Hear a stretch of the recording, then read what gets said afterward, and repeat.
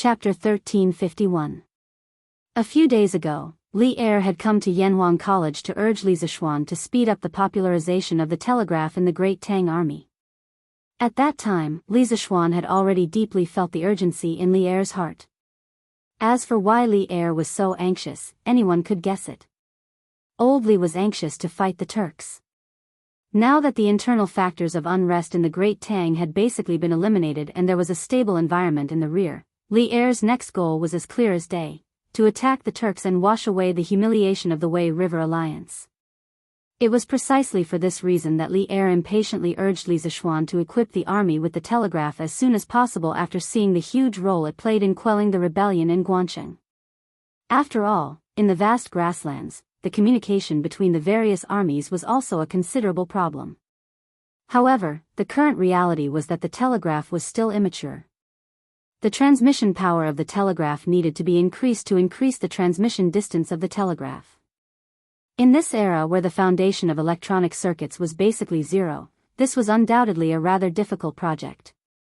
Li Zishuan, with the knowledge in his mind and his powerful mental strength, could indeed think of a way to modify the telegraph by himself, but he didn't want to do so. Teaching students was actually like taking care of children. As parents, if they always helped their children do everything well, then their children would never truly grow up. Similarly, as a Yamacho, if he always rushed to the forefront and paved all the paths for his students, then his students would only follow the path he paved for them for their entire lives and would never discover a new path. Little did they know that all roads lead to Rome, and there would always be more than one path to success. Such students would lack a lot of subjective initiative, and in the end, they would grow up to be the same as being carved out of a mold. This wasn't what Li Zishuan wanted to see. It was precisely due to these factors that Li Zishuan came up with the 100 Trump Cards project. Firstly, it was to promote the growth of the students, and secondly, it was to promote the development of Great Tang's basic technology and develop the most advanced technology, creating even more Trump Cards for Great Tang. The celestial lamp and telegraph machine were just the beginning. In the future, Great Tang would have many more amazing things than celestial lamps and telegraph machines. Of course, one of the important factors that made Li Zishuan make up his mind to use the 100 Trump Cards was what Li Er had said last time: if this matter succeeds, I will guarantee the glory of Yanhuang College for generations to come and rest with the country. Yanhuang College had deviated from the root of Confucianism. The main reason why it could still exist in the world was that Li Zishuan had won the support of Li Er, the ruler of the Tang Empire. If this support was lost, it could be said that Yanhuang College would quickly collapse under the crusade of the world in less than a month. And the reason why Li Er valued Yanhuang College so much was because Yanhuang College could bring advanced technology and tools to Great Tang that the entire world didn't have. If Li Zishuan wanted Yanhuang College to exist in the world for a long time, he had to let Li Er see the value of Yanhuang College. Only then would Li Er do his best to support Yanhuang College. Therefore, the 100 Trump Cards project was not only a plan to strengthen the country, but also an act of survival for Yanhuang College. Only by creating more advanced technological products could the Tang Empire become stronger. Only by creating more advanced technological products could the Tang Empire become stronger. Only by doing so could the status of the Yanhuang Academy become more stable. It was so stable that no one could shake it. It was so stable that it could exist forever. On the field, after hearing Li Zishuan's grand plan, all the teachers and students were stunned. What a big deal! All the teachers and students of Yanhuang College couldn't help but be shocked by Li Zishuan's boldness and magnanimity. Even more so, they were deeply attracted by Li Zishuan's grand blueprint. As long as they could participate in the Trump Cards project, not only would they be able to receive generous rewards from the Academy, but they might even be promoted and become famous all over the world. Compared to the Imperial examination, the Trump Cards project was undoubtedly closer to them.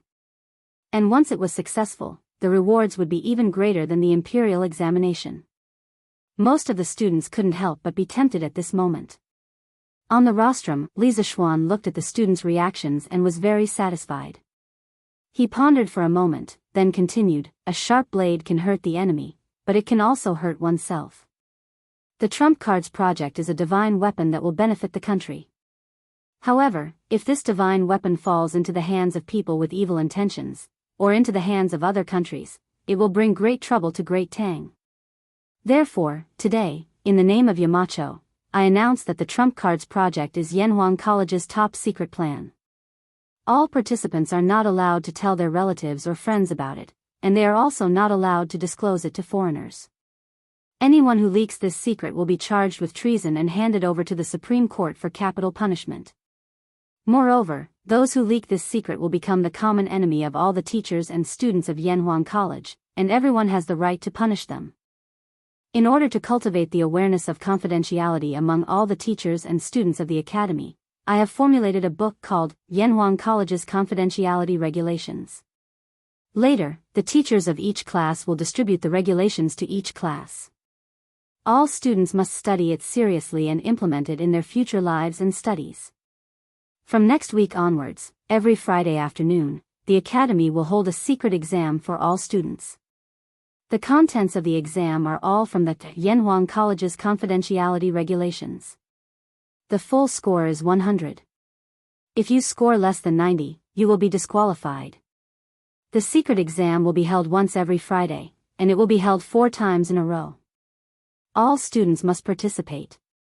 Students who score less than 90 points 4 times in a row will be ordered to withdraw from the Academy. Please note that this is a mandatory requirement, and no one is allowed to be lenient.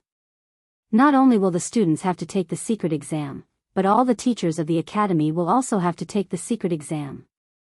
However, the difference is that if the teachers of the Academy score less than 90 points once, they will not be allowed to participate in any teaching activities in the Academy in the future. They can be responsible for the logistics of the Academy, and they can also apply to leave the Academy. The secret exam for the teachers of the Academy would be held every Saturday morning.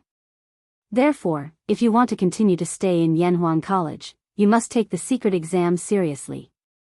Some of you might think that I, the Yamacho of Yanhuang College, am too lenient. However, as students of Yanhuang College, you have received the most advanced engineering knowledge in the world. If you can't keep the secret, then Tang Empire will suffer a huge loss because of you leaking the secret. In the worst-case scenario, if one of you leaks the secret, it might even lead to the destruction of Tang Empire. Once a citizen of Yanhuang, forever a citizen of Yanhuang. From the first day you stepped into the gates of the Yanhuang Academy, you have shouldered the heavy responsibility of revitalizing the Tang Empire. The knowledge you have learned in the Academy is immortal knowledge that others can't even dream of. If this knowledge is used well, it can make the Tang Empire stronger. But if it is passed to other countries, it can also make other countries stronger. Therefore, as students of Yanhuang College, your first priority is not how good your grades are, but to keep the secret. Leaking the secret is tantamount to treason, and the people of Yanhuang will punish you. Do you understand? Confidentiality regulations, confidentiality exam, leaking the secret is tantamount to treason. At first, the teachers and students below the stage didn't take Li Zishuan's words seriously. However, as Li Zishuan continued to speak, everyone's expression turned serious. Those who failed the exam would be expelled from the Academy, and those who leaked the secret were tantamount to treason. These 2 punishments were too severe. After living and studying in Yanhuang College for nearly a year, it could be said that most of the students and teachers had already fallen in love with Yanhuang College and considered themselves a part of Yanhuang College. Now that a secret exam had appeared out of nowhere, if they failed, they would be expelled from the Academy. How could they accept this? Understood. The teachers and students below the stage responded in unison. At this moment, everyone had made up their minds. No matter how much content there was in the Yanhuang College confidentiality regulations, they had to find time to memorize all of it.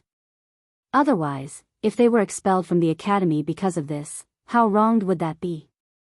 Good. Since you all understand, let's go back to class. Li Zishuan nodded and said. Hearing this, the students on the field left in order. Marquis, the Wei Nation's big brother Mountainback wants to see you. In the afternoon, not long after Li Zishuan returned from Yanhuang College, Pang Feiji came in to report. Big brother Mountainback? What is he doing here? Li Zixuan frowned and couldn't help but think of the scene when Li Daozong brought Big Brother Mountain back to visit Yanhuang College. One thing he was sure of was that Big Brother Mountain back was definitely interested in the knowledge of Yanhuang College. He wanted to steal the knowledge and then bring it back to Wei Nation to strengthen their national strength. Li Zixuan was a transmigrator with a strong grudge against the Wei Nation. How could he allow the evil plan of the mountain-back Big Brother King to succeed? Li Zixuan was an angry youth who had a strong grudge against the Wei Nation. Therefore, when Big Brother Shanbei visited the academy last time, he was not allowed to enter the classroom other than the Confucian Classics classes of the academy. Now that this guy came to Yunshan again, Li Zixuan felt a little impatient. Tell him that I'm unwell and can't see guests. Tell him to go back. After thinking for a moment, Li Zixuan waved his hand and said. He didn't like trouble and didn't want to waste time with Big Brother Mountain back. Besides, he didn't have time now. Yes. Marquis. Pang Feiji cupped his hands and left. At the gate of the courtyard, Pang Feiji said to Big Brother Mountain back, "My Marquis is unwell and can't see guests. Please come back another day."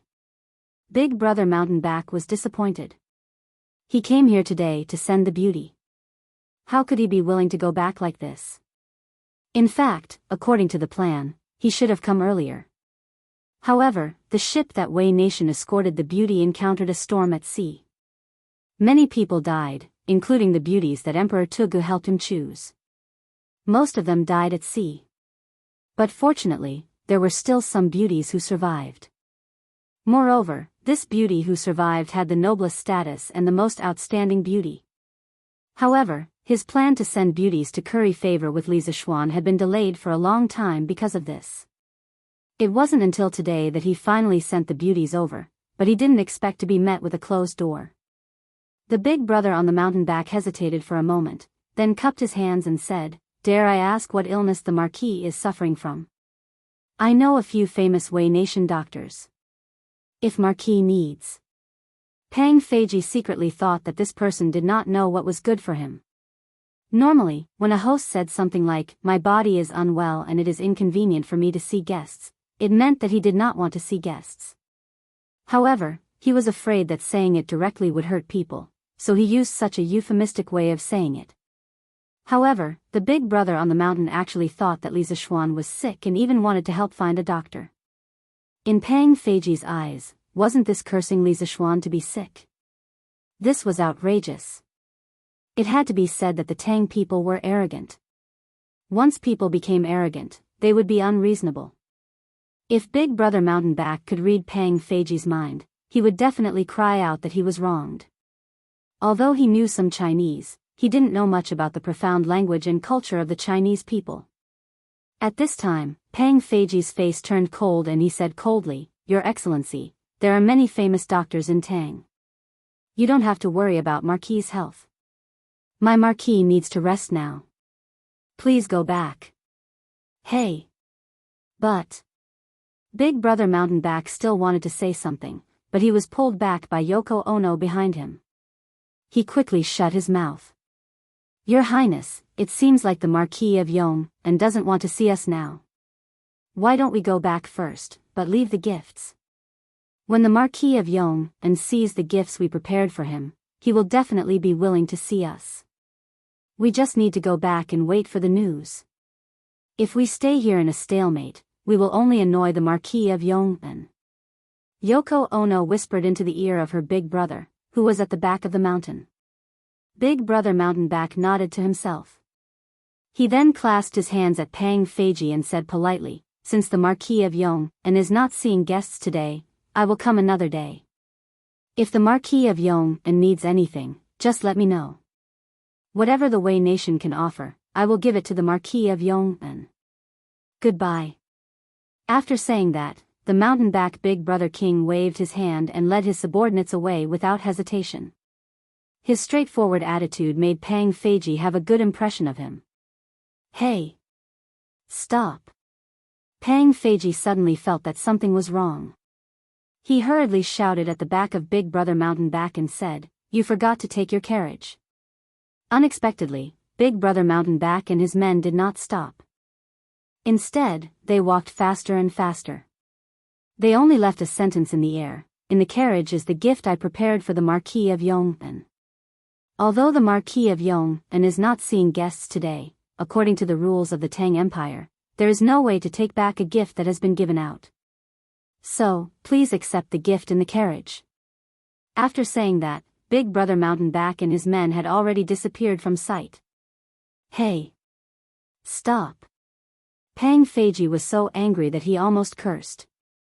From what he heard, Li Zixuan did not want to have anything to do with the people of Wei Nation. Why would he accept a gift from them? Looking at the pink-draped carriage, Pang Feiji was in a dilemma. Should he pull the gift into the courtyard for Li Zixuan? Or should he just throw it down the mountain? Men! Push this carriage down the mountain. After thinking for a long time, Pang Feiji made a decision and ordered. Chapter 1352. 2 in 1 chapter, yes, boss. In front of the Yunshan villa, after hearing Pang Feiji's order, the guards cupped their fists and answered. Then they drove the carriage down the hill. Help! Help! Suddenly, a hurried cry for help came from the carriage. The person who called for help did not speak standard Chinese. It was only 3 words, but it seemed very difficult and awkward for her to say them. Pang Feiji's hearing was excellent. How could he not hear it? He was about to stop her, but the 2 soldiers driving the carriage were faster than him. They jumped down from the front of the carriage. Boss! Boss! There's someone in the carriage. At first, when they heard the king say that there were gifts in the carriage, they subconsciously believed him. However, when they heard a woman's voice coming from the carriage, they were immediately frightened. Pang Feiji was puzzled. His first thought was that the king had hidden an assassin in the carriage. When Li Zixuan opened the carriage and checked the gifts, the assassin would take the opportunity to attack. However, after thinking about it carefully, Pang Feiji felt that something was wrong. Assassinating Li Zixuan would not benefit the Wei Nation's ambassador at all. Besides, the person in the carriage was a woman. How could the Wei Nation's ambassador send a female assassin? Who's playing tricks on the carriage? Why don't you come down quickly? Pang Feiji put his right hand on the hilt of his sword and shouted into the carriage. General! General, please spare my life.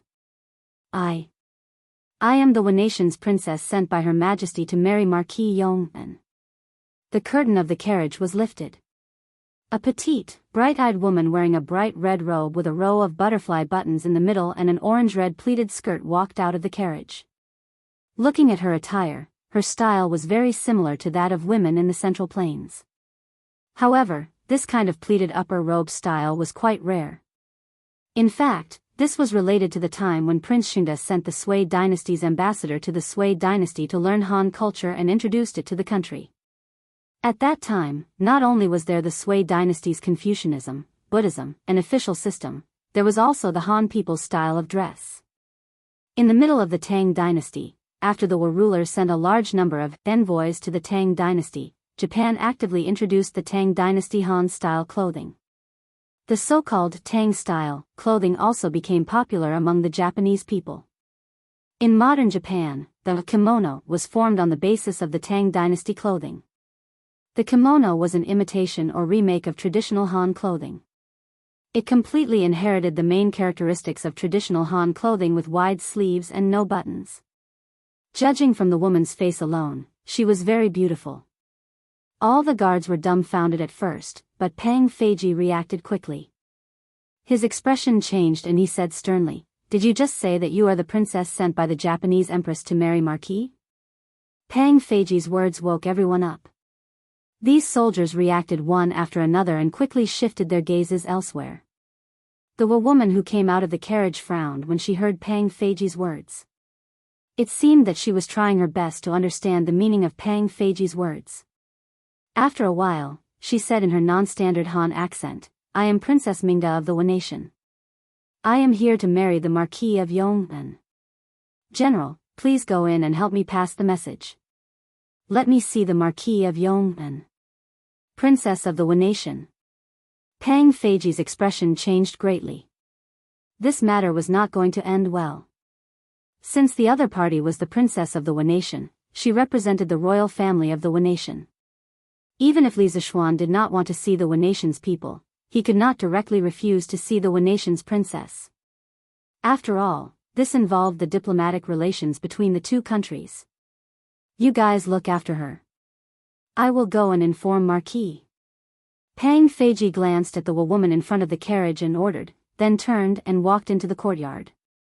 Princess of the Wanation? Marriage? In the study, after Li Zishuan heard Pang Feiji's report, he could not help but frown. He really did not expect that his brother on the mountain back would send him a woman. Moreover, it was a princess. This made things difficult for him. Let's go and have a look. Since she was the princess of the Wanation, she represented the royal family of the Wanation. Although the Wanation was now a subordinate of the Tang Empire, if he casually trampled on the dignity of the Wanation's royal family, the Wanation's royal family could not do anything to Li Zishuan. However, many civil officials in the imperial court would accuse him of deliberately provoking the dispute between the two countries and losing the dignity of a great country. This era was so magical. Husband, this concubine heard a commotion outside. Did something happen? When Li Zishuan passed by the main hall with Pang Feiji, Han Yushi happened to come down from upstairs. The husband and wife bumped into each other. Han Yushi looked at Li Zishuan and asked. Pang Feiji secretly felt that something was wrong. The Wanation's ambassador sent a woman to Marquis. How could Marquis's wife bump into them? Wouldn't this cause a dispute in the backyard? Although it was common for men to have 3 wives and 4 concubines in this era, those families with 3 wives and 4 concubines were generally full of all kinds of open and secret struggles. After all, no woman would want her husband to have a concubine. Pang Feiji secretly prayed in his heart that the two people in front of him would not quarrel. Otherwise, the house would not be peaceful. As subordinates, they would definitely not have a good life in the future. Oh. Wife. It seems that the Wanation's ambassador sent a woman over. I will go and send her away. Li Zishuan's expression remained the same as he smiled at Han Yushi before he spoke. Brother Chicken couldn't help but secretly sweat for Li Zishuan.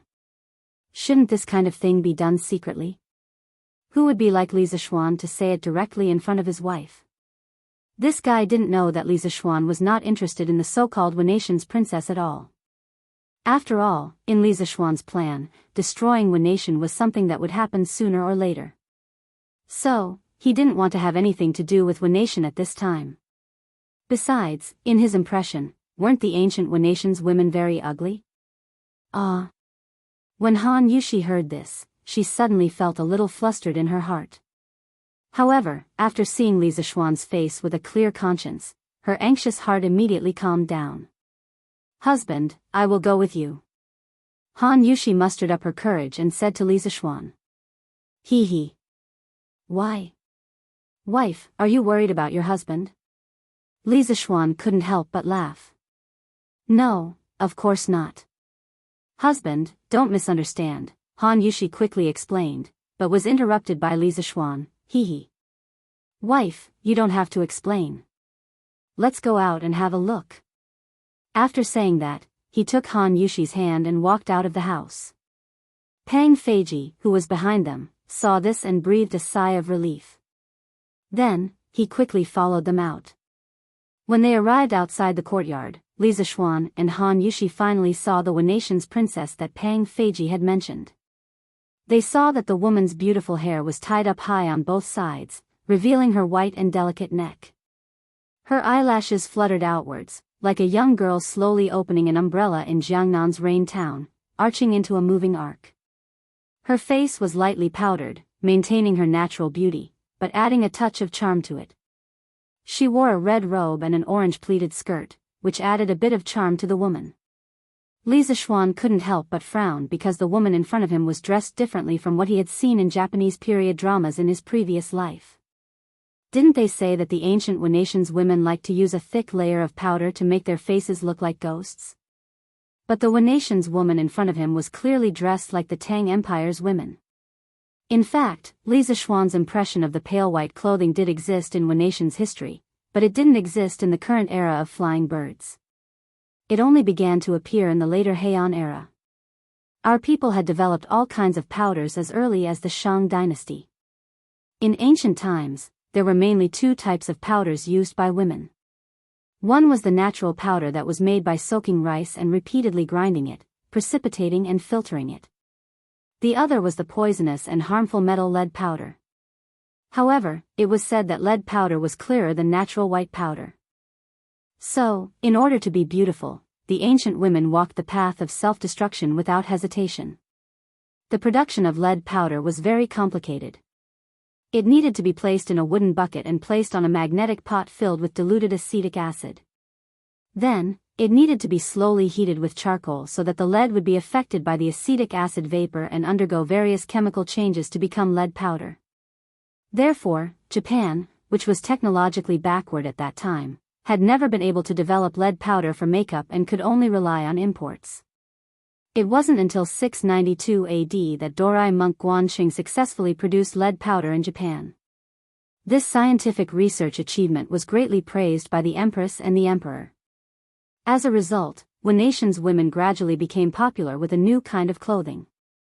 They would shave all their eyebrows, paint their teeth black, and cover their faces with white powder. It sounded a bit like a dead person's clothing, but Japanese men liked this style. You must be the Marquis of Yong'an.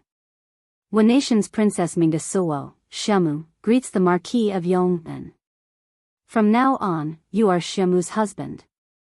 The Wenatian's woman saw that although Li Zixuan was dressed in ordinary clothes, his dignified aura showed that he had been in a high position for a long time.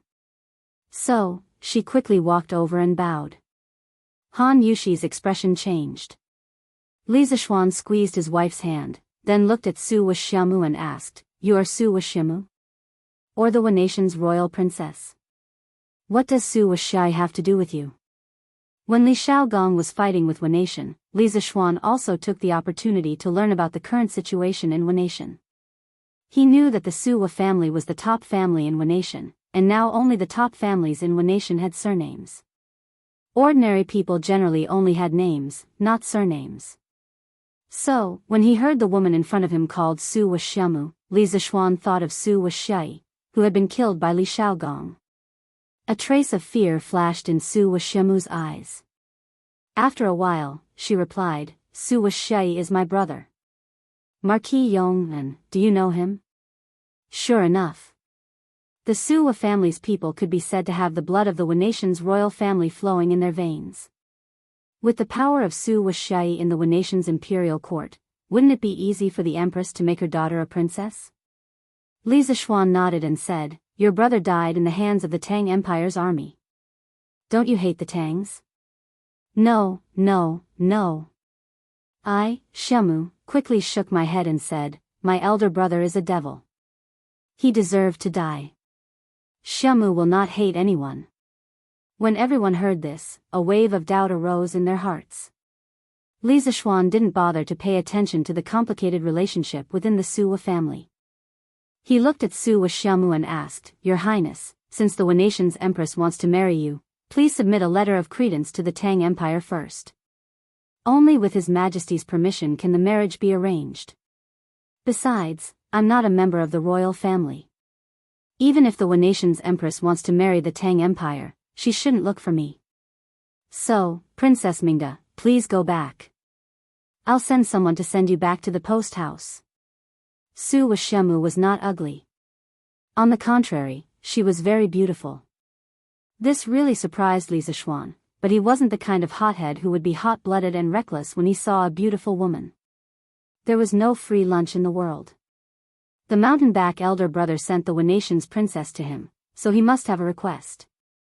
If he accepted this woman, he wouldn't be able to refuse the next time the mountain-back elder brother made a request. Besides, he was a marquis outside the royal family.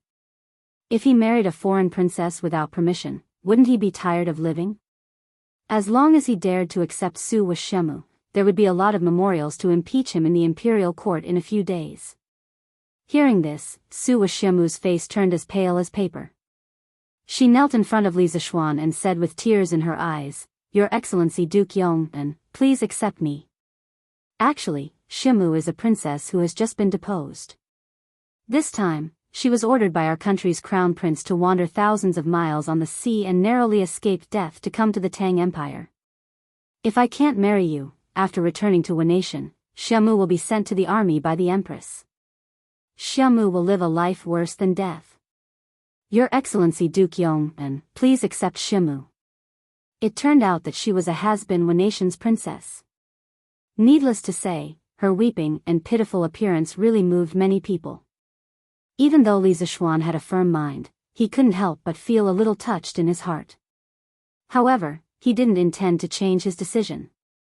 Husband, she's quite pitiful. Why don't we take her in?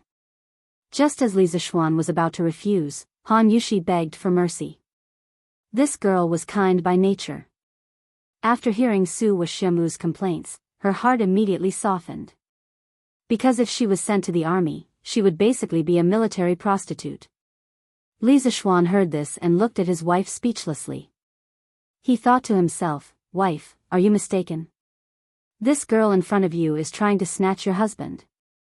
If you take her in, aren't you inviting a wolf into your house? Madame Marquis, you're Madame Marquis, right? You're beautiful and kind. Please accept Xiamu. Xiamu won't compete with you for favor. Xiamu can do any kind of hard work. Please don't let Duke Yong and send Xiamu back." Seeing Han Yushi pleading with Li Zixuan, Su Xiamu immediately grasped this slim chance of survival and quickly kowtowed to Han Yushi to beg. Hearing Su Xiamu's pitiful words, Han Yushi's heart softened. She tugged at Li Zixuan's arm, her eyes filled with pity. Li Zixuan waved his hand and said, "Wife, you don't have to persuade me anymore. Your husband has his own plans." Chapter 1353. Miss Xiamu, I'm not related to you in any way. Your life or death has nothing to do with me. Now that I have a family, I won't marry anyone else, much less a foreign woman. So, you'd better go back. Come on, send Miss Xiamu to the Wanation's emissary group. Outside the Yunshan residence, Li Zixuan turned to look at Su Xiamu and said coldly after comforting Han Yushi. Han Yushi was stunned. Just as she was about to plead for mercy, Li Zixuan waved his hand to stop her. She suddenly felt a little upset in her heart, but when she thought that once Li Zixuan decided on something, even 10 horses couldn't pull him back, she shut her mouth and stopped trying to persuade him. She turned to look at Su Wa and Xiamu with sympathy. She couldn't help but start to worry about the tragic future of this Japanese woman. In fact, she wasn't the only one who felt bad. The guards of the Li family who were present couldn't help but feel their hearts sink after hearing Li Zixuan's heartless words. Although they didn't know Su Xiamu before, her appearance today still gave them a good impression. It had to be said that it was easier to take advantage of a good-looking person in many ways. Su Xiamu's body trembled at this moment and her face turned ashen. She kowtowed to Li Zixuan and said, "Marquis Yong, please take me in." "I can do anything," Li Zixuan frowned and said, "What are you waiting for? Take her away. Send her back to Honglu Temple." Pang Feiji's heart trembled. He quickly bowed and said, "Yes." After that, he went up and wanted to pull Su Xiamu up from the ground. "No. Xiamu doesn't want to go back." Sumai's summer eyes suddenly became agitated. While Pang Feiji was pulling her up, she suddenly struggled with strength that came from nowhere. She broke free from Pang Feiji's unguarded hands and her head directly crashed into the shaft of the carriage that was beside them. In her mind, since Li Zixuan didn't take her in, she would rather die than go back to Wanation and be tortured. Because once she was sent to the Wanation's emissary group, it would be difficult for her to die even if she wanted to. No. Han Yushi's eyes widened. Her heart felt as if it had been struck by a hammer. No, there was another person who shouted along with Han Yushi, and that was Pang Feiji. Back then, old Pang had also been on the battlefield and killed countless people.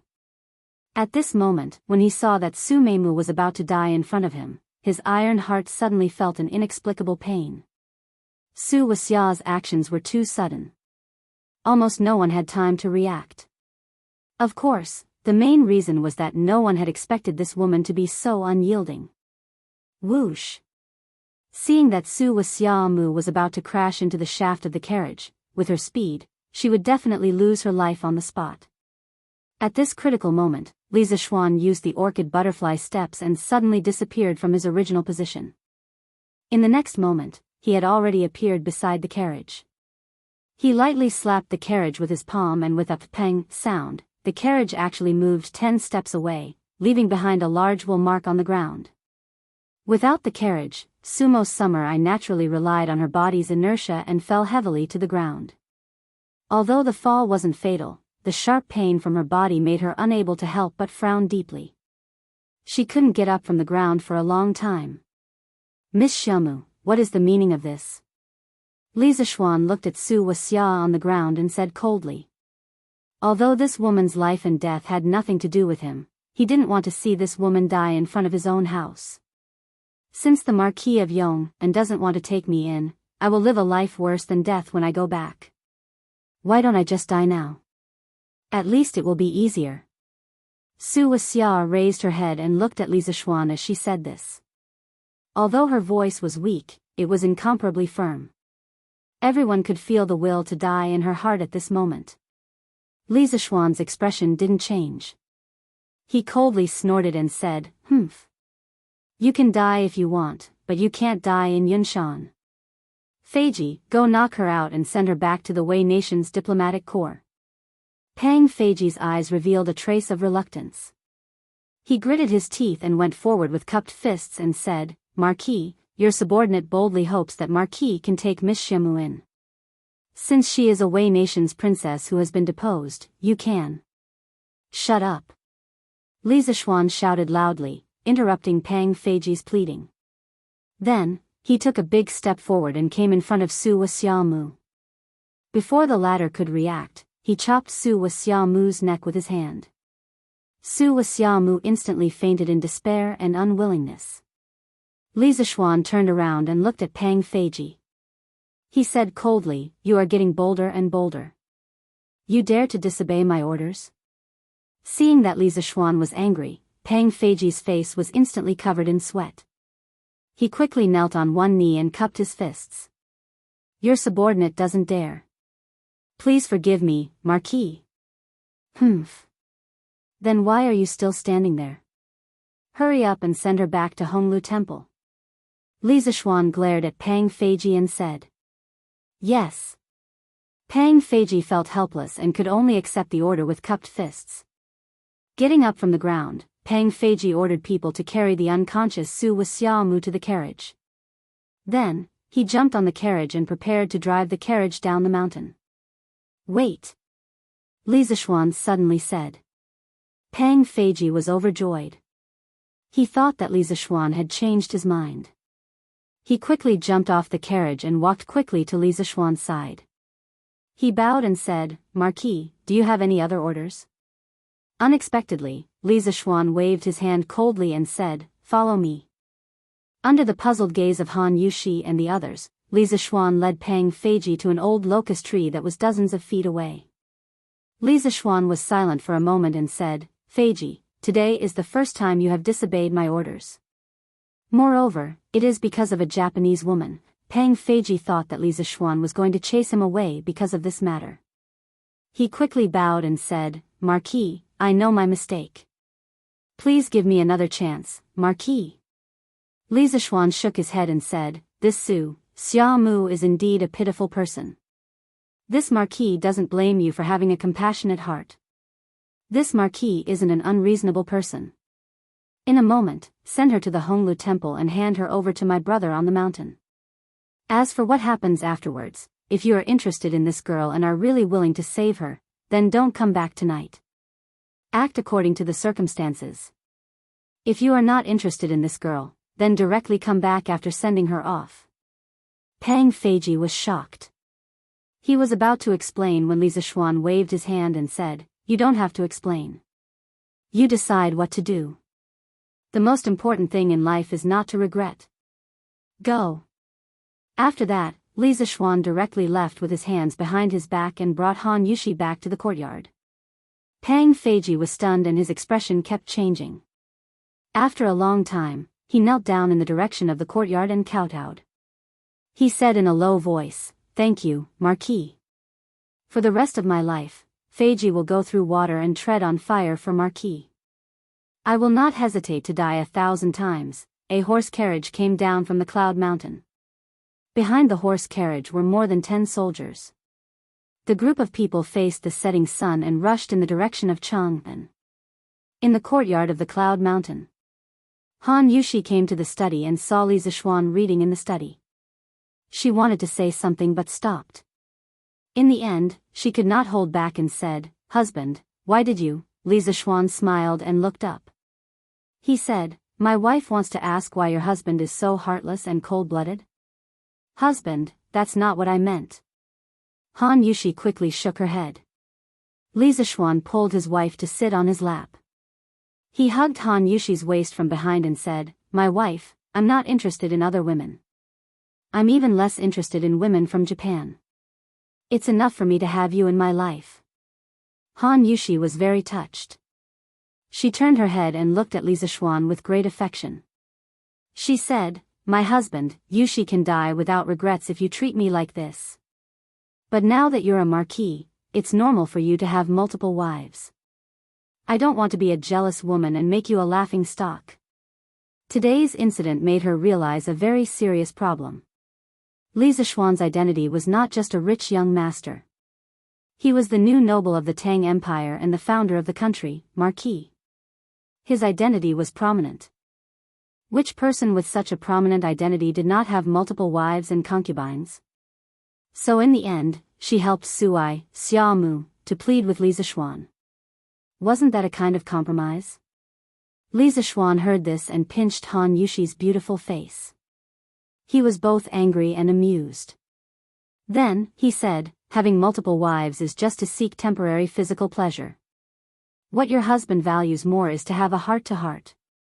Like now, when your husband is hungry, even if I don't say it, my wife can make delicious food for your husband in time. When your husband is worried, you can feel my worries and do your best to enlighten me. Your husband is busy with government affairs and has no time to care about other things. My wife, you can help your husband take care of everything in the family and do your best to be filial to your parents. You can solve all your husband's worries." Isn't this kind of tacit understanding from the heart more profound than the physical pleasure? Being half sober, half drunk, and half floating in the air is what your husband wants in life. A couple for life, half awake, half drunk, half alive? Han Yushi was stunned for a moment. For a woman in ancient times, there was no more moving words of love in the world than this. She choked with tears in her eyes and said, "Husband." Li Zixuan patted Han Yushi's back and said with a smile, "Okay, okay. My wife, don't be so sentimental. Actually, with your husband's identity, it's not suitable to marry Suai, Xiaomu. Now, Yanhuang College has become a powerful treasure in the eyes of His Majesty. As the Yamacho of Yanhuang College, I keep asking the teachers and students in the college to keep the college's secret, but I marry a foreign woman. How is that appropriate?" Han Yushi nodded thoughtfully and said, "But husband, even if you don't marry Suai, Xiaomu, you can still take her in as a servant in the mansion. Otherwise, if she is sent back to Japan, how miserable will her fate be?" Li Zixuan shook his head and said, "My wife, you are too naive. Suai, Xiaomu, is definitely harmful to your husband. Why should I take her in? I can't put myself in danger for a foreign woman who has nothing to do with me. Moreover, there are millions of pitiful people in the world. If I have to save everyone, I can't save all of them.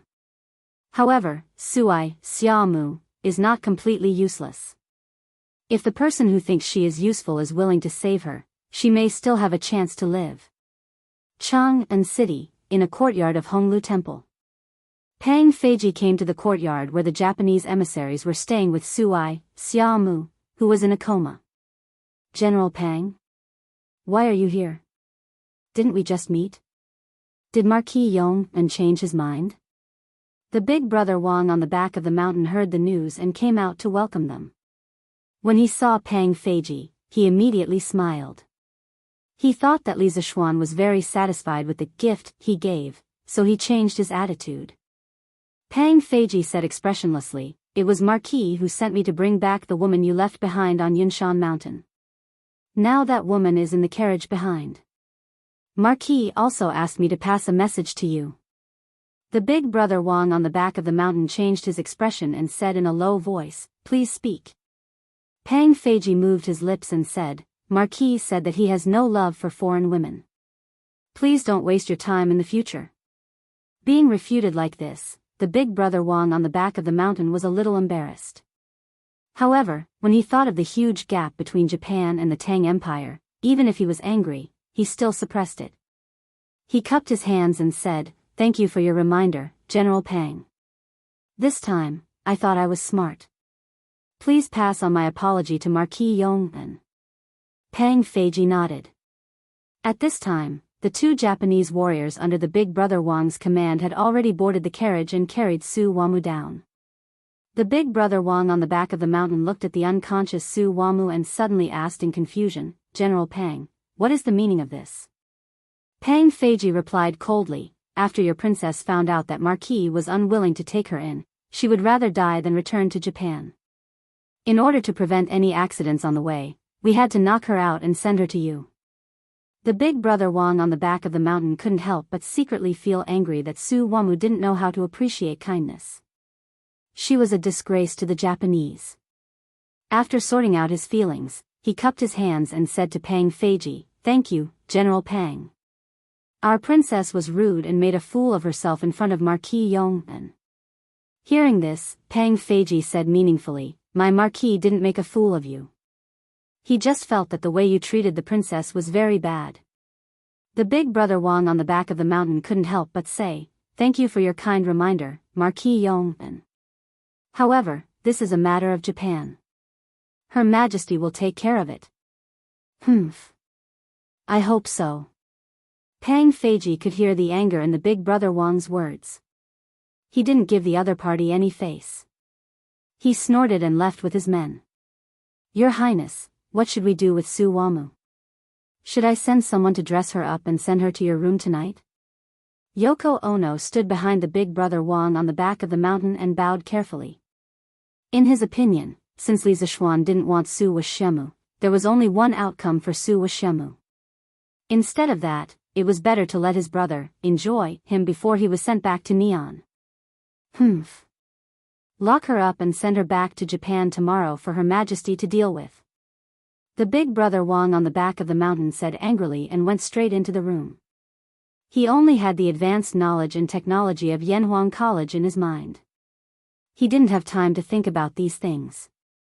Chapter 1354. 2 in 1 chapter. "Boss, are we not going back?" Outside Honglu Temple, Pang Feiji came out with his men. However, they were not in a hurry to leave Chang'an City. Instead, they stayed in an inn not far from Honglu Temple. His men, Xiongda and Xiong'er, were puzzled. "The city gate is about to close.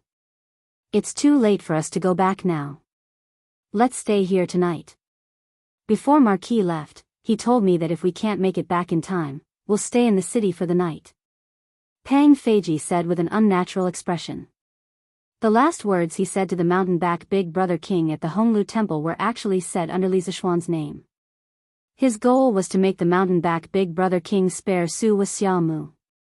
This way, he wouldn't have to take the risk tonight.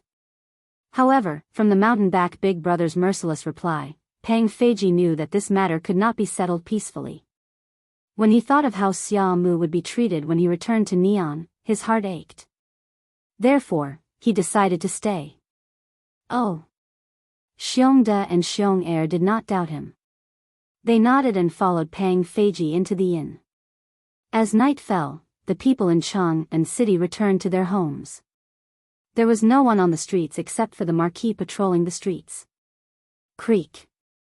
In the inn opposite the Chamberlain of Dependencies, the window of one of the rooms was opened.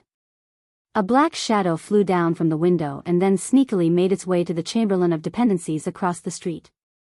Suddenly, a big hand touched the shoulder of the black shadow from behind. The black shadow was shocked and was about to resist when he heard a voice behind him. "Boss, don't fight. It's me." Xiongda. Why are you guys not sleeping in the inn? Why are you out in the middle of the night? The black shadow turned around and looked at the people behind him. He could not help but be surprised. Needless to say, the man in black was Pang Feiji. The people behind him were the guards of the Leaf family who had entered the city with him. Pang Feiji thought that this trip to Honglu Temple was for his own personal matters, so he did not plan to bring these men. He did not expect Xiongda and the others to follow him. Hee. Boss, are you going to Honglu Temple to save the Neon Princess? We'll go with you. Big Xiong said in a low voice. There was a hint of excitement in his words. He thought that the task of rescuing the Wei Nation's princess had been given to him by Li Zishuan. Pang Feiji pursed his lips and said, "This matter was not ordered by Marquis.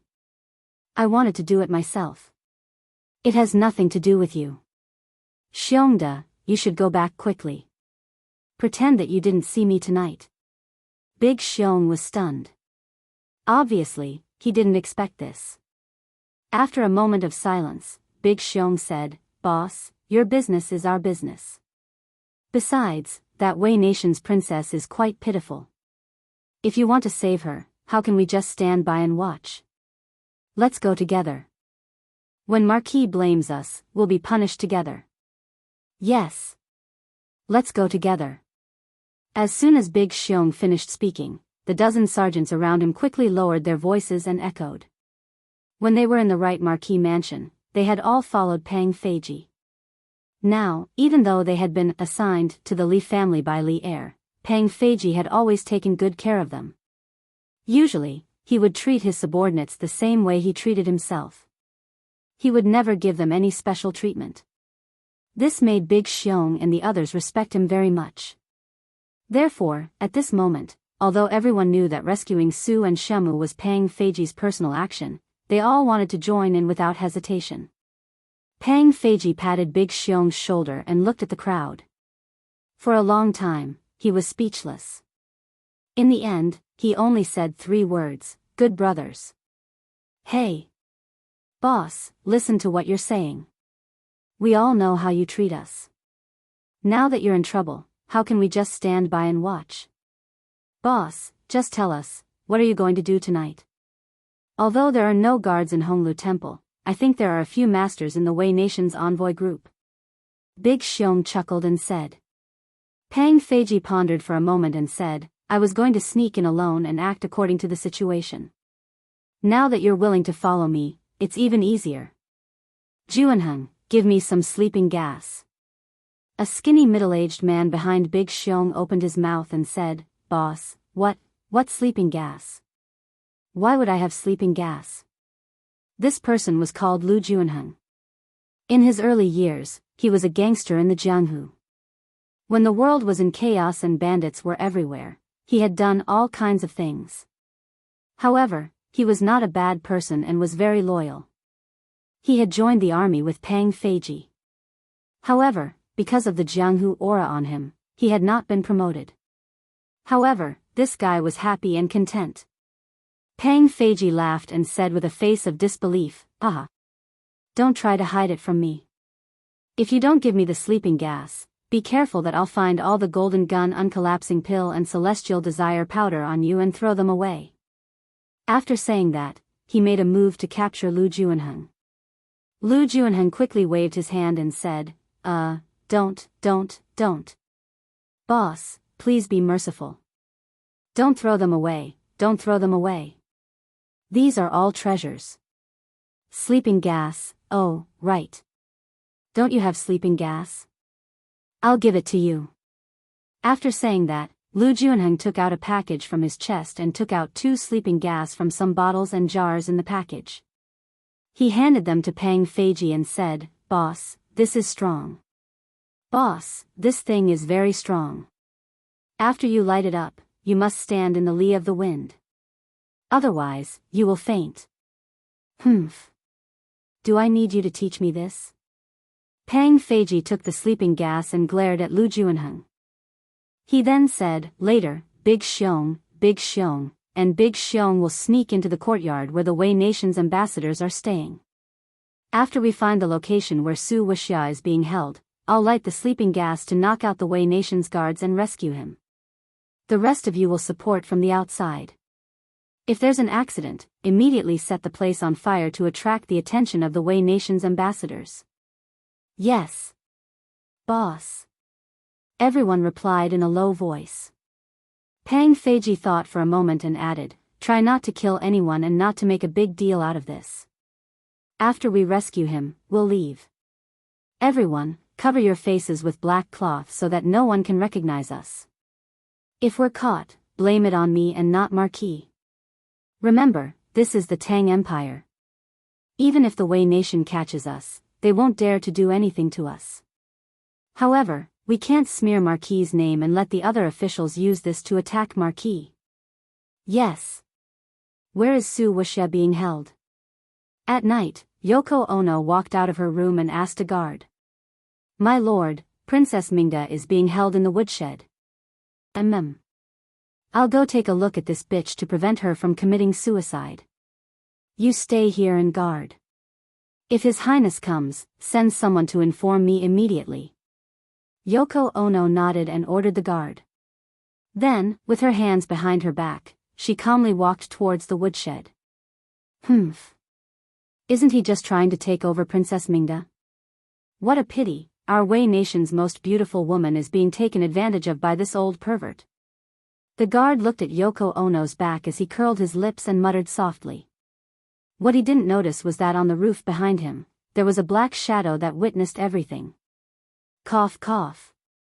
All of you, leave. I have something to discuss with Princess Mingda. Without my orders, no one is allowed to enter. Yoko Ono came to the woodshed and ordered the guard at the door. Yes, my lord. Everyone knew that Yoko Ono was favored by the king of Mountain Back. These guards naturally didn't dare to disobey her orders. Yoko Ono laughed sinisterly and pushed the door open. Inside the woodshed, Su Wuxia's hands and feet were tied and her mouth was gagged with a piece of cloth. This was to prevent her from biting her tongue to commit suicide. Her messy hair was scattered on her beautiful face and it only served to arouse Yoko Ono's beast desires. Hee hee. Princess, oh, right, you're not a princess anymore. Su Wuxia's family has been destroyed and you're just a deposed princess. TSK. Look at those servants who don't know any better. They actually tied you up so tightly. Hee hee. Let me, Yoko Ono, take care of you.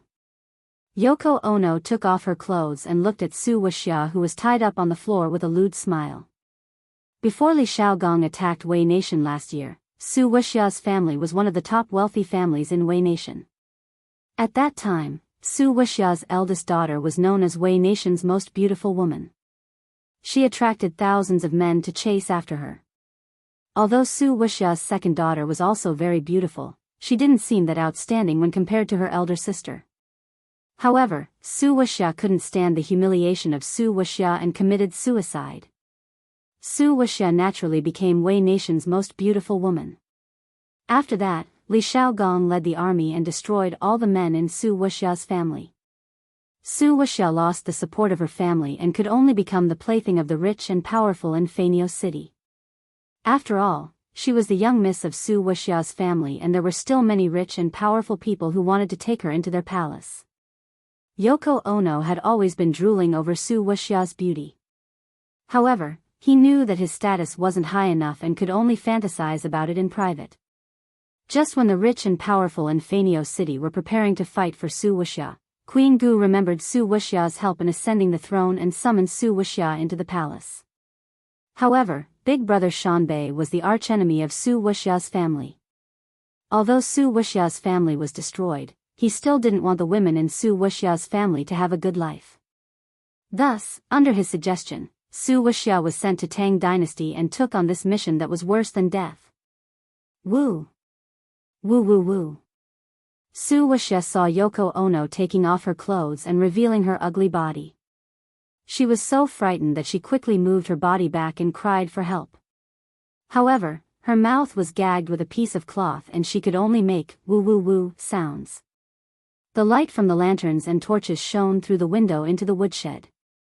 Yoko Ono's face turned sinister and twisted. He pointed at the center of his head, where there was a bald patch, and said to Sumo Natsum, "I'm sorry." "Hey. Do you know how the scar on my head came about? It's all thanks to your Su Wuxia's warriors. Today, I'll let Su Wuxia's second Missy have a taste of my, Yoko Ono's, prowess." Ha ha ha. Back then, when Li Shaogong was attacked by the Suo family's warriors outside Flying Bird City, Yoko Ono was right beside Li Shaogong. In the end, he was caught in the crossfire. The Suo family's warriors sliced off a large piece of his scalp. From then on, he became a complete bald man. Today's actions gave Yoko Ono a sense of satisfaction from her revenge. After saying that, he pounced towards Su Wuxia naked. Woo! Su Wuxia's eyes widened in fear as she struggled with her bound limbs, wanting to push Yoko Ono away. However, she was only a weak girl. How could she fight against a grown man? On the contrary, the more she struggled, the more excited Yoko Ono became. Hee hee. Shout. Even if you break your throat tonight, no one will come and save you. Yoko Ono laughed sinisterly and wanted to use his hands to tear Su Wuxia's clothes. Bastard. At this moment, the door to the woodshed was pushed open. Before Yoko Ono could react, the back of his neck was attacked by a hard object and he fainted unwillingly. Shwa shwa, the ropes on Su Wuxia's hands and feet were cut open.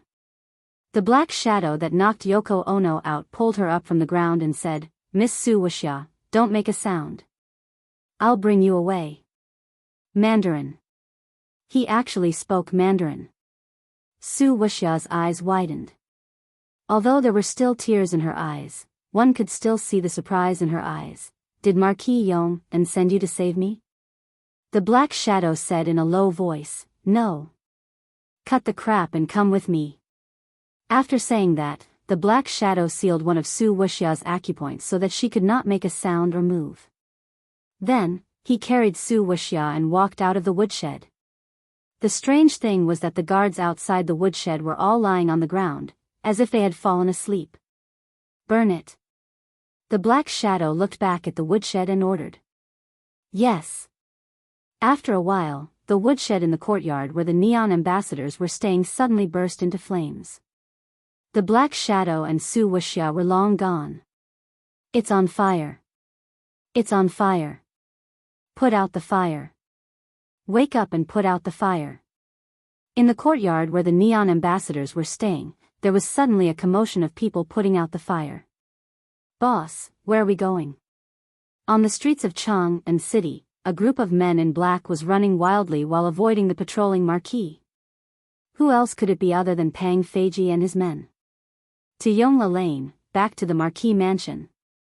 That place is safer than the inn. Even if the neon ambassadors dared to search the inn, they would not dare to search the marquis's mansion. Tomorrow morning, we will use the marquis's carriage and take Miss Su Wuxia out of the city. Pang Feiji carried Su Wuxia and said as he ran. They were from the right marquis guards and knew the pattern and route of the marquis's patrol at night like the back of their hand. That was why they were able to avoid wave after wave of patrolling marquis. Haha. Okay. Boss, I'll go in front and help you scout. Xiong laughed loudly and quickly quickened his pace, running forward. Chapter 1355. Your Highness, the fire has been put out. This matter has alarmed the officials of the Tang Empire. The minister of Honglu Temple is waiting for you in the main hall. Honglu Temple, in the courtyard where the Wanatian diplomatic mission was staying. Has the cause of the fire been determined? Were there any casualties? The mountain-back Big Brother King asked with a solemn expression. They were staying in the Honglu Temple's post house. Now that such a thing had happened, if there was no evidence to prove that an outsider had set the fire, they would be responsible for the fire. At that time, the compensation for the repair of the house would be a small matter, but losing face as the Wanatian's crown prince would be a big deal. Your Highness, it is suspected that someone lit the candlestick in the woodshed.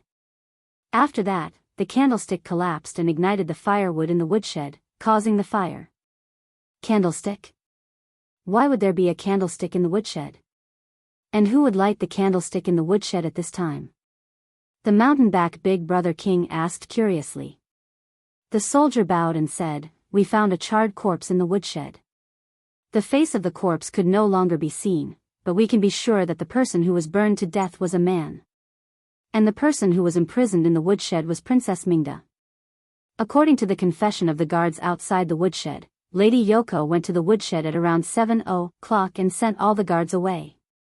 After that, the woodshed caught fire. Yoko, oh no. Why did she go to the woodshed? The mountain-back big brother king frowned and then thought of something. His expression was ugly as he said, "Humph. The evils we bring on ourselves are the hardest to bear. Let's not talk about him for now. You guys go find me, Shemu. I'll go see the minister of Honglu Temple." "You're saying that the Wanation diplomatic mission sent Li Zixuan a Wanation woman?" In the Sweet Dew Hall, Li Er frowned and asked after listening to Zhao Song's report. "Indeed. But in the evening, the Marquis of Yong and had already sent the woman back to the Wanation diplomatic mission." Zhao Song bowed and replied. "Humph. This Wanation envoy is really restless. He really has hidden ambitions. I shouldn't have allowed them to stay in Chang'an for half a year." Li Er snorted coldly. Although he was very satisfied with Li Zixuan's action of sending the neon woman back, he was very angry that the big brother king of Mountain Back had so blatantly bribed an important official of the empire with his beauty, and the person he bribed was a key figure like Li Zixuan. "Your Majesty, as far as I know, a few months ago, the Wei envoys visited Yanhuang College under the leadership of the king of Jiangxia. At that time, the Marquis of Yong and only allowed them to sit in on the classes of the economics department. They were forbidden from entering the classrooms of the other departments. Therefore, this old servant reckons that the reason why the mountain-back elder brother gave the Marquis Yong a beauty is probably because he's plotting to obtain knowledge from the other departments of Yanhuang College." Zhao Song tried to analyze the situation. His relationship with Li Zixuan was relatively good. In addition, Li Er was especially concerned about Yanhuang College. Therefore, he deliberately asked people to collect more information in this regard. That was why he could analyze it so clearly and logically now. Li Er glared and said angrily, "A small country dares to covet the secrets of the Tang Empire. They really don't know what's good for them." Of course, no one dared to answer Li Er's words. The hall fell into silence for a while. After a while, Li Er's eyebrows relaxed and he smiled. But fortunately, Li Zixuan is also a smart guy. Yesterday, he sent someone to deliver a memorial to me, saying that he wants to strengthen the management of confidentiality in the college. For this purpose, he also formulated an extremely detailed Yanhuang College confidentiality regulation. Although I haven't read 10,000 books in my life, I have at least read 1,000. However, this is the first time I've heard of this confidentiality regulation. In this confidentiality regulation, there are considerations in all aspects. Moreover, the management methods in it are quite novel and reasonable. With a little modification, it can be used in the military camp. Ha! This guy's head is full of ideas. Handing Yanhuang College over to him is the right choice. That's because Your Majesty has a good eye for talent. The Marquis of Yong and could rise from a merchant's son to his current position because Your Majesty cherishes talent. The Tang Empire will definitely prosper in Your Majesty's hands."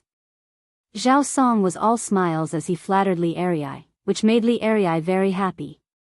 At this moment, a chamberlain came in from outside the hall. The chamberlain hurriedly ran to Li Er's side and bowed. "Your Majesty, the post house where the Japanese envoys are staying at the Honglu Temple has caught fire. It burned down a woodshed and a Japanese envoy named Yoko Ono was burned to death." The joy on Li Er's face instantly disappeared. He asked, "Did someone deliberately set the fire?" "Your Majesty, according to Marquis Wu's investigation, the fire was caused by a candlestick in the woodshed falling to the ground. As for whether or not someone deliberately set the fire, the people of Marquis government have yet to come to a conclusion." The chamberlain bowed. Li Er frowned and did not say anything. After a while, he suddenly asked, there was a woman in the Japanese envoys. Was she still in the Japanese envoys after the fire? The chamberlain suddenly looked troubled. After thinking about it, he cupped his hands and said, Your Majesty, I don't know, he was just a messenger. How would he know if there was a woman in the Japanese envoys? Humph. Then why don't you send someone to investigate? Li Er's face darkened as he said coldly. Yes, Your Majesty. The chamberlain shuddered and quickly left the hall. Zhao Song guessed what Li Er was thinking. He wanted to help Li Zixuan explain, but he felt that it was inappropriate.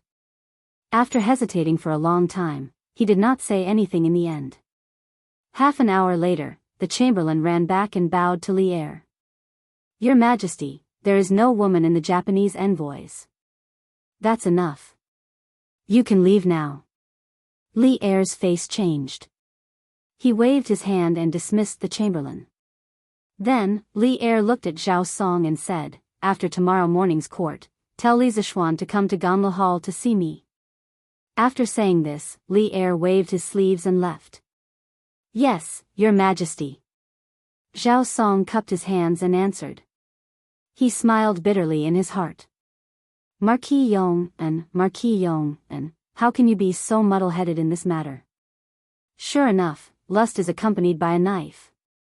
Yes, he and Li Er both thought that the fire in Honglu Temple tonight was set by Li Zixuan. His purpose was to secretly take the Japanese woman back. Oh. Where is this? You. Don't come over. I recognize you. You are the guard of Marquis Yong'an. In the guest room of the Li Mansion in Yongla Lane. Pang Feiji changed out of his night clothes and came over to unseal Shimu's acupoints. Shimu immediately crossed her arms and moved her body into the bed. She looked at Pang Feiji with a vigilant face and said. Seeing this, Pang Feiji could not help but say, Miss Shimu, if I wanted to do something to you, I would have done it long ago. You would not be able to stop me. Since you know that I am Marquis' guard, then you should know that I will not harm you. Otherwise, you would not be here now. Sumi Summer I had just been violated by Yoko Ono a few minutes ago. Her previous reaction was only a natural reaction after a moment of panic. Now that she heard Pang Feiji's words, she understood the current situation. Therefore, she wasn't as agitated as before. She stood up from the bed and bowed to Pang Feiji. Thank you, General, for saving me. Shimu is extremely grateful. I wonder if it was Marquis who asked you to save Shimu? After coming to the Tang Empire, she had heard of Li Zixuan's deeds. If she were to use 4 words to describe Li Zixuan, it could only be young and promising. If she were to use 8 words to describe him, it would be young and promising, high position and power. She knew that if she wanted to change her fate, she could only find a backer that her brother could not afford to offend. And the person she was sent to this time, Li Zixuan, was a very good backer. For this, she even planned to use the charm technique she learned from Neon to charm Li Zixuan. But when she first met Li Zixuan directly and mercilessly rejected her. She did not use any of the charm techniques she prepared. Now that Pang Feiji had saved her, a glimmer of hope ignited in Shimu's heart. I already told you just now that Marquis did not send me to save you. I just could not bear to see you go back to Neon to be humiliated, so I saved you. Marquis' heart is with the country. No matter what, he will not marry a foreign woman. Pang Feiji said expressionlessly. Su Mai Xiaomu's face turned pale. She bit her lips as tears unconsciously flowed from her eyes. She muttered, since the Marquis of Yong and is not willing to take me in, then why did you save me? Even if I came out, I would be caught by them sooner or later. Boo-hoo. It was the first time Pang Feiji saw a girl cry, and such a beautiful girl at that. When Shimu cried, the arrogance on Brother Chicken's face disappeared. Instead, it was replaced with an uneasy and flustered expression. He said anxiously, Miss Shimu, although my Marquis is not willing to take you in, it does not mean that you will be caught by those people. You still have other options. Other options? What options do I have? Xiaomu raised her head and asked. There was a trace of crying in her voice, and her tear-stained face was really pitiful. Pang Feiji hurriedly shifted his gaze away and said, Now, you have two choices.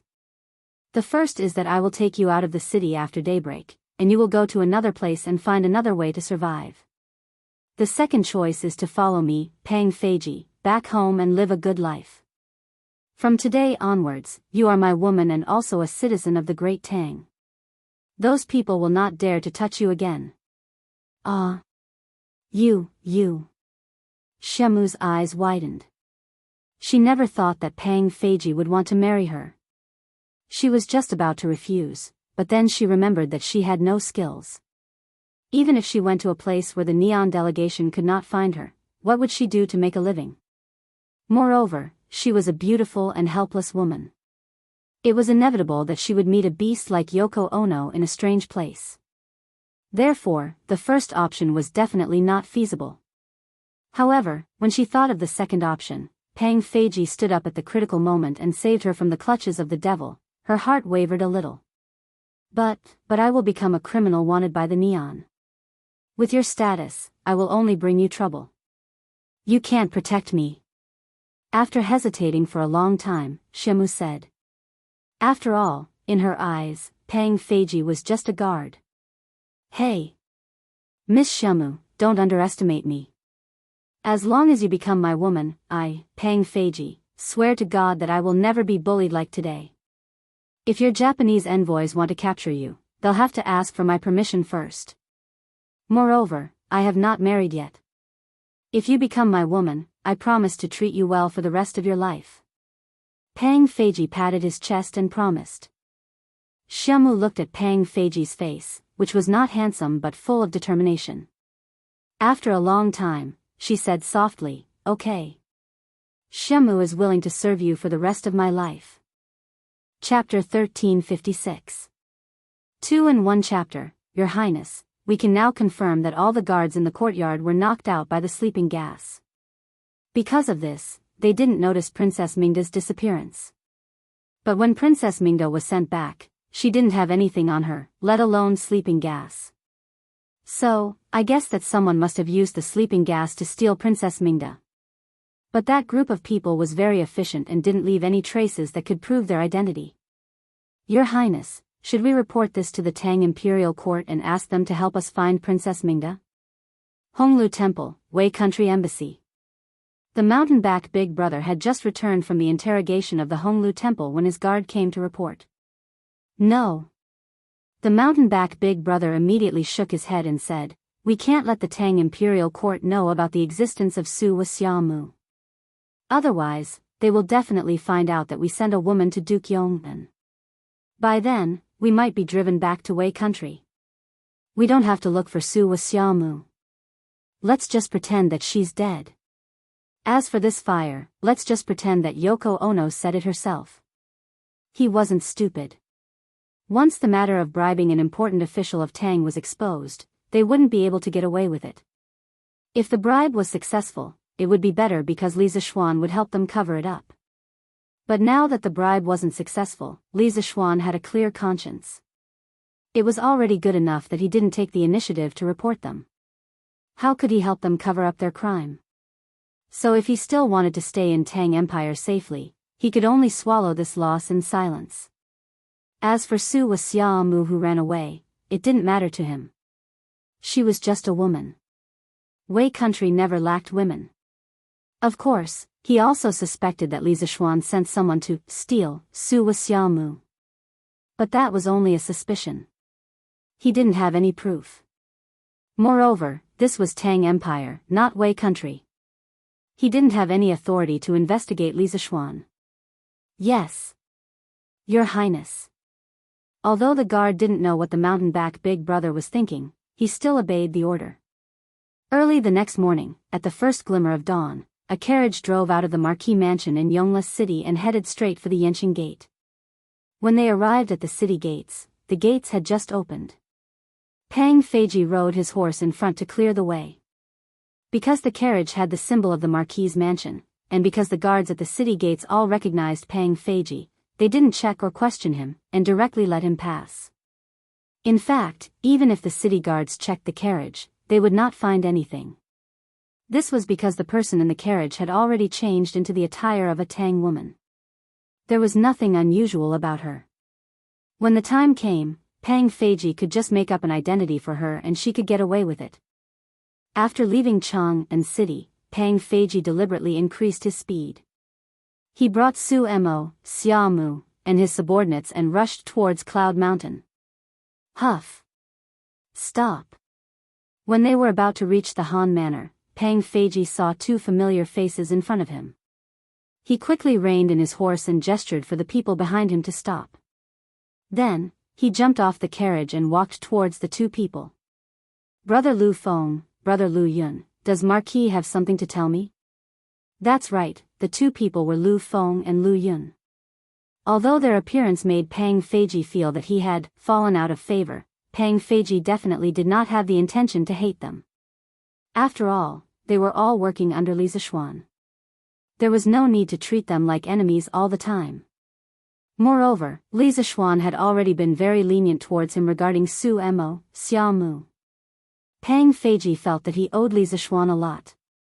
He did not have the face to fight for favor with Lu Feng and Lu Yun. He only wanted to repay Li Zixuan's kindness with all his might in his remaining years. Brother Pang, Marquis said that you can't bring Su Mo, Xiaomu, to Cloud Mountain. He has prepared a house for you in the Han Manor. You can send Su Mo, Xiaomu, over there. You will live there in the future. However, try not to let her go out for now. It won't be too late for you to get married after the rumors die down. Lu Feng said with a fist salute. Hearing this, Pang Feiji looked towards the direction of Cloud Mountain with a face full of gratitude. He then saluted Lu Feng and said, "Thank you Brother Lu for coming to pass on the message. Feiji will send Xiaomu to the Han Manor now." Haha. You're welcome. Brother Pang, follow us. Lu Feng laughed heartily and took the initiative to lead the way in front. At this moment, Lu Yun could not help but sigh. Brother Pang, we are all servants. As a servant, if the master wants you to go east, you can't go west. If the master wants you to catch a dog, you can't catch a chicken. When the master wants you to die for him, you can't hesitate at all.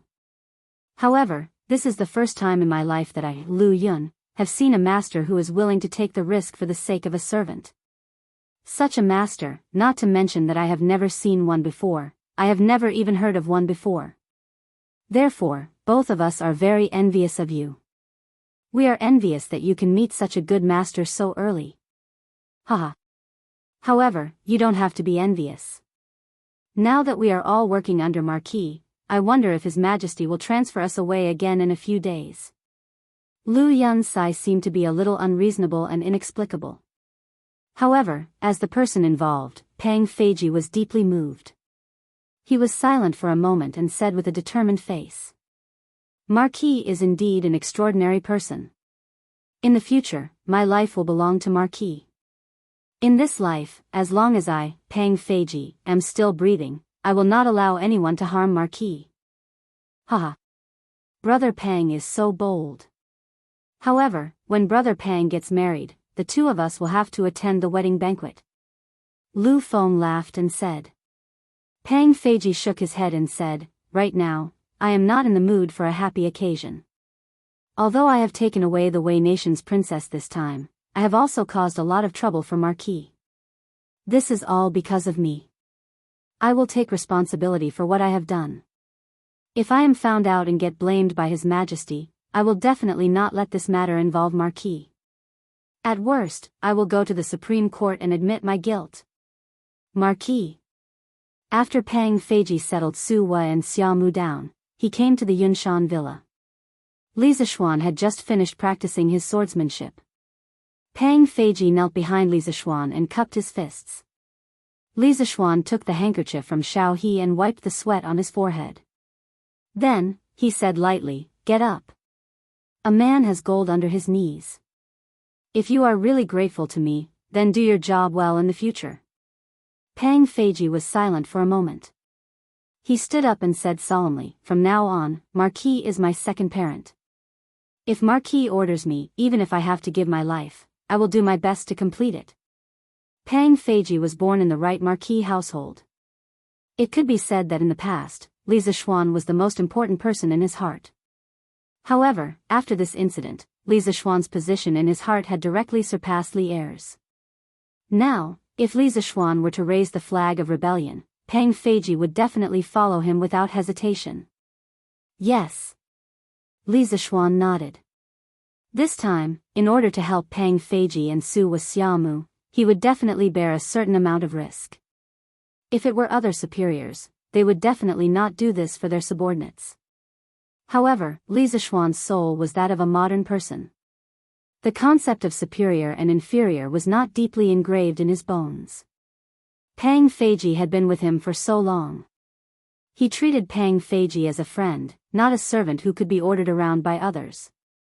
On the other hand, he did sympathize with Su Xiaomu's situation.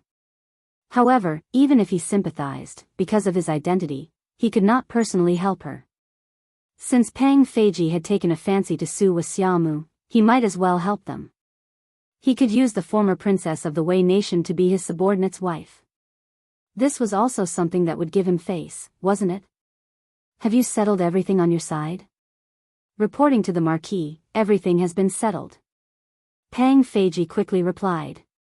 Li Zixuan asked again, "Do you have any relatives at home?" Speaking of which, as a superior, he was not considered competent. He did not even know the basic family situation of his employee. Pang Feiji replied, "Marquis, I still have an old mother at home. She lives in Yongyang Lane. I plan to take some time to bring her to the Han family manor. In the future, she will settle down in the Han family manor." "Yes. That's not bad." Li Zixuan nodded. Just as he was about to say something, he heard Xiao He beside him remind him softly, "Young master. Young master. Head steward Zhao from the palace is here." Pang Feiji's expression changed. He turned around and saw Zhao Song and a group of people walking towards them from outside the courtyard. He suddenly had an ominous feeling in his heart. "Marquis, if the emperor finds out about what happened last night, I will take responsibility for what I did. I am willing to go to the Supreme Court to plead guilty." Pang Feiji hurriedly whispered to Li Zixuan. Li Zixuan did not panic. He smiled and said calmly, "Don't be anxious. First of all, Big Brother Shanbei will definitely not report to the authorities because of Su Xiaomu's disappearance. This is because his crime of secretly bribing the officials will be exposed. If the people do not report, the officials will not investigate. I guess the emperor might have misunderstood that I was greedy for Miss Xiaomu's beauty and sent people to kidnap her. That is why he asked Zhao Song to summon me to the palace." In fact, when Li Zixuan made the decision to let Pang Feiji go to Honglu Temple to steal Xiaomu, Li Zixuan had already considered the possible consequences. Among them, the biggest possibility was that Big Brother Shanbei himself would suffer this loss. Su Xiaomu was just an abandoned pawn. Big Brother Shanbei would not give up the opportunity to continue hiding in the Tang Empire because of her. "Marquis, if His Majesty really blames me for this, you must push this subordinate out. After all, this happened because of me. Even if Feiji dies, I cannot implicate Marquis." After a moment of silence, Pang Feiji bowed and said. Li Zixuan did not reply, because Zhao Song had already walked to the entrance of the courtyard. He smiled and went up to greet him, clasping his hands. "Haha. Head steward Zhao, what wind blew you here? Servants, quickly prepare some tea." Zhao Song hurriedly waved his hands. "Io, my Marquis. Look at the situation now, and you still have the mood to drink tea. Quickly, come with me to the palace. The emperor has summoned you to the palace." Li Zixuan's expression became serious, and he said crisply, "All right. Please wait for a moment, Butler Zhao. Let me change my clothes, then I will follow you to the palace." After a while, Li Zixuan changed into his court attire, rode on Big White, and left Yun Mountain with Zhao Song. On the way, Zhao Song saw that there was no one around, so he deliberately slowed down the speed of his horse. He whispered to Li Zishuan, "Marquis, let me say something that I shouldn't say. With your current status, what kind of girl can't you marry? Why do you have to marry a Japanese girl and make the emperor unhappy? In my opinion, you should release the Japanese girl that you kidnapped last night as soon as possible." As the emperor's trusted aide, the fact that Zhao Song could speak to this extent proved that he really did not treat Li Zishuan as an outsider. Li Zishuan heard the sincerity in Zhao Song's words, so he treated him with sincerity. "Steward Zhao, since you've put it this way, then I won't hide it anymore. To be honest, yesterday afternoon, the big brother on the mountain back sent a Japanese girl. After I heard about it, I immediately sent the Japanese girl back. Since then, there has been no Japanese girl on Yun Mountain. And I, Li Zishuan, will not have anything to do with any foreign girl, whether it is in the past, present, or future, let alone marry a Japanese girl." Hearing Li Zishuan's solemn vow, Zhao Song did not doubt him and chose to believe him. He breathed a sigh of relief and smiled. "With your words, Marquis, then I can rest assured." Haha. After a quarter of an hour, Li Zishuan arrived at the palace. At this time, Li Er had not finished the morning assembly, so he waited quietly alone in the Ganlu hall. After waiting for about half an hour, there was finally a sound of footsteps outside the hall. Li Zishuan straightened his clothes. When Li Er came in, he quickly bowed and saluted. "Your Majesty." "Humph. You allowed your subordinates to set fire to the Honglu temple and tried to marry a Japanese girl in private. Do you still have me, the emperor, in your eyes?" Li Er's cold and ruthless voice came from above. It was obvious that Li Er was very angry. Of course, he was angry because Li Zishuan wanted to marry a Neon woman, not because the post house where the Neon people lived had been burned down. He didn't care about the Neon people's lives at all. What he cared about was that after Li Zishuan married a Neon woman, he might leak his magical engineering knowledge to the Neon people. Through the conversation with Zhao Song on the way here, Li Zishuan had already understood Li Er's anger in advance. At this moment, he did not beat around the bush and directly explained. "Your Majesty, why do you say that? Japan is an inferior country. As a subject of the Tang Empire, how can I marry a girl from an inferior country? Not only now, but also in the future. I dare to point to the heavens and swear." Hearing this, Li Er's expression became slightly better. In the eyes of the Tang Empire, Japan was indeed an inferior country. Not only did the Tang Empire think so, but even the Japanese themselves thought so. Therefore, the Japanese often borrowed seeds from the Tang Empire's merchants who passed by on the sea. Then the arson and kidnapping incident last night at the Honglu temple really had nothing to do with you? Although Li Er felt a little in his heart, he was still somewhat puzzled. He did not believe that last night's incident had nothing to do with Li Zishuan. "Your Majesty, of course this incident had something to do with me." Li Zishuan's words almost made old Li go berserk. Then he heard Li Zishuan continue, "Don't worry. The big brother king of the mountain back is coveting the knowledge of the Yanhuang Academy. I have long noticed this.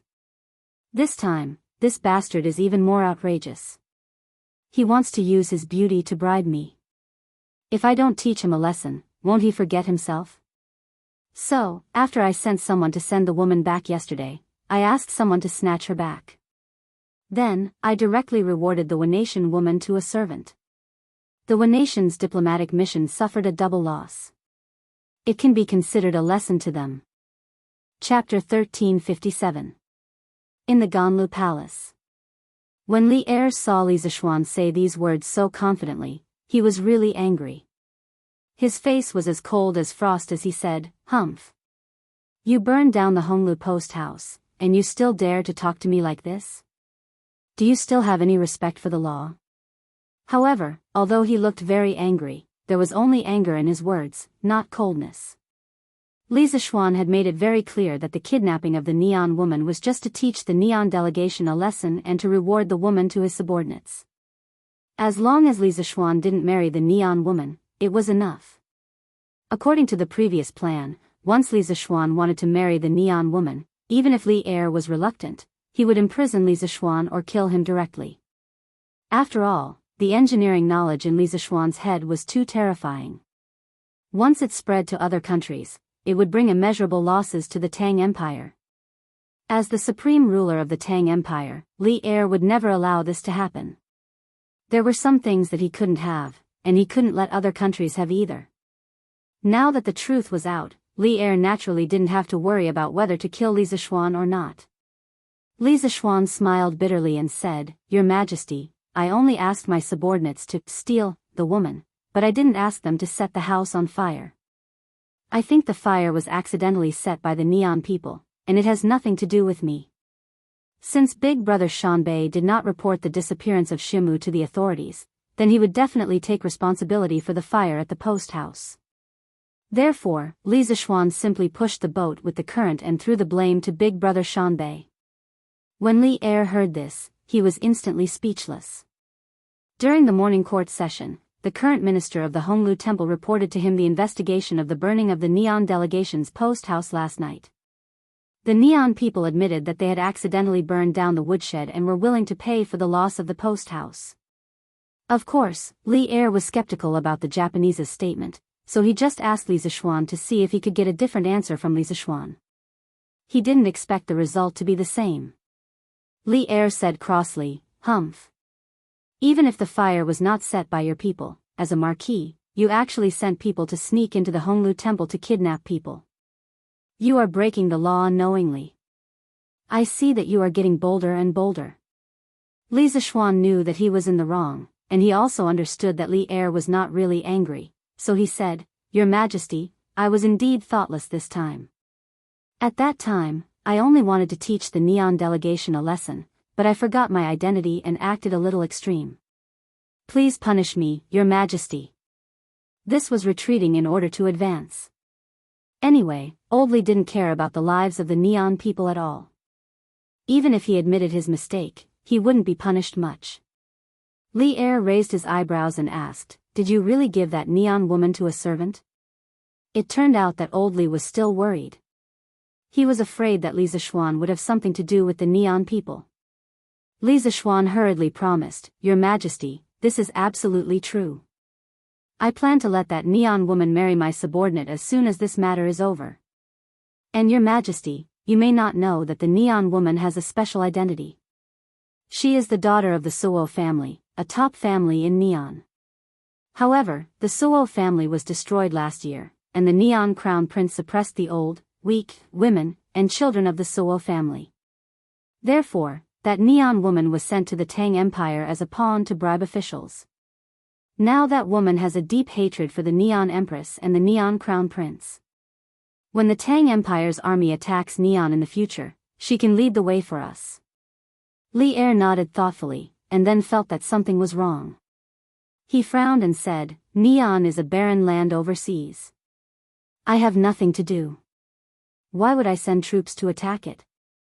Finally, the topic was changed.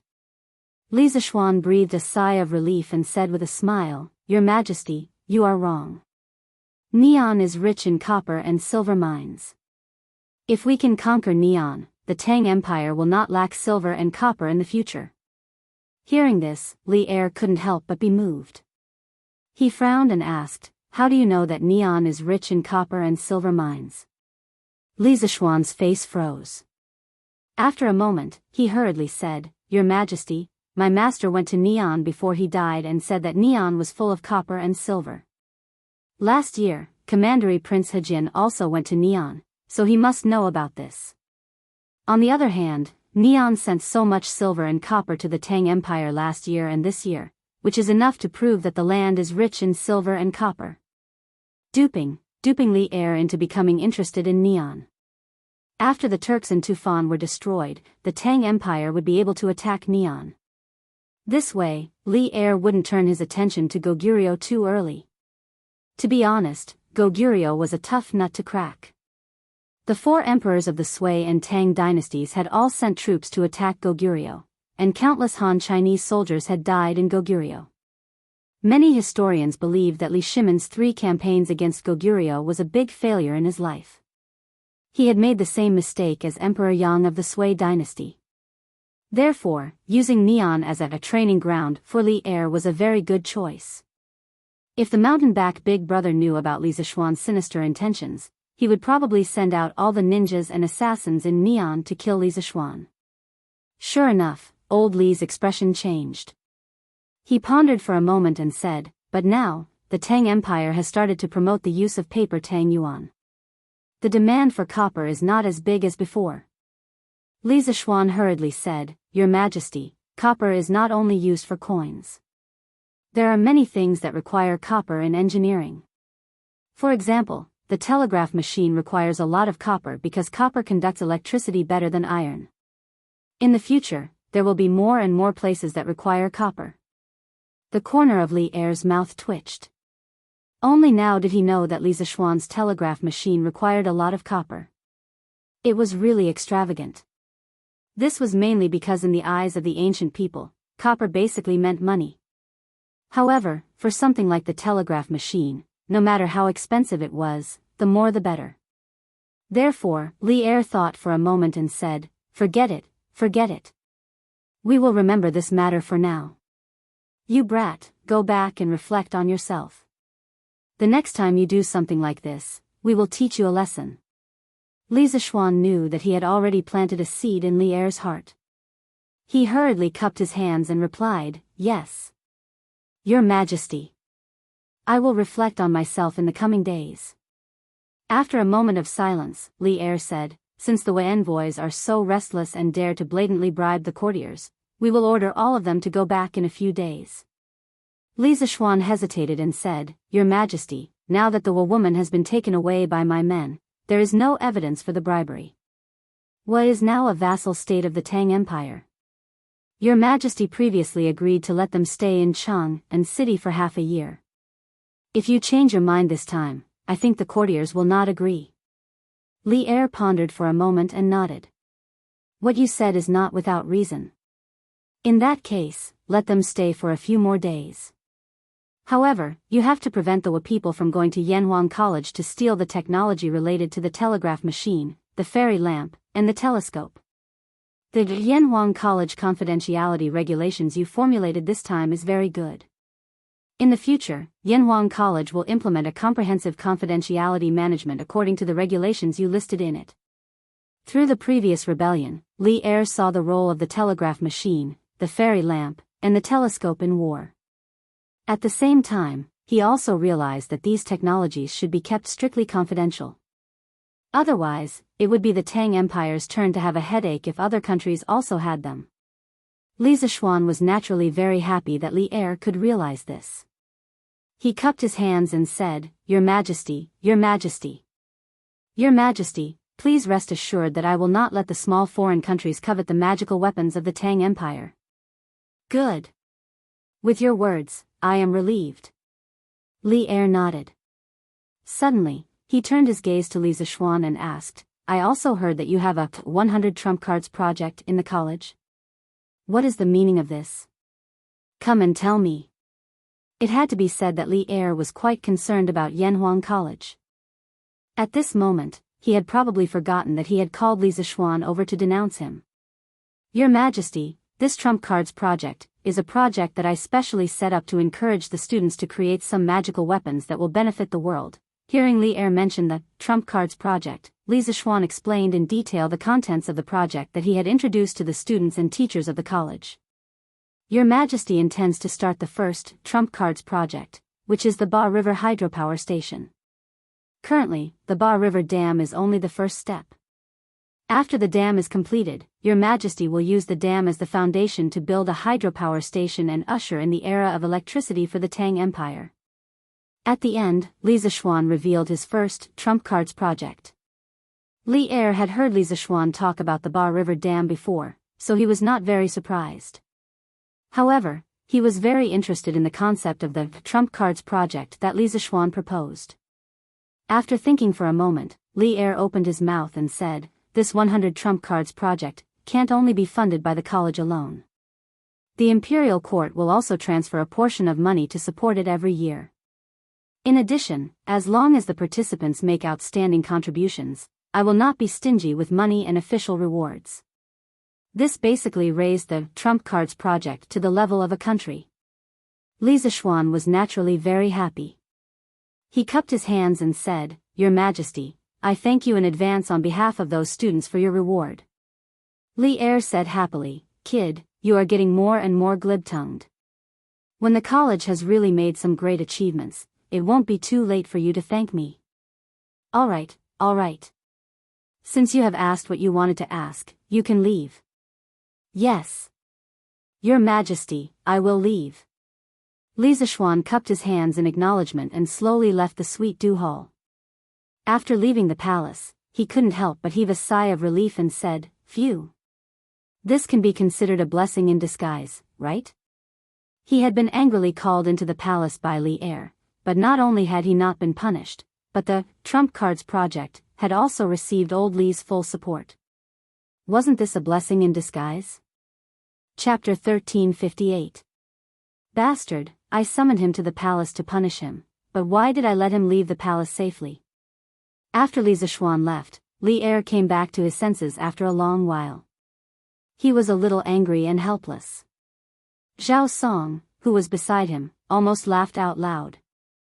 He thought to himself, in the entire Tang Empire, only one official like Li Zishuan could make Li Er so mad.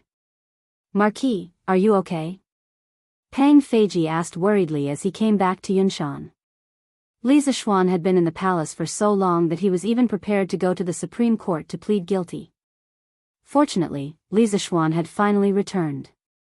"If something had happened to me, would I have been able to come back safely? His Majesty only admonished me." Li Zishuan smiled with a relaxed face and said as he walked, "Wen nation is just a small country. Who in the imperial court would care about losing a person? In a month, you will marry that Shimu of the Sui Empire. When the time comes, I will also go to the wedding." What he said was true. Wen nation was weak at the moment. Whether it was the Tang Empire, the Qin, Han, the Three Kingdoms, or the Sui Empire, none of them took Wen nation seriously. To put it bluntly, in the hearts of the Tang Empire's officials, Wen nation's status was even lower than those small Nanyang countries. This was because the Department of Commerce had tasted great benefits from trading with those small Nanyang countries last year. I will never forget Marquis's kindness. From now on, I am willing to go through water and tread on fire for Marquis. Although Li Zishuan made it sound easy, Pang Feiji could imagine the danger involved in Li Zishuan's visit to the palace. As a lord, it was definitely unprecedented for him to do this for his subordinate. Therefore, Pang Feiji was very touched and cupped his fists. Li Zishuan turned around and looked at Pang Feiji. He said seriously, "You don't have to thank me. But I have to say this first. Since my Shimu is married to you, she will be a citizen of the Tang Empire. Her heart must be with the Tang Empire. If I find that she is still thinking about Wa and betraying the country, then don't blame me for being ruthless and killing you too." This was a forewarning for Pang Feiji. He had planted a seed in Li Er's heart today, and it was very likely that the Tang Empire would attack Japan in the future. At that time, Su Wuxia's position would be a problem. Pang Feiji's expression became serious. He cupped his fists and said, "Marquis, Feiji has not reached the point of being blinded by lust. I can still distinguish between right and wrong. When the time comes, I will do it myself, even without Marquis's help." The national honor of the Tang Empire was not to be violated.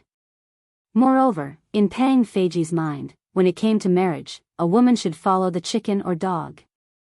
Since Su Wuxia was married to him, she naturally had to consider the problem from his point of view. "Yes. It's good that you know.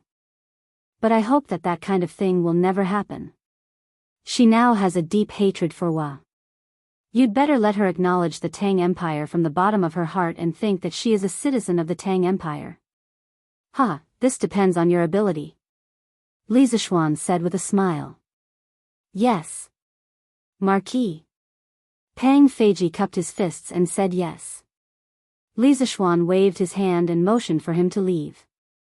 At this moment, Han Yushi had already come out to welcome him. "Husband, you are back? Did His Majesty make things difficult for you?" After lunch, Li Zixuan came to the academy. Taking advantage of the students' lunch break, he gathered all the teachers of the academy and held a meeting on confidentiality. These days, everyone should have read the Yanhuang College confidentiality regulations. Then, I announced that from today onwards, the academy will officially set up a confidentiality work leading group. I will be the leader, and Mr. Wen Ji will be the deputy leader. Within the academy, all the books, materials, manuscripts, and drawings will be classified according to their importance. Some laboratories and reference rooms in the academy also had to be classified as secret places based on their importance. Moreover, the internal personnel of the academy will also be classified according to the nature and importance of their work. From the lowest to the highest, they will be classified as ordinary personnel, important personnel, and core personnel. These classified carriers, places, and personnel must be completed within a week, and all of them must be recorded. In the future, they must be managed according to the Yanhuang College confidentiality regulations. Confidentiality is no small matter. Although these confidentiality regulations are complicated, and there will be many difficulties in implementing them, we must do things according to the regulations, because some of the secrets in Yanhuang College are not only the academy's secrets, but also the secrets of the entire Tang Empire. His Majesty is also very concerned about the confidentiality of our academy. Therefore, the leaders of the various academic departments must mobilize the teachers of their respective departments to take action and not let the Yanhuang Academy's confidentiality ordinance become a piece of paper. Understand? At the meeting, Li Zixuan emphasized the importance of the academy's confidentiality management, and urged all the teachers of the various departments to carry out the work as soon as possible. Yes, Yamacho. All the teachers in the meeting room hurriedly cupped their hands in obeisance. Li Zixuan continued, recently, I will be in the academy to urge these matters to be carried out faster. In addition, regarding the 100 Trump Cards project of the academy, this project has received high praise from His Majesty. Every year, the Imperial Court will transfer a portion of the funds to support the academy's Trump Cards project. This is good news for us. Therefore, all the departments must begin to collect the practical and useful projects proposed by the students and summarize them to me. Then, the Academy will discuss which projects can be included in the 100 Trump Cards project. This is a long-term and very meaningful task, so please keep it in mind. Yes. Yamacho. When they heard Li Zixuan say that the Imperial Court would vigorously support the Academy's Trump Cards project, the teachers present couldn't help but cheer. After all, this meant that they would be working for the Imperial Court in the future. Li Zixuan nodded and continued, in addition to collecting the good ideas proposed by the students, you can also propose or participate in some of the Trump Cards projects. Not only will you be rewarded by the Academy, but you will also have a lot of bonus points in the future professional title evaluation. In addition, I announced the first Trump Card project of the Academy, the Ba River Hydropower project.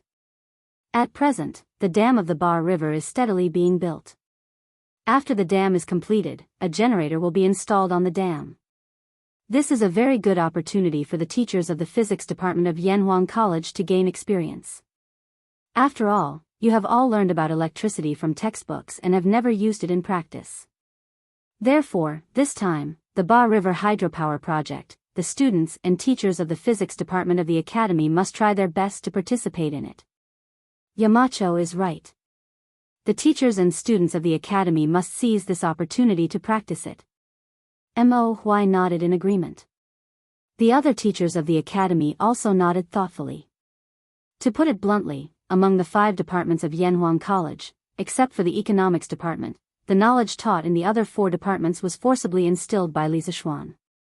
There were many things that they didn't have the time or the conditions to verify in person. Therefore, the future of Yanhuang College was very long. Marquis, the owner of the Misty Rain Villa in Jiangnan, Jing Yinhong, requests to see you. After a busy afternoon in the academy, Li Zixuan returned to the courtyard in the evening. Pang Feiji came to report to him. Li Zixuan raised his eyebrows and said in surprise, Jing Yinhong? Jing Yinhong, the behind-the-scenes boss of the Wind and Thunder team? Oh, right, if this Marquis remembers correctly, he was the one who bought the first great celestial mirror, right? When the Immortal Mirror was first launched last year, it swept the entire Chang'an city. In order to buy a Immortal Mirror to please girls, Xiao Yu's grandson even asked Xiao Yu to personally write a letter to Li Zishuan to open a back door for him. At that time, the Strange Taste Pavilion mainly sold small immortal mirrors, but it would launch an immortal mirror that was as tall as a person from time to time. The price was 8,888 strings of coins, which was not affordable for ordinary people. At that time, the first 2 immortal mirrors were launched. One was bought by Chao Wendong, and the other was bought by Zheng Yinhong. Of course, what Li Zishuan was most interested in was Zheng Yinhong's other identity, the boss behind the scenes of the Wind and Thunder team. It was already April. In the ranking competition in Lantian County, the Wind and Thunder team had advanced to the knockout round with the highest points in Group A, and their strength could be said to be superior to all other heroes. Next, they would compete for the Tang Empire's League 1 team in the knockout round. However, in Li Zishuan's opinion, the Wind and Thunder team would definitely win the title of League 1 team. Yes, Marquis, the boss of the Wind and Thunder team, Zheng Yinhong. He said that he has admired you for a long time, and specially came to visit you today. Pang Feiji bowed and said, "Invite him to the main hall and let someone serve him tea." As the saying goes, one does not visit a temple without a cause. Li Zishuan wanted to see what Zheng Yinhong was here for today. Yes.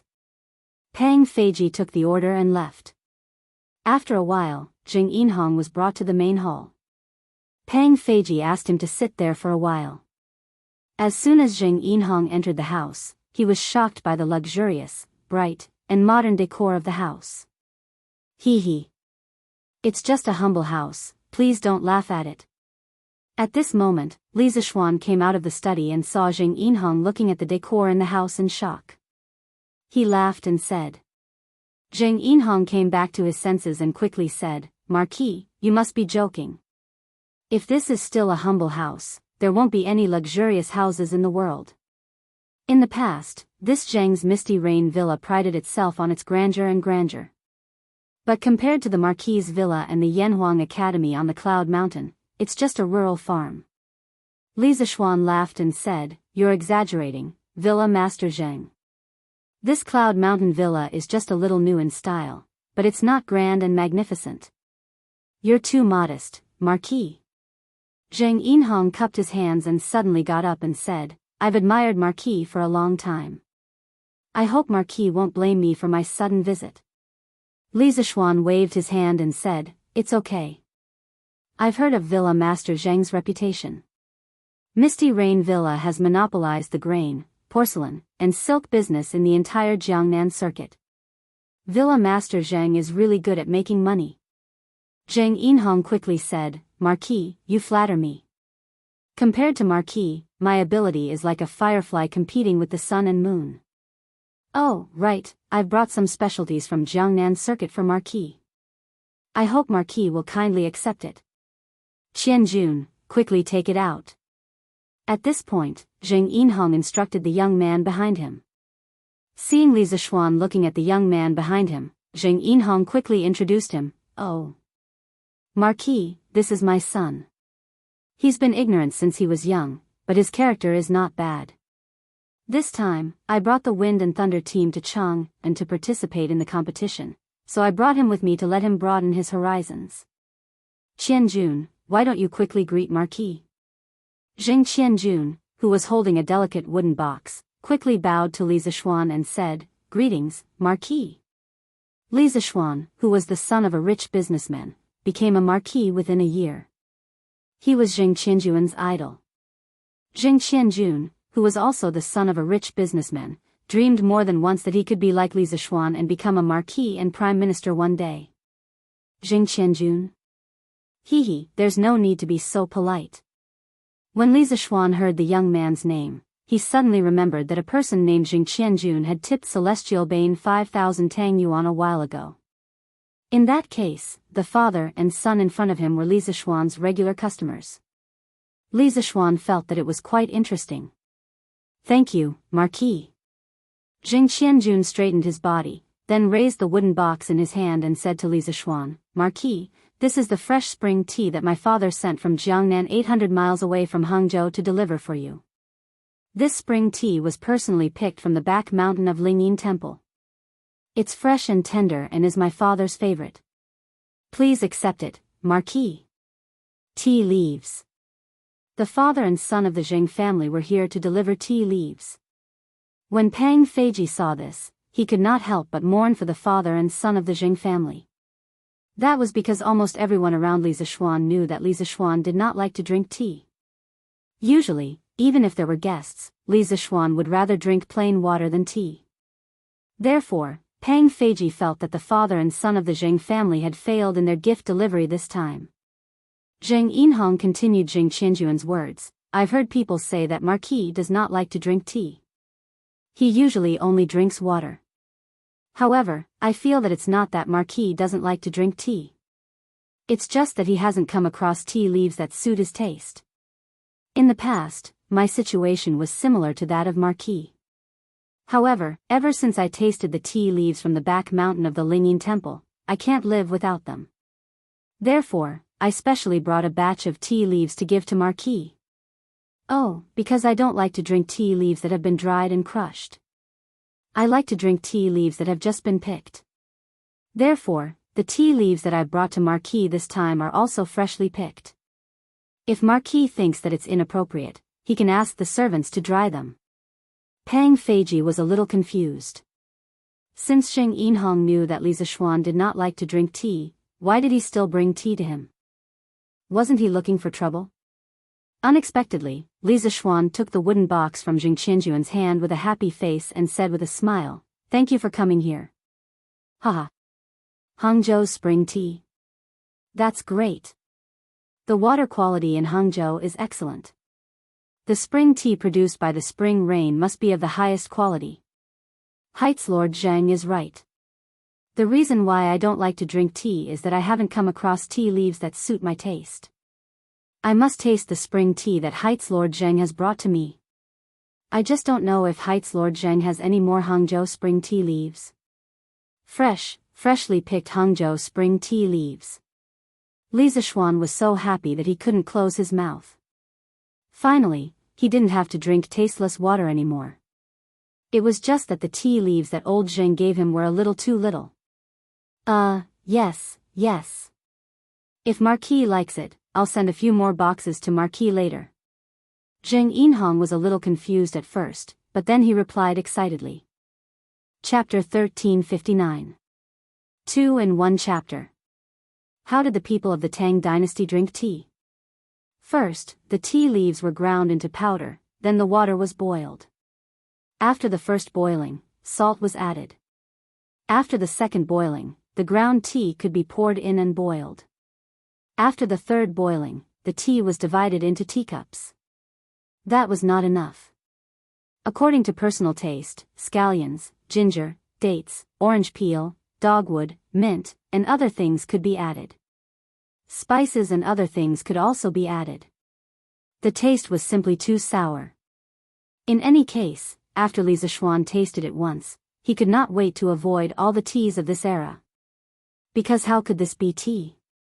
It tasted worse than Chinese medicine.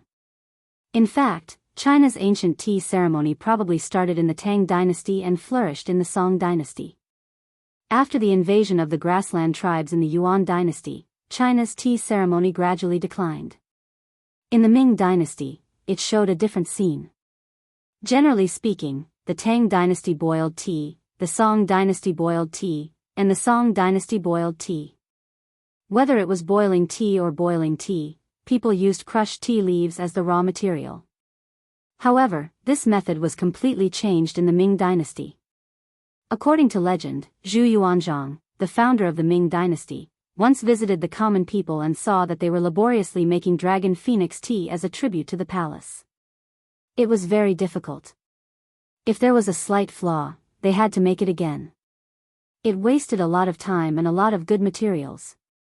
Therefore, in the 24th year of the Ming dynasty, Zhu Yuanzhang issued an edict to abolish dragon phoenix tea and change it to dragon phoenix tea, loose tea. From then on, Tang dynasty boiled tea and Song dynasty boiled tea.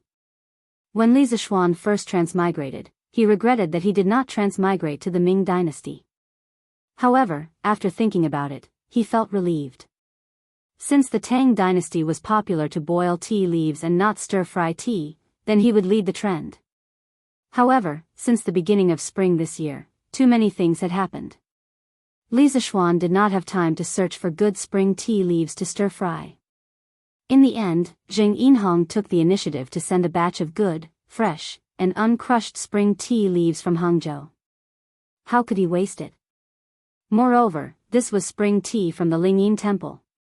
The Lingyin Temple, also known as the Yunlin Temple, was built in the first year of the Eastern Jin dynasty. In the Tang dynasty, the famous tea sage Lu Yu wrote the world's first monograph on tea, the classic of tea. There was a record of the tea produced by the Lingyin Temple in Hangzhou. This tea was actually the predecessor of the Westlake Longjing tea. The spring tea that Zheng Yinhong brought could also be called the Dragon Well tea after the rain. Therefore, when Li Zishuan heard that the tea leaves in the wooden box were produced in the Lingyin Temple in Hangzhou, it was not surprising that he became so excited. Haha. This marquis has always heard that Hangzhou is a beautiful place. The north peak of the hidden spirit temple is even more beautiful, with clear hills and clear waters. The tea leaves produced in that place must taste very good. To tell you the truth, this marquis doesn't like to crush the tea leaves before drinking them. This is because it deviates from the original taste of the tea leaves. Brewing the tea leaves in boiling water will allow one to appreciate the true taste of the tea. Li Zishuan let Pang Feiji take the tea leaves, then looked at Zheng Yinhong and said with a face full of praise. Marquis is really wise. I deeply agree. When I was in Jiangnan, I heard that Marquis was a master of both literature and martial arts. I didn't expect that Marquis would have such a unique understanding of tea. Marquis is really my soulmate. Zheng Yinhong secretly let out a sigh of relief, then said with a face full of joy. Li Zishuan was also in a good mood after receiving the first-rate Dragon Well tea. He laughed and said, haha. This Marquis also regretted that we didn't meet earlier. When this Marquis has finished brewing this spring tea after the rain, I will definitely invite Manor Master Zheng to Yunshan to taste it. I hope Manor Master Zheng will be free then. It is my fortune to be invited by Marquis.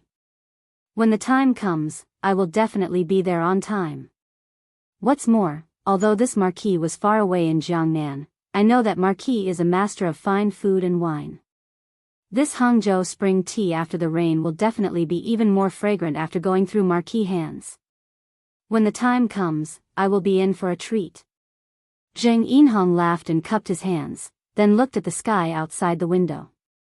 He stood up and said, it's getting late, so I won't disturb Marquis any longer. Goodbye. Li Zishuan raised his eyebrows imperceptibly. He secretly thought that this Zheng Yinhong was a little interesting. Usually, people who came to give gifts would have a request after giving them. However, this old man directly left after giving the gift, as if he was really just here to visit him. How interesting. As a mature adult, Li Zishuan naturally wouldn't be so stupid to think that Zheng Yinhong was just admiring his reputation and had simply come to see him. However, since Zheng Yinhong didn't say anything, Li Zishuan didn't need to take the initiative to ask. In any case, he had only received a box of tea leaves. If he had any excessive requests in the future, he could just refuse. But then again, he saw that this old man surnamed Zheng wasn't the kind of person who didn't know how to adapt to circumstances. He probably wouldn't make any excessive requests. In that case, this Marquis won't keep Manor Master Zheng. Take care. Li Zishuan stood up and cupped his hands to send the guest off. Marquis, take care. Goodbye. After Zheng Yinhong finished speaking, he took his son out of the door. It was really as if he didn't take away a single cloud with him when he waved his sleeves. It was extremely natural and unrestrained. My husband, why are you interested in tea leaves? Didn't you used to hate tea the most? After Zheng Yinhong and his son left, Han Yushi came out of the side hall and walked to Li Zishuan's side. She blinked and asked curiously. Li Zishuan smiled and said, Hey. That's because I didn't come across good tea leaves and didn't use the correct method of making tea. After these tea leaves are dried, I'll make a pot of good tea for you, my wife. At that time, my wife, you'll understand why your husband didn't drink those teas before. Father, are we leaving just like that? On the cement road at the foot of Cloud Mountain, the Jing family's horse carriage galloped steadily. The smooth cement road caused the horse carriage to not jolt at all. In the horse carriage, Jing Qianjun looked at his father puzzledly and asked. Jing Yinhong leaned against the couch in the horse carriage and replied calmly, "Why? The sky is already dark and we're still not leaving. Don't tell me you want the Marquis to keep you for dinner on Cloud Mountain?" Finishing, Jing Yinhong closed his eyes and planned to rest. Jing Qianjun said helplessly, "No, father. I'm saying that you came to Cloud Mountain today just to deliver tea to the Marquis?" Jing Yinhong opened his eyes and said unhappily, "Why? Don't I look like it? Do you want me to use these tea leaves to exchange for some benefits with the Marquis? If I do that, I dare to guarantee that both of us will be chased out. This time the Marquis liked the tea leaves that we send is already a great piece of news to us. If we insist on other things, it will only make the Marquis feel that we're just unscrupulous merchants and not worth befriending. At the very least, we've formed a good relationship with the Marquis, and this is something that many people can't even dream of. As for other matters, when our relationship reaches a certain level, even if we don't mention it, the Marquis will also give us a few ways to get rich. Take a look at Chao Wendong, Lin Wenyuan, and the others who followed the Marquis of Yong'an. Aren't they all doing better now? So, Qianjun, you still need to practice your shrewdness. When befriending a gentleman, you must not be too unscrupulous." Jing Qianjun nodded his head thoughtfully and said, "Yes, father. I understand. But father, this time you sent the tea leaves to the Marquis is really too risky. But luckily you sent it right. The Marquis actually really likes fresh tea leaves. We're really lucky." "Lucky?" Jing Yinhong smiled, then sighed and said, "Before I came here, I spent a lot of effort to send people to gather information about the Marquis of Yong'an's likes and dislikes, and I was thinking about what I should give him. But in the end, I realized that nothing I gave him was appropriate. Because the Marquis of Yong'an doesn't lack money, power, good food and wine, and it seems like he doesn't lack women. After thinking about it over and over again, father could only make such a risky move. I never expected that the Marquis would actually be just like father and like father to like fresh tea leaves and not tea leaves to make soup. Now that I think about it, we're really lucky. It's mainly because of father's courage. If it was anyone else, they would definitely not dare to take such a risk." Jing Qianjun couldn't help but compliment, and then he changed the topic and sighed with emotion. "My horizons were broadened when I saw Yanhuang College and the courtyard on Cloud Mountain. Everyone says that the Marquis is a disciple of the gods, and now I believe it." Jing Qianjun looked at his son with a smile that didn't look like a smile, and said, "You're about the same age as the Marquis. If you're as capable as the Marquis, father can die in peace. It's said that when you see a worthy person, you should emulate him. When you return this time, Qianjun, you have to study hard. Our Jing family can't be a family of merchants for generations." "Yes, father." The next day, there were no clouds in the sky, and it was clear that it was a sunny day. Li Zishuan instructed Xiao He and Xiao Shi to dry the spring tea that Jing Yinhong had sent over. Early in the morning, 2 servants of the Zheng family delivered 10 boxes of spring tea to Li Zishuan. That's right, 10 boxes. Jing Yinhong probably moved all of his stock over to Li Zishuan. Li Zishuan was delighted when he saw this. Anyway, he didn't mind having too much, so he let Xiao He and the rest dry it together. This process usually took about half a day. The purpose was to reduce the smell of grass in the tea leaves, so that the water content reached the requirements of stir-frying, and at the same time, to prevent the new tea from becoming lumpy when stir-frying. After making the arrangements, Li Zishuan went to Yanhuang College. Recently, there were a lot of things to do at the college.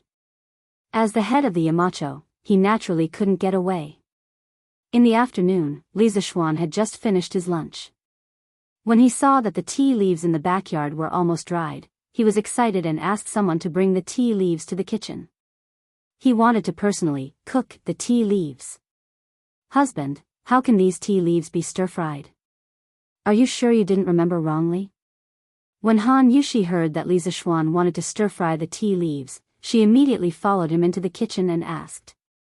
Li Zixuan smiled confidently and said, "Of course I didn't remember wrongly.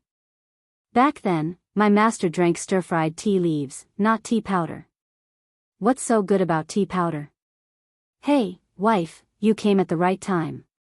I haven't cooked for a long time, and my cooking skills have regressed. You can cook, and I'll teach you from the side." Speaking of which, before getting married, Li Zixuan's culinary skills were still considered decent in the Li family. But after getting married, he basically entered a state of eating and waiting to die. Han Yushi made delicious food for him every day in a variety of ways. If he hadn't persisted in practicing his sword every morning, he would probably have become as fat as a horse long ago. As a result, he basically didn't know how to cook now. He had become a king of mouths, through and through. Since husband insists on stir-frying the tea, then I'll help you stir-fry it. Han Yushi nodded, and then asked someone to help her find the apron that Li Zixuan invented. After tying it, she walked to the stove. She would never refuse Li Zixuan's request. Some people said that Li Zixuan doted on his wife, but it was better to say that Han Yushi doted on her husband. Wife, the whole process of stir-frying tea is divided into 3 stages: green pot, rejuvenation, and bright pot. The so-called green pot is to initially shape the tea leaves into a flat shape within a quarter of an hour. The tea leaves are stir-fried until they are 70 to 80% dry. Next is rejuvenation. After the green pot step, the tea leaves are spread flat in the bamboo sieve and rejuvenated. It takes about an hour. The last is bright pot. After the rejuvenated tea leaves are added to the pot and stir-fried until they are dry, reducing the moisture to about 5%, and further shaping. This process takes about a quarter of an hour. After the bright pot, the tea leaves will be the finished product when they are cooled. They can be brewed with boiling water directly for drinking. Li Zixuan came to Han Yushi's side and roughly explained the steps of stir-frying tea. These were all things that he had seen on TV before. In terms of practice, he had never stir-fried it himself. Just now, when Li Zixuan was talking, Han Yushi was memorizing and thinking about the specific operation of each step in her mind. At this moment, after Li Zixuan finished speaking, she nodded thoughtfully and said, "Husband, I should understand now. Let me try." Li Zixuan said with a smile, "Hee. Wife, you can try as much as you want. We still have a lot of tea leaves at home. It doesn't matter if you spoil it." "Oh, come, let me help you with the fire. Isn't it tiring to work together with a man and a woman?" Han Yushi had long been accustomed to her husband's unconventional behavior. Hearing this, she rolled her eyes at Li Zixuan and said, "Husband, don't you need to go to the academy in the afternoon? I heard that there are a lot of things going on at the academy recently. You'd better go quickly. It's enough to have me and Xiao He here." Li Zixuan shook his head and said, "It's okay.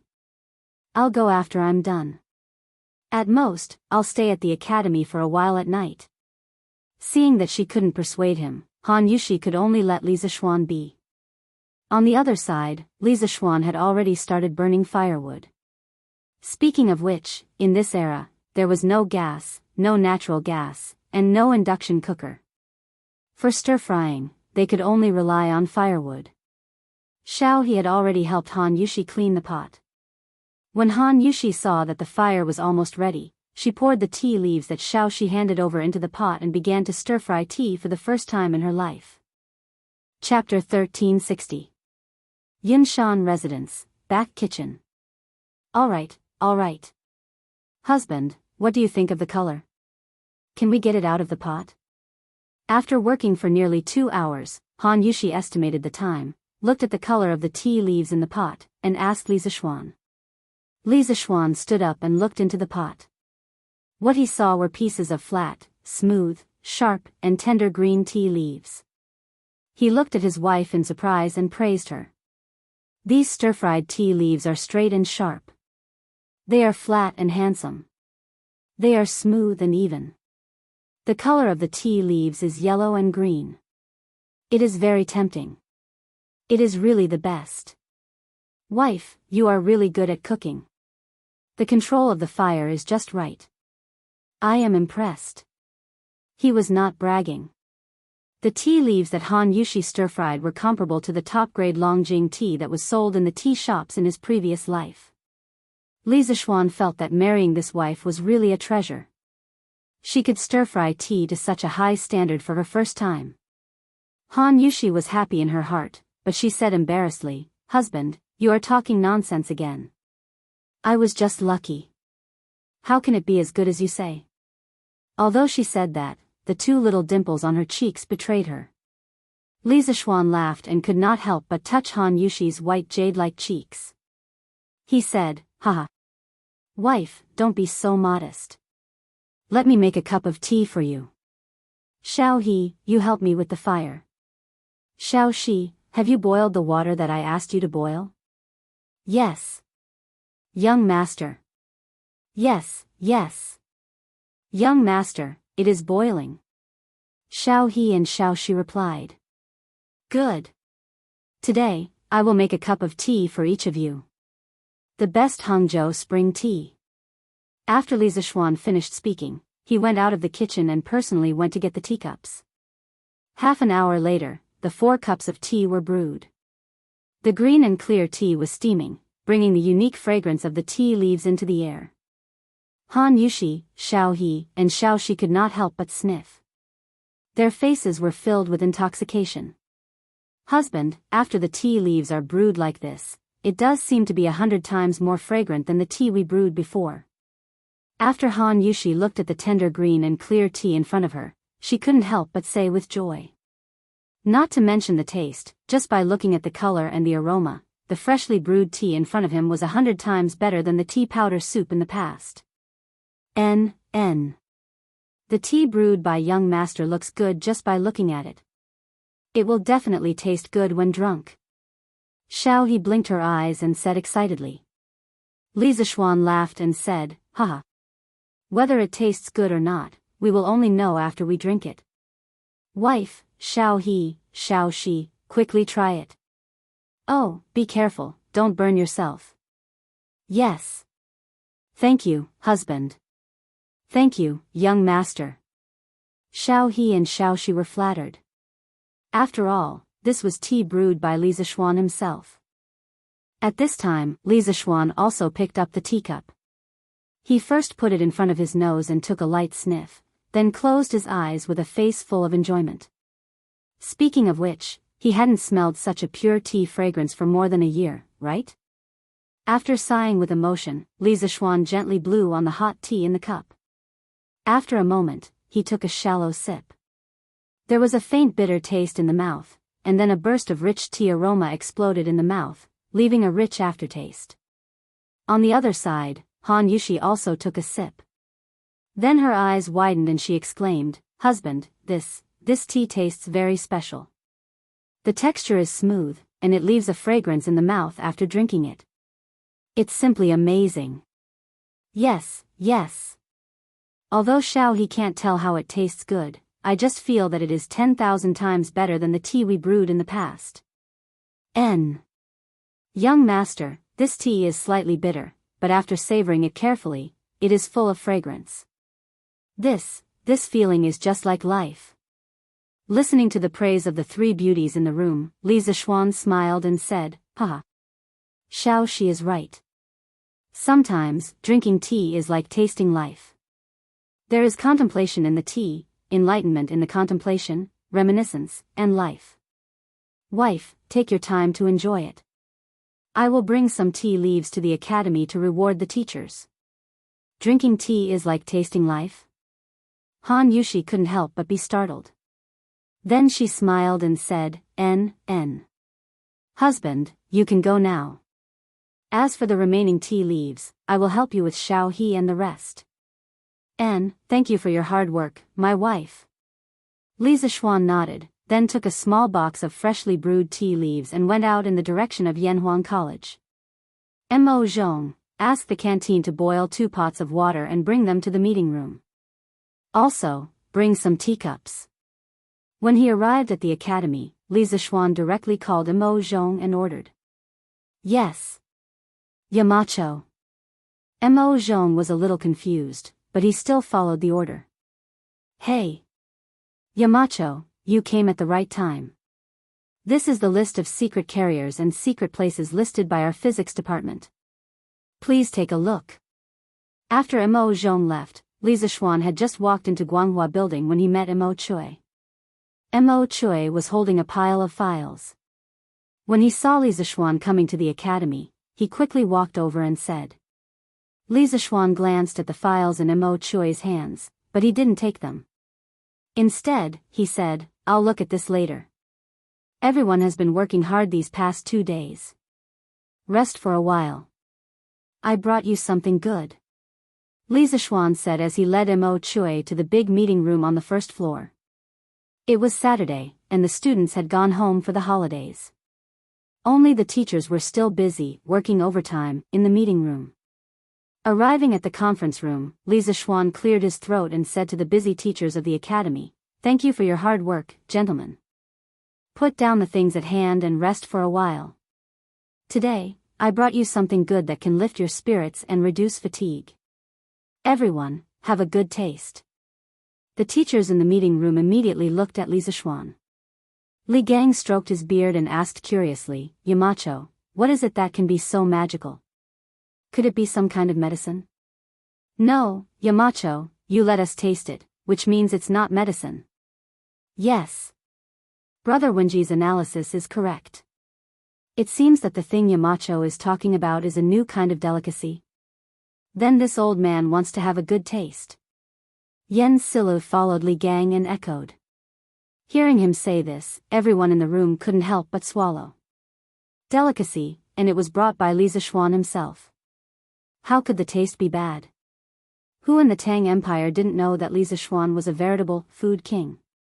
Seeing this scene, Li Zishuan showed the wooden box of tea leaves in his hand and said with amusement, Haha.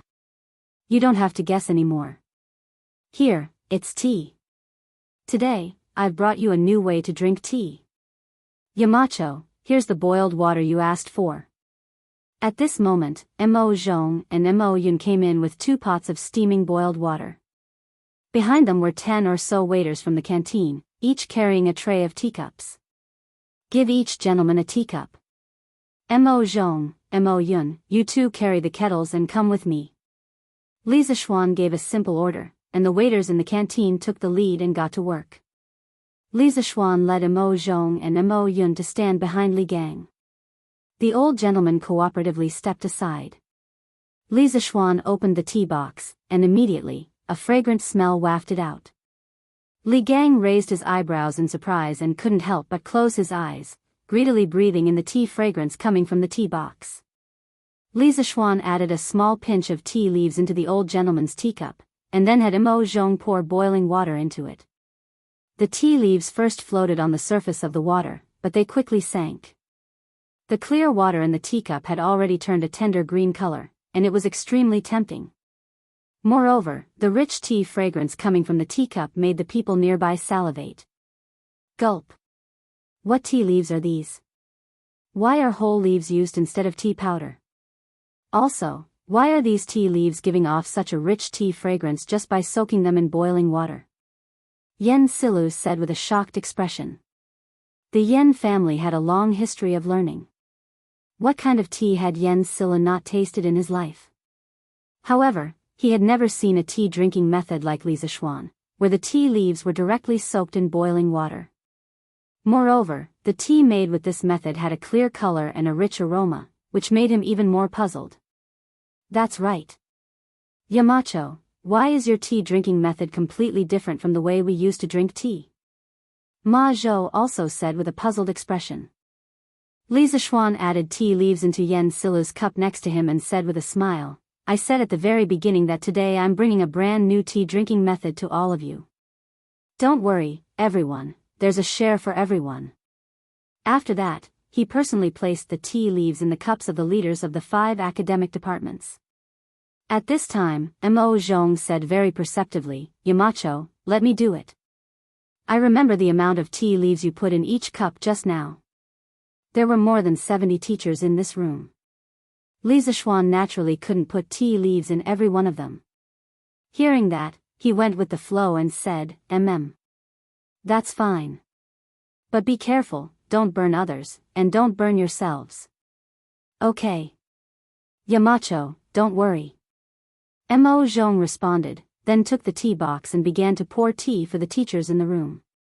After half an hour, everyone in the room was given a cup of tea. The entire conference room was suddenly filled with the fragrance of tea. At this moment, even someone with a weak nose would be intoxicated by the tea fragrance. This tea is definitely not ordinary. I, Wang Wugong, have drunk wine all my life and don't like to drink tea. However, after smelling this tea today, I'm actually a little hungry. Haha.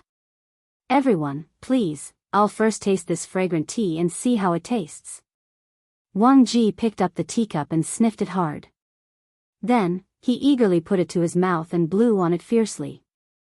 When he felt that the tea wasn't so hot anymore, he directly took a big sip. Slurp. The sound of this old drunkard drinking tea was like slurping noodles. It really made people speechless. The texture is smooth, and it's slightly bitter. However, after tasting it carefully, one can feel the rich tea fragrance and even a hint of sweetness. Wonderful. Too wonderful. This elegant sweetness moistens my throat. I can't even bear to rinse my mouth for 3 days. This tea should only exist in heaven. It's rare to taste it in the human world. Wang Ji closed his eyes and savored it carefully. Then, he suddenly opened his eyes and laughed loudly like a drunkard. Chapter 1361. In the large conference room on the first floor of the Guanghua building of Yanhuang College. The teachers sitting in the room heard Wang Ji praise the tea as if it was the only tea in heaven and the only tea on earth. They couldn't help but pick up their teacups and blow on it. Then, they began to taste it carefully. For a moment, the conference room was filled with the sound of blowing and sipping. Yes. Mr. Wang is right. This tea should only be found in heaven. It's bitter at first and sweet at last. The taste is mellow and refreshing. After drinking it, the taste lingers on the teeth and cheeks. After drinking this cup of tea, you can recollect your whole life. The realm of life is like tea. The taste of tea reveals one's nature. Yamacho's tea leaves and the method of making tea are really wonderful. It was the first time for everyone in the room to drink this kind of brewed tea. They all closed their eyes and savored it carefully. After a long time, Li Gang was the first to open his eyes. The old man had a face full of surprise as he sighed with emotion. The realm of life is like tea. The tea tastes life. Brother Wenji, you're right. A cup of tea can make people recall the joys and sorrows of life. Maybe this tea is the immortal tea. Yen Silu stroked his beard and nodded in agreement. Yes, that's right. Only the immortal tea in heaven can have such a taste. Wonderful. Wonderful. This tea is so fragrant. It's sweet and fragrant like orchids. It's quiet but not cold. It seems to be tasteless. After drinking it, I feel a kind of chi between the teeth and cheeks. It's tasteless and even tasteless. The color, fragrance, and taste are perfect. This tea is comparable to a supreme delicacy. Su Hongji, Xiao Dian, Ma Zhou, and the other teachers in the room all sighed and praised the tea. Oh! Quick, quick, quick! Give me another cup of water. Wouldn't it be a waste if I don't make such good tea 10 or 8 times? Wang Ji, the old drunkard, didn't have the time to sigh. He quickly downed a cup of tea and asked Mo Zhong for water. Li Zishuan was speechless. Generally, tea leaves were only soaked 3 times. The first time the tea leaves were infused with 50% of the soluble matter.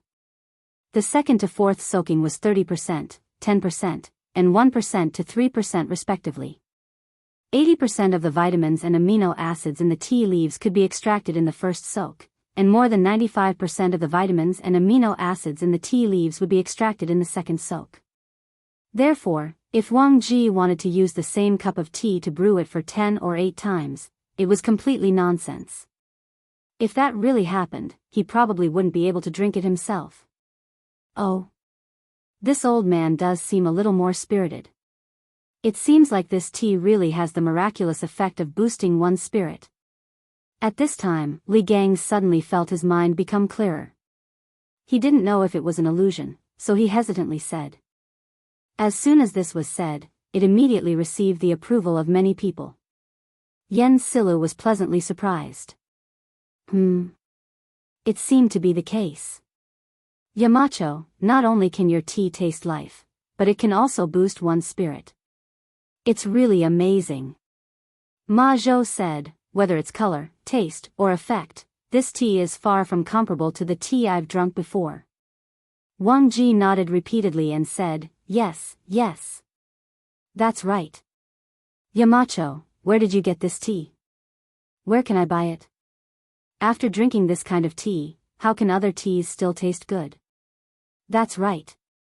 Yamacho, where can I buy this tea? Hearing Wang Ji's question, the rest of the people came to their senses. As the saying goes, comparisons are odious. Now that they had drunk this kind of immortal tea, how could they still be interested in the other ordinary things of the mortal world? Therefore, they had to quickly ask Li Zishuan where they could buy it. Otherwise, wouldn't they have no tea to drink in the future? The teachers of Yanhuang College didn't have a low monthly salary. Moreover, they usually devoted themselves to teaching and studying in Yunshan, so they didn't spend much in their daily lives.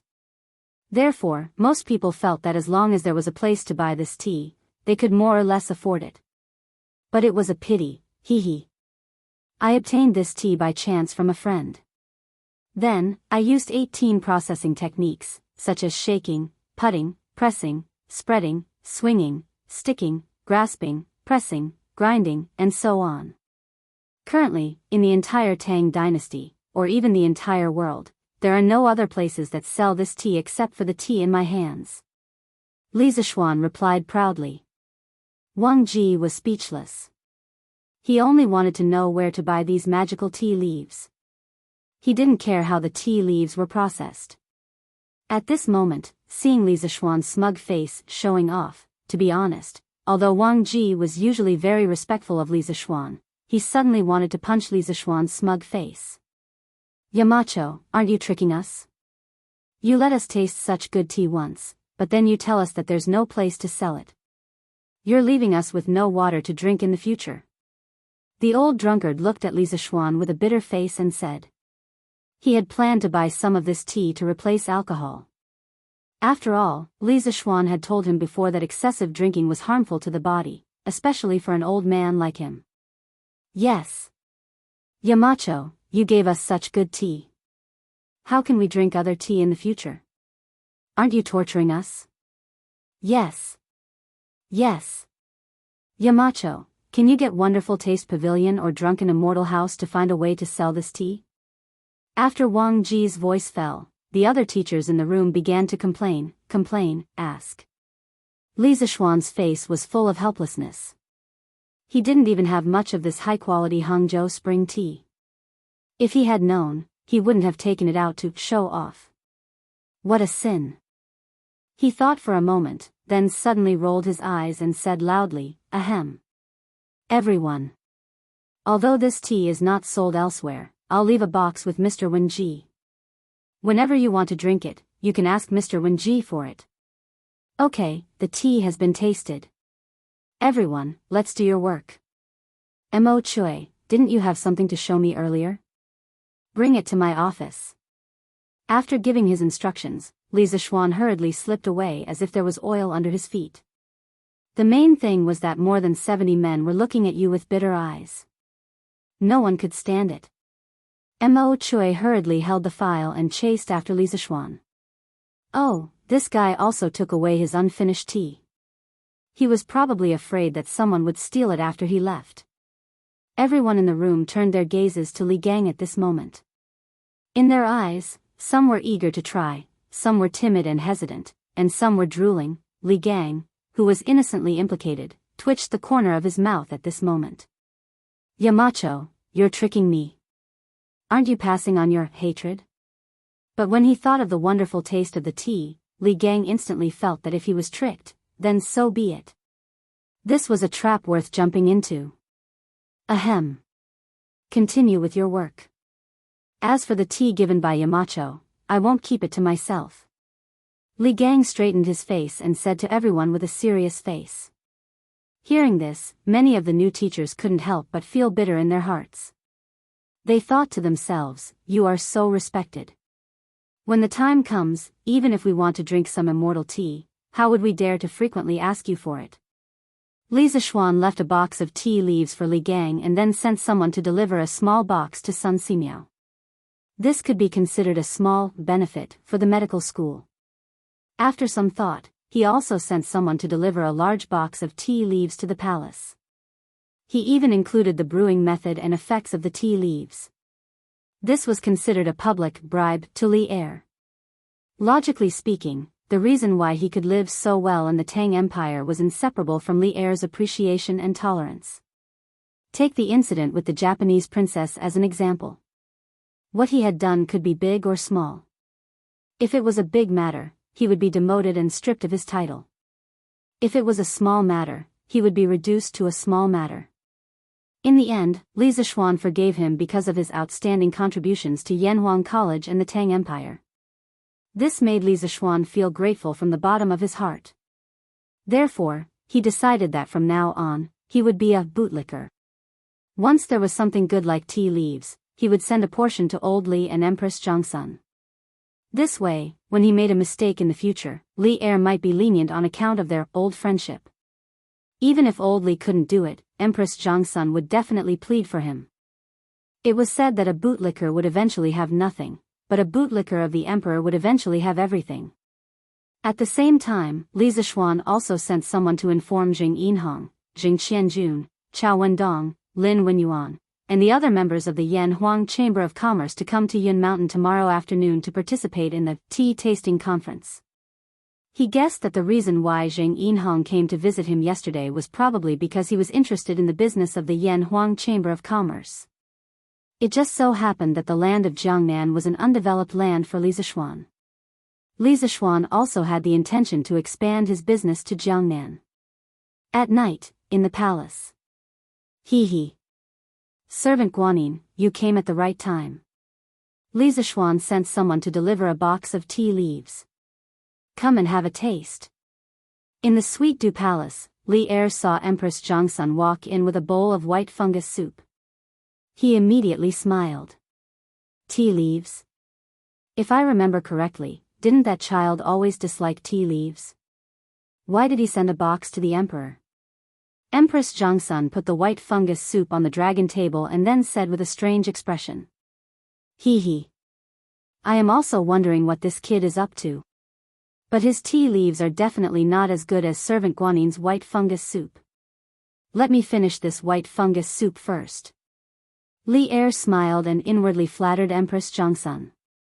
Then, he picked up the white fungus soup on the dragon table and began to drink it.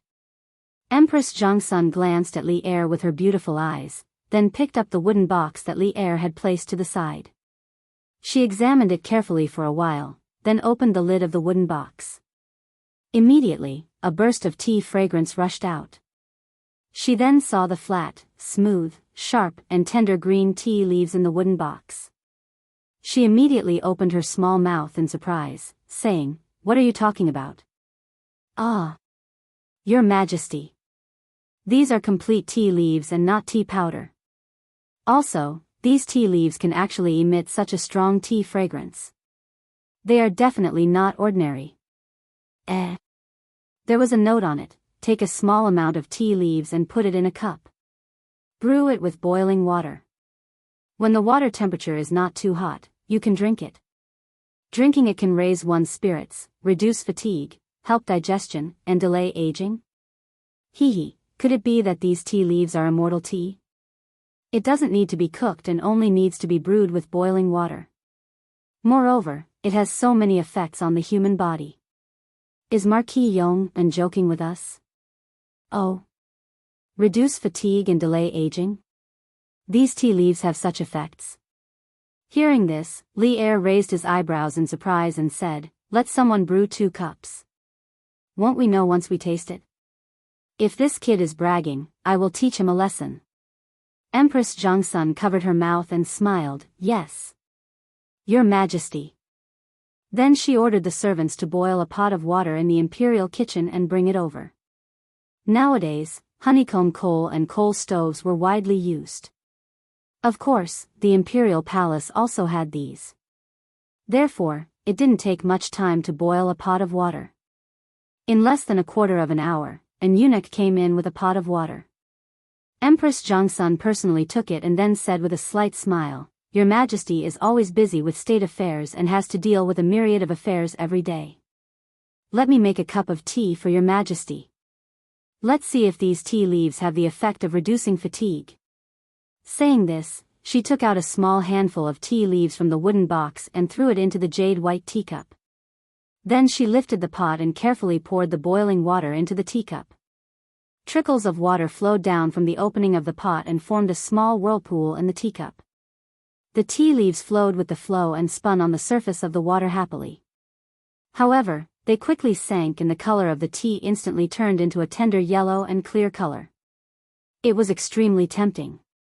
Li Er originally did not pay much attention to Li Zishuan's tea leaves. However, at this moment, his expression finally became serious. Smelling the tea fragrance in the air and looking at the clear and tender yellow tea, Li Er could not help but say, "This tea has both color and fragrance. It's really special. Let me have a taste and see how it tastes." Saying this, he lifted the teacup and blew on it. Then he took a sip and closed his eyes to taste it carefully. It's slightly bitter when it enters the mouth, but after tasting it carefully, I can feel that there is a hint of fruity or faint floral fragrance in the tea. This feeling reminds me of my early military years. Yes, the taste is fresh, refreshing, and sweet. The tea leaves that had been boiled before cannot be compared to this tea. Furthermore, after I drank it, I did become more energetic. These tea leaves are really magical. Maid Guanyin, you should also try it. After a long while, Li Er opened his eyes and said with a bright light in his eyes, "Yes. For this tea to be praised by Your Majesty, this concubine must try it no matter what." Empress Zhongsun nodded. At this time, a palace maid had already poured her a cup of tea. Empress Zhongsun placed the cup by her mouth and took a sip. A moment later, her pair of beautiful eyes suddenly blossomed with infinite brilliance. She swallowed the tea and then repeatedly exclaimed in admiration. "Green color, rich fragrance, sweet taste, and beautiful shape. Your Majesty, in this concubine's opinion, the tea leaves that Marquis Yong and offered are unmatched in these 4 aspects. They can be called the 4 best." Hearing this, Li Er clapped and laughed, "Ha! Good." Maid Guanyin summed it up well. These tea leaves can indeed be called the 4 best. At least that brat Li Zishuan has some conscience. He knows to give me a portion of the good stuff when he gets it. Now that I have drunk this tea, I will not be able to drink any other tea in the future. Zhao Song, pass down the decree to Li Zishuan. In the future, he will be responsible for the palace's tribute tea. This old servant obeys the decree. Zhao Song did not know that Li Zishuan did not have many tea leaves. Hearing this, he agreed and planned to send someone to pass down the decree to Li Zishuan tomorrow. Chapter 1362. Father, I heard that Duke Yong and invited us to the Cloud Mountain for the tea-tasting conference. East of Cheng and City, Jing family's mansion in the capital. Jing Qianjun came to the study and asked Jing Yinhong. Jing Yinhong nodded and smiled. That's right. But this time, Qianjun, you don't have to go. Jing Qianjun said unhappily, Why? Father? I won't ruin your plans. To be honest, he quite liked going to the Cloud Mountain, especially the tall and majestic cement building of Yanhuang College. Even though the Jing family was rich in Jiangnan, they didn't have such a luxurious house as the one on the Cloud Mountain. Jing Yinhong shook his head and said, "I've received news that those who are attending the tea tasting conference are the major members of the Yanhuang Chamber of Commerce. They should be there to discuss business matters.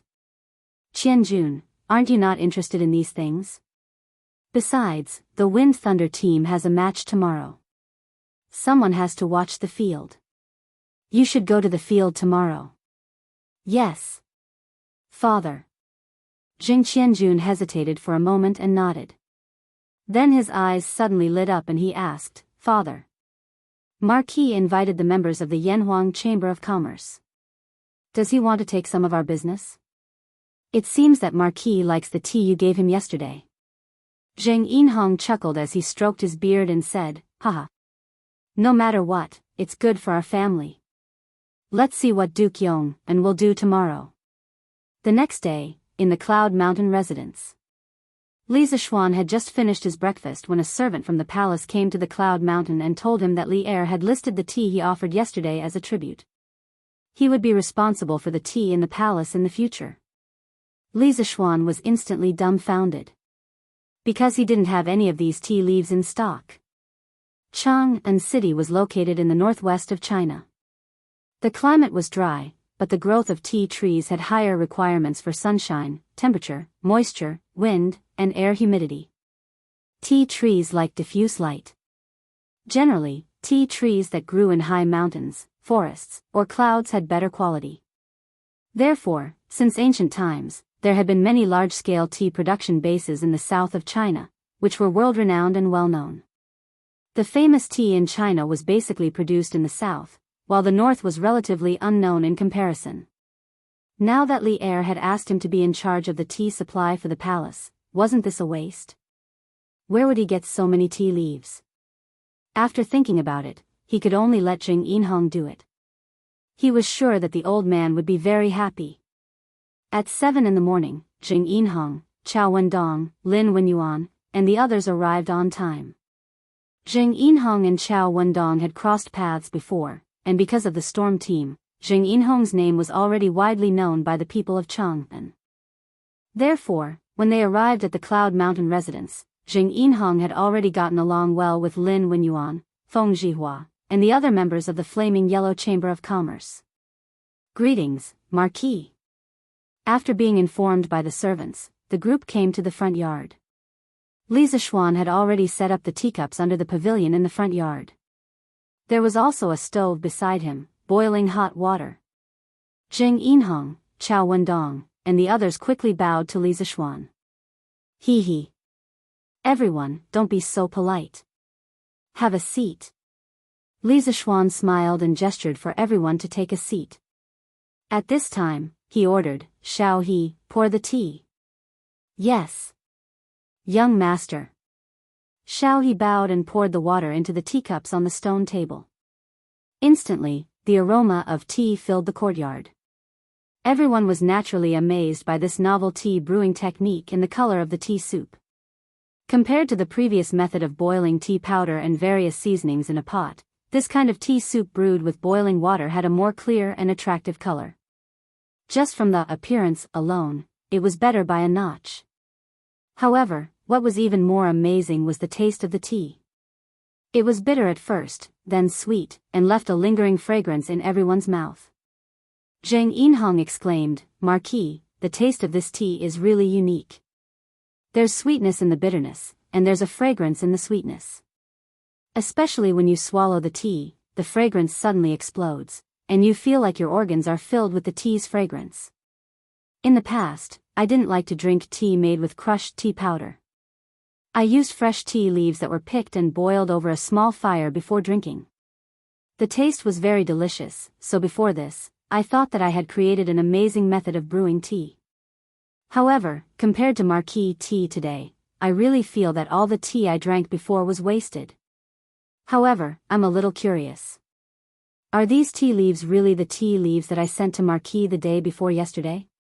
Why is the taste so different? Li Zixuan couldn't help but secretly smile. He thought to himself that Jing Yinhong was quite knowledgeable in the way of tea. He actually knew to give up on using tea powder and use whole tea leaves. However, he used raw tea leaves, so the taste was much worse. As far as he knew, fresh tea leaves could indeed be brewed with boiling water directly. However, the tea that was brewed would have a strong grassy taste. After all, tea leaves that weren't fried were the most primitive and most natural state of tea leaves. The tea tree was also a type of herb. Hee hee. Of course, these tea leaves are the ones that Villa Master Zheng sent over the day before yesterday. Otherwise, where would I get so many tea leaves in such a short time? Li Zishuan looked at Jing Yinhong and smiled. However, the tea leaves that Villa Master Zheng sent over, I used a special method to process them. That's why the fragrance is even stronger. Here. Everyone, please take a look at the shape of the tea leaves after the processing. As he spoke, Li Zishuan asked Xiaoxi to bring over a box of fried tea leaves and handed it to Jing Yinhong. Thank you very much, Marquis. Jing Yinhong received the box with both hands and opened it. He was instantly shocked because the tea leaves in the box had not been brewed with boiling water, yet they were emitting a strong tea fragrance. To him, this was simply unbelievable. Jing Yinhong had been doing business all his life. He even managed such a big stall like Misty Rain Villa. Naturally, he knew how to conduct himself. He poured out 3 to 4 tea leaves from the wooden box and poured them into his hands. Then, he handed the wooden box to Chao Wendong and said, "Come, Brother Chao, let's take a look." Chao Wendong nodded gratefully at Jing Yinhong and said, "All right. Just nice, let's broaden our horizons." Soon, everyone was given a few pieces of tea leaves and began to observe them carefully. TSK. These processed tea leaves are all flat and smooth, sharp, tender and green, even and heavy. This is simply amazing. Jing Yinhong had done quite a bit of research on the way of tea. After a careful observation, he first clicked his tongue in wonder and sighed. Then, he asked somewhat uncertainly, "Marquis, have these tea leaves been fried in a pot?" Li Zishuan nodded and praised, "Haha. Heights Lord Jing really has good eyesight. These tea leaves are indeed fried." Jing Yinhong exclaimed, "To be able to fry the tea leaves into such a flat, smooth, sharp and uniform shape, it's really not easy. The person who fried the tea leaves has exquisite skills. It's simply uncanny workmanship. I'm really impressed." Li Zishuan smiled and said, "To be honest, the person who fried the tea leaves is my wife." The ancients usually addressed their wives as lowly wives to outsiders, but Li Zishuan was not used to it. Everyone was shocked. They quickly stood up and cupped their fists. To be able to taste Marquis' wife's culinary skills is truly a blessing of 3 lifetimes. "Thank you, Marquis, for your hospitality today." "Hee hee. You don't have to be so polite," Li Zishuan said with a smile as he stretched out his hand. Only then did everyone sit down again. At this time, Chao Wendong asked, "Marquis, these tea leaves are so fragrant and elegant. It's so special that it should have a name. I wonder if Marquis has a suitable name in mind?" Yes. How can such an immortal tea not have a nice name? "Marquis, why don't you give this tea a name today?" Jing Yinhong quickly agreed. Li Zishuan heard this and pinched his chin. After pondering for a moment, he said, "Since everyone thinks that this is an immortal tea, why don't we call it the Immortal Tea?" Although he wanted to directly name it Westlake Longjing, at this time, Westlake had not been born yet. Moreover, he did not know if there was a Longjing village in this era. If he named it Westlake Longjing, no one would know what it meant. The predecessor of Westlake was originally the intersection of the hills and the East Sea. In the Tang dynasty, Baiji served as the magistrate of Hangzhou. In order to improve the drinking conditions of the people of Hangzhou, he organized artificial dredging of West Lake, so that West Lake evolved from a purely natural lake to a semi-natural and semi-artificial lake. Later, in the Northern Song dynasty, when Su Dongpa served as the Zhizhou of Hangzhou, he organized the dredging of West Lake and piled it up into a long dike. Later generations named it Su Dike in commemoration. It was precisely because of historical figures like Baiji, Su Dongpa, and other historical figures that not only regulated Westlake, but also praised Westlake with their own flower-making magic pen. The beauty of Westlake slowly began to be deeply rooted in the hearts of the people. But in Tang Chu's moment, if you told people about Westlake, they would probably be confused and not know what you were talking about. Immortal tea? That's a good name. First there was the immortal drunken wine, then the immortal mirror, then the immortal lamp, and now the immortal tea. Good. Good. Good. Good name. Zheng Yinhong was stunned, then clapped his hands and laughed. The rest of the people also felt that the 3 words, immortal tea, were quite appropriate, and it could echo the name of Li Zishuan's previous products, so they spoke out to express their appreciation. I just don't know if Marquis has any intention of doing a tea business. With the unique stir-frying method of the immortal tea, the novel and simple brewing method, as well as its sweet and refreshing taste and texture, this Xing dares to guarantee that as long as Marquis is willing to sell it, it will definitely become popular all over the world. Zheng Yinhong suddenly looked at Li Zishuan and said. Hearing this, everyone came back to their senses, and they all cast their gazes towards Li Zishuan, because this was a very big cake. Li Zishuan was happy. He was waiting for Zheng Yinhong to say this, so he smiled and said, haha. Of course I want to do this tea business, but I need everyone to cooperate with me. Chapter 1363. 2-in-1 chapter, oh. Marquis, if you have any orders, I will do my best to cooperate with you. Yunshan Residence. Hearing that Li Zishuan wanted to start a tea business and needed everyone's help, Zheng Yinhong's expression changed. He quickly cupped his hands and said. We are also willing to lend Marquis a helping hand. Chao Wendong and the others also cupped their hands and said. Li Zishuan nodded and said, good. With everyone's help, this Marquis has even more confidence in doing this tea business. First, we have to solve the problem of the source of the tea. The weather in the north is dry and not suitable for tea trees to grow, so the tea leaves must be picked from the south. Speaking of this, Li Zishuan looked at Zheng Yinhong and said, I sent the tea leaves to the palace yesterday. After His Majesty tasted it, he liked it very much and decided to list the immortal tea as a tribute tea. So, in the future, the tea leaves that the palace needs will be collected in the Jiangnan area. Tribute tea. Everyone was shocked and their hearts were in turmoil. However, Zheng Yinhong's expression changed and he said, Marquis, the immortal tea being listed as a tribute tea shows that its quality is unparalleled in the world. But once it is listed as a tribute tea, it should not be sold casually among the people. Hearing this, everyone came to their senses. Chao Wendong nodded and said, Marquis, what manner Head Jing said is reasonable. Once the immortal tea is listed as a tribute tea, how can the people enjoy it casually? Li Zishuan waved his hand and said with a smile, you can't say that. His Majesty loves the people like his children and likes to enjoy with them. Besides, we can make a batch of top-grade immortal tea and supply it to the palace. As for the lower-grade ones, we can sell them to the people. When the time comes, the immortal tea will borrow the reputation of the tribute tea and sell it to the people. In the Tang dynasty, there were no strict restrictions on the tributes to the palace. Every place only needed to deliver the tributes to the court on time. It did not mean that once something was listed as a tribute, it could not be sold among the people. For example, cucumbers had always been a tribute before the Tang dynasty and during the Tang dynasty, but could the people not eat it? Obviously not. As long as you have the money, you can definitely buy it. As for the imperial tribute tea, there had never been a precedent before. Zheng Yinhong and the others were only worried because they wanted to be absolutely sure. Marquis' move is brilliant. However, can this immortal tea also be divided into 3, 6, and 9 grades? Feng Zhihua stroked his beard and asked doubtfully. The tea leaves they used to drink were all crushed tea leaves mixed with seasonings.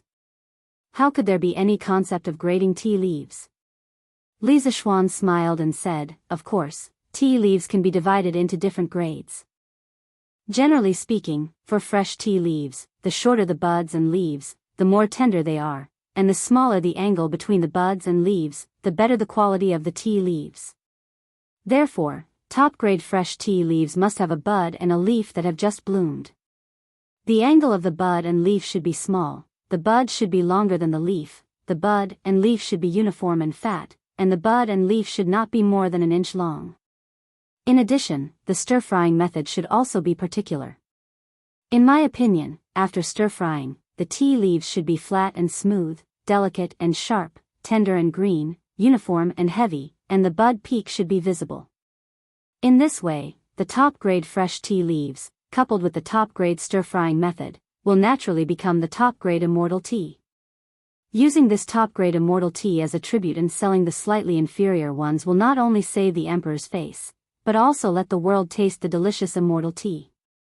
It can be said to be killing two birds with one stone. Hearing this, everyone nodded and thought that this plan was very appropriate. Zheng Yinhong was even more convinced. He cupped his hands and said, Marquis's research and attainments in the way of tea can be said to be a master of a generation. I used to think that I had done a lot of research in the way of tea, but after listening to Marquis's words today, I realized that I was just a frog at the bottom of a well. Heights Lord Zheng, you don't have to say that. In fact, I learned these things from my master. They are not my own skills. Li Zishuan smiled and then said, Heights Lord Zheng, I want to build a tea garden in the Jiangnan area, but I have been in Cheng'an for many years and have no time to manage the tea garden, so, as long as Marquis trusts me, I am willing to manage the tea garden for Marquis. As soon as Li Zishuan finished his words, Zheng Yinhong immediately said. Qiao Wendong and the others were silent at this moment. Although they had business dealings with the south, they were not southerners after all. They were not like Zheng Yinhong, who had a large foundation and a wide network in the south. They wanted to help Li Zishuan build a tea garden in the south, but they did not have the ability to do so. Li Zishuan smiled and said, I appreciate Heights Lord Zheng's kindness. It's not that I don't trust you, but I will feel sorry for troubling Heights Lord Zheng. Therefore, I want to open a tea garden with Heights Lord Zheng, specializing in picking and frying immortal tea. I am also willing to share the frying method of the immortal tea. Together, we can build the largest, most famous, and best tea garden. As soon as he said that, everyone was shocked. No one expected that Li Zishuan would be willing to share the frying method of the immortal tea. It should be known that with the reputation of the tribute tea and the excellent taste of the immortal tea, as long as Li Zishuan solved the problem of the source of the tea leaves, he could rely on the tea leaves to make endless wealth. After all, in the whole Tang Empire, no tea merchant could produce tea leaves that could compete with the immortal tea. Naturally, there was no way to compete with Li Zishuan. Zheng Yinhong was well known in the Jiangnan market. He was not a person who had not seen the world. But at this moment, he could not help but be moved. He quickly bowed and said, How can I open a tea garden with you, Marquis? If Marquis needs anything, I am willing to help Marquis with all my strength. I dare not covet Marquis's frying method. Zheng Yinhong was indeed a person who had seen a big scene. In the face of huge benefits, he still kept his heart at the critical moment. He was not stupid. Although he was a powerful businessman in Jiangnan, Li Zishuan was a noble marquis. If he wanted to kill him, it would be as easy as killing an ant. After all, the social hierarchy of scholars, farmers, businessmen was not a joke. Therefore, he thought quickly and seriously considered it, but still rejected this tempting proposal. Li Zishuan couldn't help but nod in his heart when he saw this. After that, he looked at Zheng Yinhong with a spurious smile and said, Manor Lord Zheng, you're a businessman. We're talking about business right now. Fairness is the most important thing in business. Helping me build a tea garden for free isn't the way to do business. You should know that I am not short of money, and I don't like to use my power to oppress others. So, if you are willing to help, I will give you 40% of the shares. In the future, you will get 40% of the profits of the tea garden. If you are not willing to help, it doesn't matter. I will find someone else. In the face of Li Zishuan's generous offer, everyone present felt a rush of excitement. Qiao Wendong and the others all looked at Zheng Yinhong enviously. Zheng Yinhong frowned and did not speak. From his frown and serious expression, one could see that he was struggling fiercely in his heart. After a long silence, Zheng Yinhong finally opened his mouth. He bowed to Li Zishuan and said, "Marquis is upright and righteous, benevolent and kind. This Zheng admires you greatly. Since Marquis treats me with sincerity, I, Zheng Yinhong, swear here today that I will do my best to manage the tea garden for Marquis for generations to come. If there is any betrayal, I am willing to let the men of my Zheng family be slaves and the women be prostitutes for generations." He understood that after obtaining Li Zishuan's secret method of frying tea, he had to be loyal to Li Zishuan and make Li Zishuan completely believe in him. Therefore, he made such a heavy oath. Everyone was moved. Li Zishuan's expression also couldn't help but change slightly. It should be known that the ancient people attached great importance to oaths. No one dared to casually swear, and no one would be like Zheng Yinhong, directly swearing on their descendants. Li Zishuan hurriedly helped Zheng Yinhong up and said, "Master Zheng, you don't have to do this. The Zheng family has been doing business in Jiangnan for generations and is very trustworthy. Who doesn't know Master Zheng's trustworthiness? Who doesn't believe you?" To be honest, there were two main reasons why he shared the secret method of frying tea so easily. First, his method of frying tea was actually not difficult to learn. Once the immortal tea was launched, all the tea merchants in the world would definitely be able to figure out his method of frying tea within a year. Instead of keeping the secret method of frying tea a secret, it was better to monopolize all the high-quality tea gardens in Jiangnan while the tea market was still blank. In this way, Zheng Yinhong, the local snake, would definitely be inseparable. Second, Li Zishuan actually didn't plan to do the tea business at first. At most, he wanted to make a small batch of tea for himself and for the people around him to drink. Moreover, he was now devoted to promoting the basic technology of the Tang Empire and didn't want to spend time making money from the tea business. He didn't lack money. However, Li Er listed the immortal tea as a tribute tea and let him be responsible for the tea supply of the palace. Since he decided yesterday to be a bootlicker, he could only bootlicker to the end. Since he didn't have time, he could only delegate to Zheng Yinhong and the others. Anyway, he was confident that with his current status, Zheng Yinhong wouldn't dare to betray him. He believed that Zheng Yinhong was a smart person. Now that Zheng Yinhong had made such a solemn vow, he was even more certain that his judgment was correct. Qiao Wendong, who was at the side, also nodded at this moment and said, "The Zheng family is famous in Jiangnan.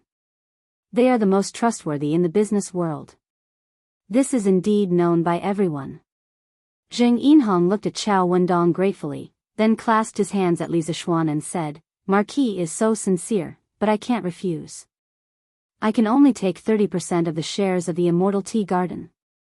If Marquis is unwilling, then I can only accept it. However, I have a presumptuous request, and I hope that Marquis can agree to it." "Oh. Owner Zheng, please speak." Li Zishuan's expression changed slightly, and he was a little curious. Zheng Yinhong said in a low voice, "I know that Marquis has established the Yanhuang Chamber of Commerce, and I have always been fascinated. I wonder if Marquis can let me join the Yanhuang Chamber of Commerce, 10% of the shares of the Immortal Tea Garden in exchange for a membership in the Yanhuang Chamber of Commerce." In the long run, he was still losing out. After all, the future potential of the Immortal Tea Garden was limitless. However, the reason why he made this suggestion was mainly because he felt that 40% of the shares of the Immortal Tea Garden was too hot. Giving out 10% in exchange for a membership in the Yanhuang Chamber of Commerce would not only protect himself, but also open up a path for the Zheng family. Li Zishuan pondered for a moment, then nodded and said, "I have no objections, but I have an idea. I will give you 10% of the shares of the Immortal Tea Garden. Boss Chow, Boss Lin, Boss Feng, you all can discuss and give 10% of the original shares of the Yanhuang Chamber of Commerce to owner Zheng. As a reward, this 10% of the shares of the Immortal Tea Garden will be divided equally according to the corresponding ratio. How about it?" Back then, the first batch of members of the Yanhuang Chamber of Commerce was determined through an auction. The shares that each person held were determined according to the ratio of the money that they paid. And the amount of goods that they received from the workshop in the future was directly related to the shares that they held in the Chamber of Commerce. To put it simply, Li Zixuan was now using the 10% of the shares of the Immortal Tea Garden that Jing Yinhong gave up to exchange for 10% of the shares of the Yan Huang Chamber of Commerce with Chao Wendong and the rest. In any case, he would definitely not lose out in this exchange. He still held 60% of the shares of the Immortal Tea Garden. Chao Wendong and the rest looked at each other and nodded. They all said, "We are willing to follow Marquis' arrangements." They were not stupid. The goods that Jing Yinhong received from the Strange Taste Pavilion workshop were to be shipped to Jiangnan to be sold. It did not clash with their business at all. On the contrary, with 10% of the shares of the Immortal Tea Garden, they would be able to get involved in the tea business. And originally, they would not have been able to get the shares of the Immortal Tea Garden, because with their connections, they would not be able to help Li Zixuan set up the Immortal Tea Garden. But now that Li Zixuan had given them the opportunity, how could they not seize it? Li Zixuan nodded his head in satisfaction and said, "In this way, everyone is happy. In a while, I will mark a few of the best locations for the Immortal Tea Garden on the map. When the time comes, Manor Head Jing can help to set up the Immortal Tea Garden in these places. As for the cost of setting up the Immortal Tea Garden, we will share it." Jing Yinhong clasped his hands and said, "Yes, Marquis." Li Zixuan smiled, then raised his teacup and said, "Come, everyone, let's use tea as wine to celebrate the addition of a new member to our flaming yellow Chamber of Commerce today." After settling the matters of the Immortal Tea Garden, Jing Yinhong took the map that Li Zixuan had given him and set off for Jiangnan in the afternoon. In Chang'an City, he left Jing Qianjun to look after the team. On the map that Li Zixuan had given him, the best locations for the Immortal Tea Garden were marked. These locations were almost all places that produced Longjing tea in his previous life, such as Lion Peak Mountain, Longjing Mountain, Chessboard Mountain, Shangtianzhu, Wingjie Mountain, Waxberry Ridge, Manjulong, White Crane Peak, and dozens of other mountain peaks. Li Zixuan wanted to use the memory of his previous life to quickly monopolize the production areas of these high-quality tea leaves. Even if someone later found a way to make high-quality tea, the quality of the tea leaves would be far inferior to the Immortal Tea. Of course, other than the task of setting up the Immortal Tea Garden, Jing Yinhong's top priority in returning to Jiangnan this time was to go to the existing tea mountains and send people to pick a batch of fresh tea leaves as soon as possible to make tribute tea. As for the Immortal Tea Garden, it was estimated that they would have to wait until next year to produce tea. After all, they still had to transplant the tea trees. Chapter 1364. The reason why Jing Yinhong was willing to fully assist Li Zixuan in opening up the tea plantation, other than being driven by profit, was because he felt Li Zixuan's sincerity. He had interacted with many officials in Jiangnan and Chang'an, but Li Zixuan was the first official to talk business with him as an equal. This moved Jing Yinhong and gave him a good impression of Li Zixuan. Looking at Chao Wendong and the others' attitude towards Li Zixuan, it wasn't hard to understand why Jing Yinhong swore loyalty to Li Zixuan and would never betray Li Zixuan. "If the ruler treats me like a country knight, I will repay him like a country knight." The scholar officials were willing to die for those who knew them well. Jing Yinhong, who had always kept his promises, was also willing to pledge his loyalty to Li Zixuan, who treated him like a national scholar. It was true that businessmen valued profit, but the businessmen of this era also yearned for recognition. Li Zixuan's sincerity and Li Zixuan's equal treatment were the most important factors that moved Jing Yinhong. To be loyal to such a superior, Jing Yinhong felt that as long as Li Zixuan didn't fall, the Jing family would prosper forever. At the same time, the news that Li Zixuan had a magical tea leaf and a magical tea brewing method silently spread. After all, there was no such thing as a wall that didn't have a crack. Some of the civil and military officials close to Li Zixuan took a break from their busy lives and went to Yunshan to find Li Zixuan to drink tea. Fang Xianling, Zhang Sun Wuji, Qin Xiong, Qing Yao Jin, Li Jing, Li Ji, Yuqi Jingda, and the others were basically in groups of 3 to 5. They said they were visiting Yanhuang College, but their real purpose was to drink tea. In the end, when Mr. Li Gang saw that his tea leaves were getting less and less, he couldn't help but reprimand this group of shameless old men. Only then did the wave of civil and military officials visit Yunshan was slightly reduced. However, Li Zishuan was bleeding profusely. After those old fellows tasted the deliciousness of the celestial tea, they all asked him for tea leaves. However, he didn't have much in stock. But these old officials treated him well, so he couldn't refuse. In the end, he could only send a small box of tea leaves from door to door. Yes, it was a small box. Li Zishuan custom made a small wooden box. One box could be drunk about 10 times. Although it was a little stingy, it was the limit of what he could do. If he had to blame something, he could only blame the taste of the immortal tea. Think about it. Even old drunkards like Wang Ji and Qing Yao Jin liked to drink tea. How could the taste be bad? It was a pity that Wei Zheng was far away in Hunan province. Otherwise, this old troll would definitely come to ask for tea leaves. Li Zishuan, who didn't have much in stock, only hoped that Jing Yinhong could quickly send a batch of stir-fried immortal tea to Chang'an. Yes, he also taught Jing Yinhong how to stir-fry the immortal tea. Jiangnan province was nearly 1,000 miles away from Chang'an. If fresh tea leaves were to be transported to Chang'an and then processed, the transportation cost would be too high. Therefore, Li Zishuan asked Jing Yinhong to pick, stir-fry, and process the tea leaves on the spot. When the time came, the finished product would be directly sent to Chang'an. Early in the morning, Li Zishuan had just finished his sword practice and was about to go to Yanhuang College.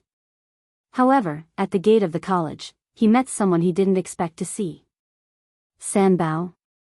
Li Zishuan looked at the disheveled, dirty, and ragged beggar in front of him. Seeing that the beggar's face was very familiar, Li Zishuan thought seriously for a moment before he suddenly cried out in surprise. Young master! Sanbao is back! Sanbao is finally back! Woo woo! Sanbao looked at Li Zishuan in a daze. Seeing that Li Zishuan recognized him, he immediately knelt on the ground and hugged Li Zishuan's thigh, crying and wailing. The few soldiers behind him also quickly knelt down. These people were sent by Li Zishuan to follow Sanbao to search for ores. Get up! Get up quickly! What happened to you? Didn't I send you to Sichuan to search for ores? Why are you in such a sorry state? Sanbao's miserable cries alarmed the people in the courtyard. Han Yushi and Lan came out one after another. The guards outside the courtyard, Pang Feiji, Lu Feng, Lu Yun, and the other guards also looked over. Li Zishuan quickly pulled Sanbao up from the ground and asked. It would have been better if he didn't ask. The moment he asked, Sanbao cried even harder. With snot and tears, he said, Young master, Sanbao is back. Sanbao almost couldn't make it back, but Sanbao found a vanadium mine for you. Li Zishuan could feel the sadness from Sanbao's words, so he quickly asked, Why did you almost not make it back? Did someone in Sichuan make things difficult for you? At this point, Li Zishuan's tone became very unfriendly. Someone actually dared to bully the people he sent out. Wasn't this a slap to his face? Sanbao slightly controlled his emotions and replied, Young master, we found the vanadium mine on a mountain in Feng province, but we were caught by a group of people from the Chang tribe. They said that we offended their sacred mountain and wanted to kill us. Later, we revealed our identities and met the leader of the Chang tribe. He asked us why we were digging for ores on the sacred mountain. I told him the truth and said that I was helping you find the vanadium mine, but he didn't believe me. He said that he had never heard of a vanadium mine on the mountain and wanted to kill us. Later, the local county magistrate came with people in time and saved our lives. However, the Chang tribe didn't allow us to take the ore away from the mountain. Later, we took advantage of the darkness to steal a few pieces of ore, but we were discovered by the Chang tribe. They sent people to chase us all the way until we left Yayang County. At that time, we completely got rid of them, but at that time, we lost all our travel expenses and fishing talismans. We could only beg along the way and relied on the help of a few kind-hearted people to finally make it back. Li Zishuan was silent for a while after hearing this. He had expected that there might be some twists and turns in this trip. Although the Sichuan region had long been included in the political system of the Central Plains dynasty, due to the geographical isolation and distance from the political center, and the fact that there were many Di, Chang, Man, Liao, and other ethnic groups in the Sichuan region and around the basin, the land of Sichuan had become the border of the dynasty. There were many noble clans and tribes, and the various forces were also tangled and complicated. Therefore, he had previously told Sanbao to try his best not to have any conflicts with the local forces. However, he didn't expect Sanbao to be in such a miserable state, almost starving to death on the way. After a moment of silence, Li Zishuan patted Sanbao's shoulder and said, "Sanbao, you've suffered. Don't worry, I'll help you get back at the Chang tribe for all the grievances you've suffered." "Yes, yes." Sanbao nodded vigorously, then he scratched his head and said, Young master, is there anything to eat?" Sanbao is hungry." The few soldiers behind him also rubbed their stomachs and looked at Li Zishuan with an embarrassed expression. Li Zishuan hurriedly ordered, "Xiao He, quick! Go get some food and drinks for Sanbao and the others." "Yes, young master." Xiao He hurriedly ran into the house. Li Zishuan said to Sanbao, "Sanbao, and the rest of you, come in and sit down to eat and drink slowly. You've all worked hard along the way."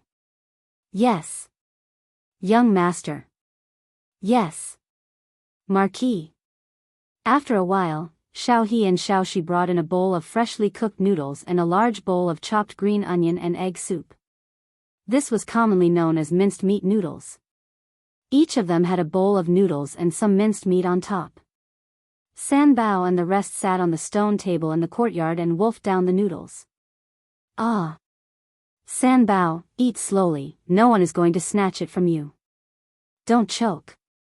It was Lan Er's first time seeing someone wolfing down food like that.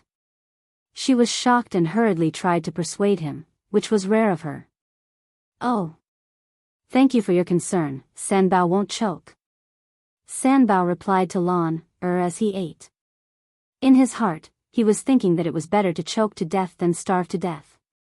He hadn't eaten such delicious noodles in a long time. "Lan Er, don't disturb them." Li Zishuan patted Lan Er's head and said softly. Although he had many questions to ask Sanbao, he knew that now was not the time to ask. It was more important to let Sanbao and the rest eat their fill first. "Oh." Lan nodded and stood for a while before going out to play. This little girl wasn't the type to stay idle. After more than 15 minutes, Sanbao and the rest finally put down their bowls and chopsticks. The few of them had actually finished the bowl of noodles and minced meat. They were like reincarnated hungry ghosts. Burp. Sanbao and the rest burped and stood up from the stone bench. They bowed to Li Zishuan and said, "Thank you, young master." "Thank you, Marquis." Li Zishuan waved his hand and said, all of you can go back. Wash up and have a good rest. I will reward you later." "Sanbao, stay." The few soldiers quickly bowed and said, "Yes, Marquis." With that, they left. Li Zishuan looked at Sanbao and asked, "Sanbao, you said that the local Chang people see the mine as a sacred mountain. Why is that?" Sanbao thought for a while and replied, "Young master, I think I heard a farmer mention this before. That mountain is called the Lan family volcano. It is said that this mountain can attract soldiers from all over the world. As long as someone passes by it with a sword, he or she will feel that the sword is being pulled by some kind of force. Later on, people think that this mountain has the power of the gods and won't let anyone go up it." Lan family volcano? Li Zishuan frowned. He suddenly felt that this name was somewhat familiar. He quickly searched for relevant information in his mind. A moment later, his eyes widened as he said in disbelief, "You're saying that the mountain is called the Lan clan's volcano? Is there a mountain called the Sharp Mountain next to it?" Sanbao was stunned and looked at Li Zishuan as if he was looking at a god. She said, "Young master, how did you know that there is a sharp mountain next to it? You are really amazing." There is indeed a sharp mountain next to the Lan family volcano, but Sanbao hasn't gone up there yet. Li Zishuan's face was filled with excitement. He said, "That's great. That's great." He could basically conclude that the place that San Bao and the rest went to was the modern-day Sichuan Panzihua. The Lan family volcano and the Sharp Mountain were the largest natural vanadium titanium magnetite mine in the modern day.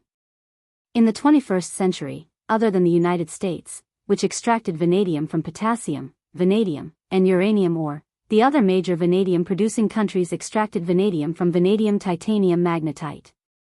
San Bao and the rest had really found a treasure this time. The local Chang people mistook this mountain for a divine mountain. Li Zishuan thought that this was ridiculous because the magnetite in vanadium titanium magnetite was very strong. It was normal for it to attract iron swords. It had nothing to do with divine force at all. "Oh, right. Young master, these are the ores that we stole from there. We dropped a lot of them when we were running for our lives.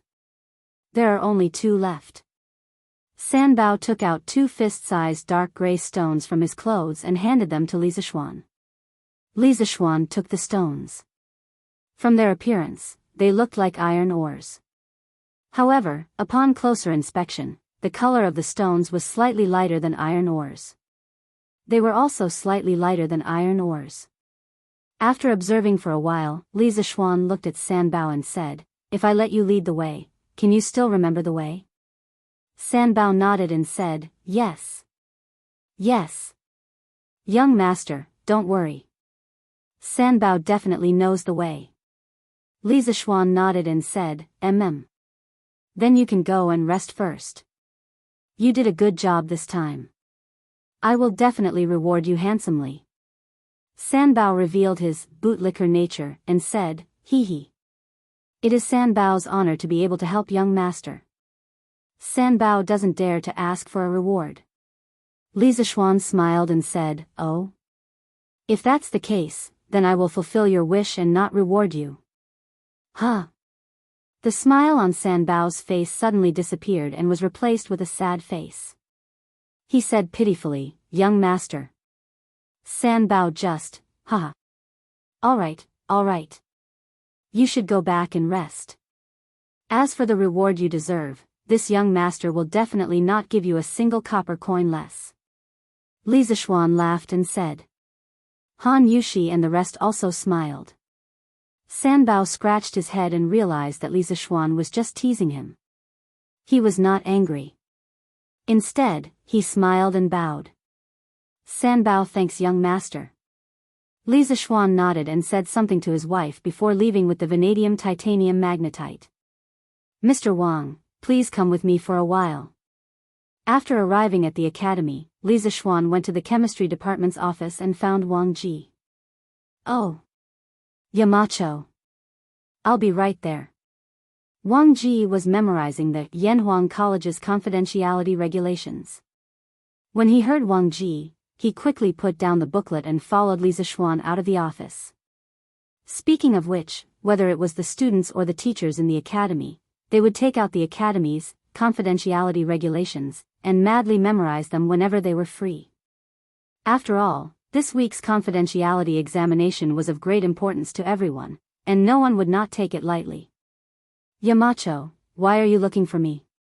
Wang Ji followed Li Zishuan into the meeting room and asked eagerly. He was in a hurry. Li Zishuan took out the vanadium titanium magnetite and smiled. "Mr. Wang, the people I sent out have found the vanadium titanium magnetite. The most important thing now is to verify if there is vanadium in it." "What? Found the vanadium titanium magnetite? Then what are we waiting for, Yamacho? Let's go straight to the workshop." Wang Ji was pleasantly surprised. Li Zishuan had told him that vanadium pentoxide was an important catalyst in the process of producing sulfuric acid. Now that they had the vanadium titanium ore, it meant that the workshop could finally produce sulfuric acid on a large scale. Chapter 1365. Yanhuang College. In the meeting room of Guanghua Building, Wang Ji's face was full of excitement. He pulled Li Zishuan to the workshop, completely forgetting that he wanted to deal with Li Zishuan as soon as possible so that he could go back and memorize the confidentiality regulations. As the leader of the chemistry department, Wang Ji had the most thorough understanding of the chemistry textbooks compiled by Li Zixuan. No one understood the important role of sulfuric acid better than him. It could be said that in the chemistry textbooks written by Li Zixuan, a considerable number of chemical reactions were directly or indirectly related to sulfuric acid. As early as last year, Wang Ji had experimented by himself and used green alum to produce dilute sulfuric acid. However, that method could produce dilute sulfuric acid in small amounts, but it was obviously impossible to produce sulfuric acid or concentrated sulfuric acid in large amounts. Later, Li Zixuan introduced him to the method of using sulfur dioxide and vanadium pentoxide as a catalyst, heating it in the air to produce sulfur trioxide, and then producing concentrated sulfuric acid. He had been looking forward to Li Zixuan quickly finding the legendary vanadium mine, but he didn't expect to wait for 4 months. Now that the vanadium mine had finally arrived, how could he not be excited? Under Wang Ji's urging, the two quickly arrived at the ironworks of the workshop. But at this time, Wang Ji was a little confused, because he didn't know how to extract vanadium from vanadium titanomagnetite. Wang Ji looked at Li Zixuan and asked, "Yamacho, how do we refine this or to extract the vanadium from it?" In fact, Li Zixuan had been thinking about this problem on the way here. Hearing this, he replied in a deep voice. When he heard this, he replied, "The vanadium titanomagnetite mainly contains metal oxides such as iron, vanadium, titanium, chromium, cobalt, and other metals. We can put it in the blast furnace and mix it with soda ash for roasting. Under the action of high temperature and sodium salt as an additive, the silicon oxide tetrahedron and silicon oxide tetrahedron containing vanadium in the vanadium titanomagnetite will be destroyed, exposing the vanadium and transforming it into pentavalent vanadium. After that, the sodium ions in the soda ash would react with it. The resulting sodium vanadate salt would be soluble in water, but the residues of the other impurities would not be soluble in water. Therefore, we can use the method of soaking in water to hydrolyze the crude vanadium, then filter out the impurities, and precipitate the refined vanadium salt from the solution. After the refined vanadium salt is precipitated and calcined, we can obtain the catalyst we need, vanadium pentoxide. The method Li Zixuan was talking about was called the process of extracting vanadium by roasting with salt. It was a relatively primitive method of extracting vanadium. The sodium salt could be used as the choice of soda ash, sodium carbonate, sodium sulfate, or table salt, sodium chloride. Comparatively speaking, the roasting effect of sodium chloride was the best, but sodium chloride would undergo a redox reaction at high temperatures to produce chlorine gas, which would seriously pollute the atmosphere. Therefore, Li Zixuan did not choose this method. In addition, the main advantage of adding sodium carbonate for roasting was that the equipment needed was simple, and the raw materials needed were readily available. For example, soda ash. Although no one in ancient times could synthesize it artificially, there was a lot of soda ash in nature. However, the drawback of this method was also obvious, and that was waste. Because the main product of this method was vanadium pentoxide, the other metal components such as iron, titanium, chromium, cobalt, and so on were directly filtered out as residues, especially iron. It should be known that the iron content of vanadium titanomagnetite was as high as 20% to 30%, but the vanadium content was less than 2%. Therefore, this method of extracting vanadium was a great waste for iron. However, Li Zixuan did not care about this now. What he needed was vanadium, not iron. Wang Ji now had a good foundation in chemistry, but after listening to Li Zixuan's theory of the vanadium extraction process, he still could not quite catch up. He stood there for a long time before he finally reacted. Then, he nodded and said, "Since Yamacho has a method, then I will do it. However, I still need Yamacho's guidance from the side." An old man in his 40s or 50s asking for guidance from a young man in his teens. This scene was strange no matter how one looked at it. However, when Wang Ji said this, his tone was natural and there was no awkwardness at all. He admitted that he was far inferior to Li Zixuan in chemistry. Good. Then let's begin. Li Zixuan nodded and said. While Li Zixuan was immersed in scientific research, in Cheng and City, in the palace, Old Li, who had just finished the morning court, was enjoying tea with his family in the garden of the West Court. He was now completely in love with the taste of the immortal tea. If someone were to bring him a cup of the same tea as before, he would definitely ask someone to pour it away. Because compared to this immortal tea, the old tea was simply rubbish. In addition, old Li clearly remembered that when Li Zishuan delivered the divine tea to him that day, he also gave him a note. On the note, it was clearly written, drinking it can refresh one's spirit, reduce fatigue, aid digestion, and slow down aging. Yes, that was what he valued the most about the slow down aging part. Last year, when Li Er asked Li Zishuan if there was a way to live forever in the world, Li Zishuan mercilessly refuted him. Therefore, he could not ask Li Zishuan if the immortal tea could really slow down aging. However, he believed that Li Zishuan would definitely not say such things, so he chose to believe him.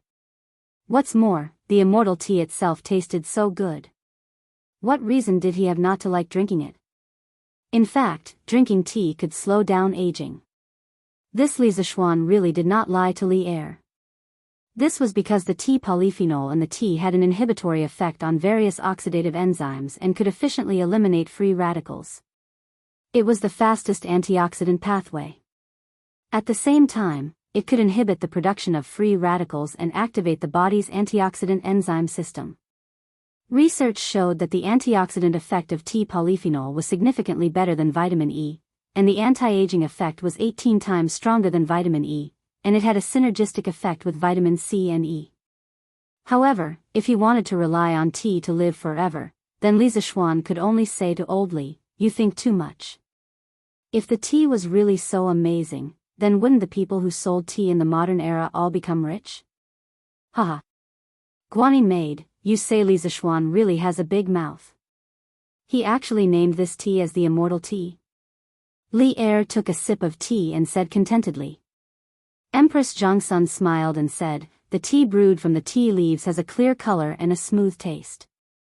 When drunk, the tea fragrance is endless. Moreover, drinking this tea can reduce fatigue and slow down aging. Just based on these, I think it is not an exaggeration to call it the immortal tea." Li Er smiled and did not deny it.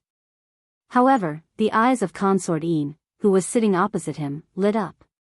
She hurriedly asked Empress Zhongsun, "Sister, can this immortal tea really slow down aging?" Women loved beauty, especially the women in the imperial harem. Who didn't want to be able to stay young forever? Empress Zhongsun smiled faintly and said, "This is only what I heard from the Marquis of Yong'an. Whether or not younger sister believes it is up to you." Consort Yin smiled and said, "The Marquis of Yong'an is so young, yet he is proficient in both the pen and the sword. Since he said so, it must be true. I just don't know when he can supply large amounts of this immortal tea to the imperial harem." Changle, who was at the side, smiled and said, "After brother Xiao Xian supplies the immortal tea to the imperial harem, Changle will definitely drink tea every day." Li Qingxian was speechless and said, "Changle, how old are you? You're already thinking of slowing down aging?" Li Er also looked at his daughter with a face full of amusement and adoration. Changle smiled sweetly and said, "Changle doesn't want to grow up. This way, I can always accompany imperial father, imperial mother, and imperial brother crown prince." As soon as these words were said, it immediately caused laughter everywhere. For a moment, the garden was very warm. After a while, Zhao Song walked over and whispered a few words into Li Er's ear.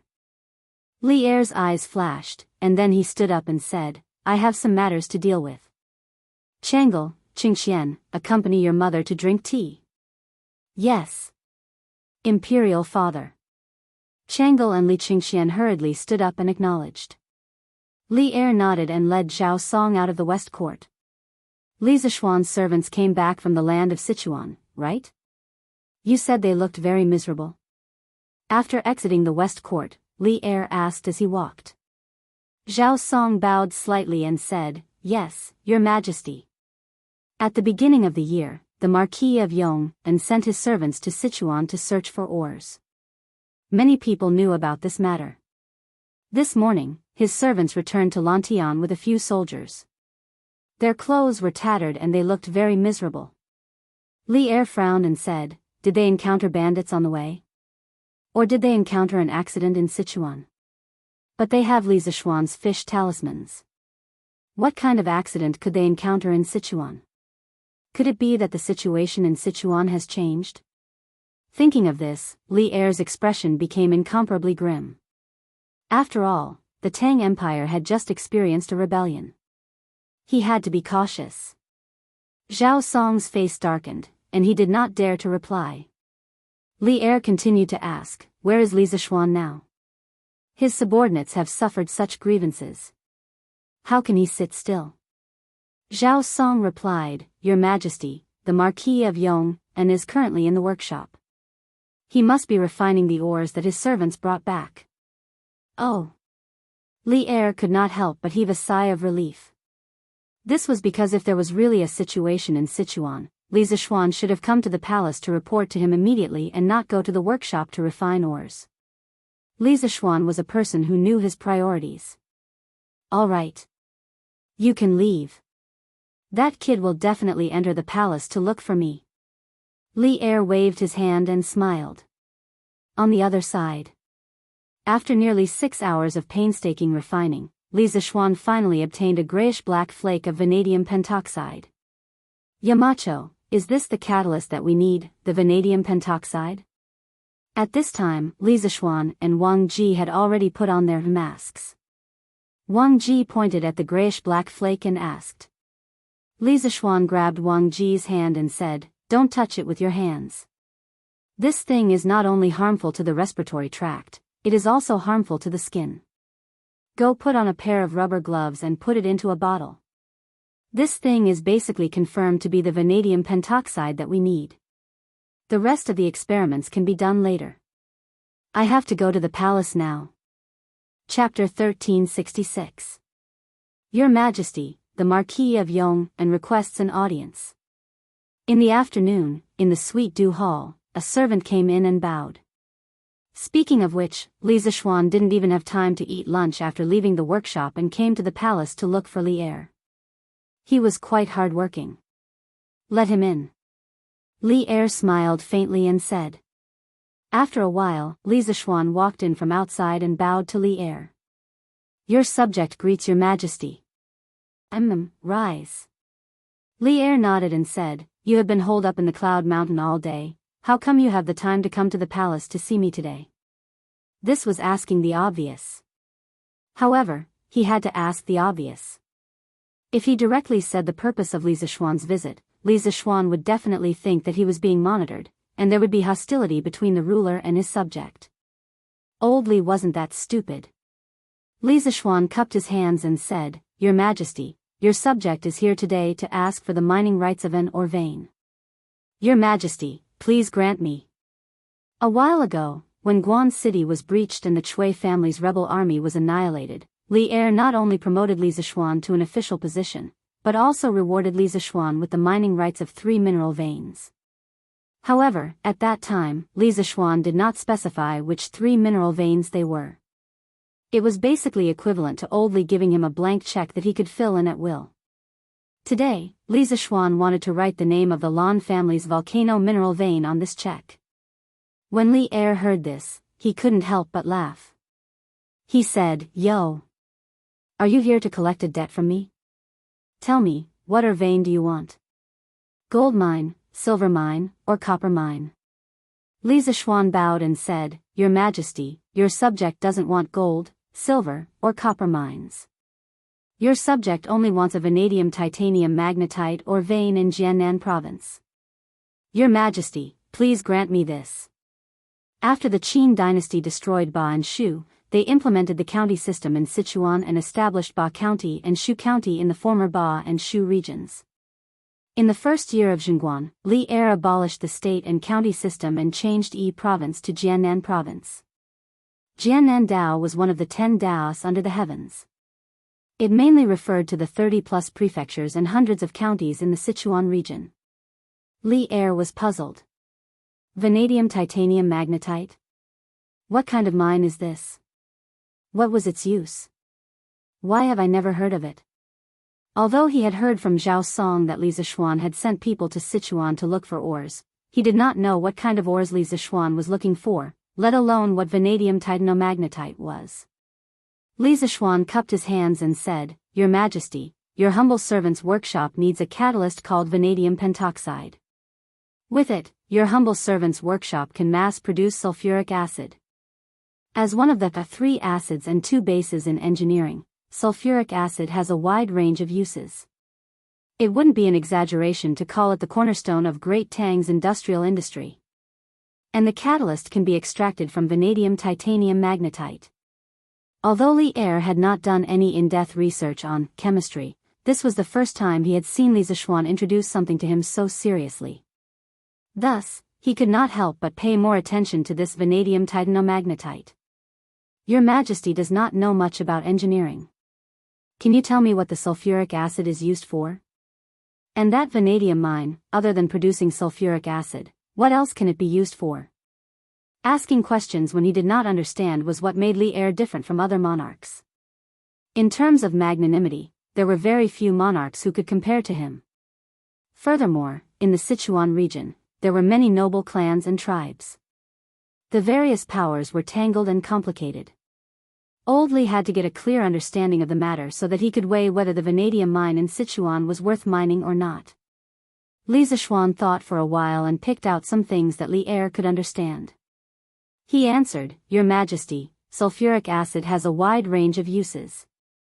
In the future, it can be used to make more powerful gunpowder, extract stone paint, and make fertilizer that can increase the yield of crops. In the future, sulfuric acid can be used to refine copper and increase the purity of copper. In the future, the generators in the Ba River hydropower station will require refined copper. Furthermore, with sulfuric acid, your humble servant can also make batteries." As for the stone paint, it was petroleum. Before Shenqua's Dream Creek writings, there were records of petroleum in the Book of the Former Han. Hearing this, Li Er's face was filled with shock. He muttered, "More powerful gunpowder? There is more powerful gunpowder in this world? Fertilizer that can increase the yield of crops? Also, what are the batteries that you mentioned just now?" The things that Li Zishuan said were all inconceivable to Li Er. He couldn't help but be shocked. Li Zishuan smiled and replied, "Your Majesty, the gunpowder that your humble servant offered earlier was the most primitive, simplest, and of course, the weakest type of gunpowder. The gunpowder that your humble servant mentioned just now is more than 10 times more powerful. Just 100 caddies is enough to destroy half a city. As for the fertilizer that can increase the yield of crops, it can increase the yield of crops by 30 to 40%. However, sulfuric acid alone is unable to produce powerful gunpowder and fertilizer. The industrial foundation of the workshop is still needed. As for the batteries, once we have sulfuric acid, we can immediately start making them. Your Majesty should know that your humble servant made a battery for the telegraph machine.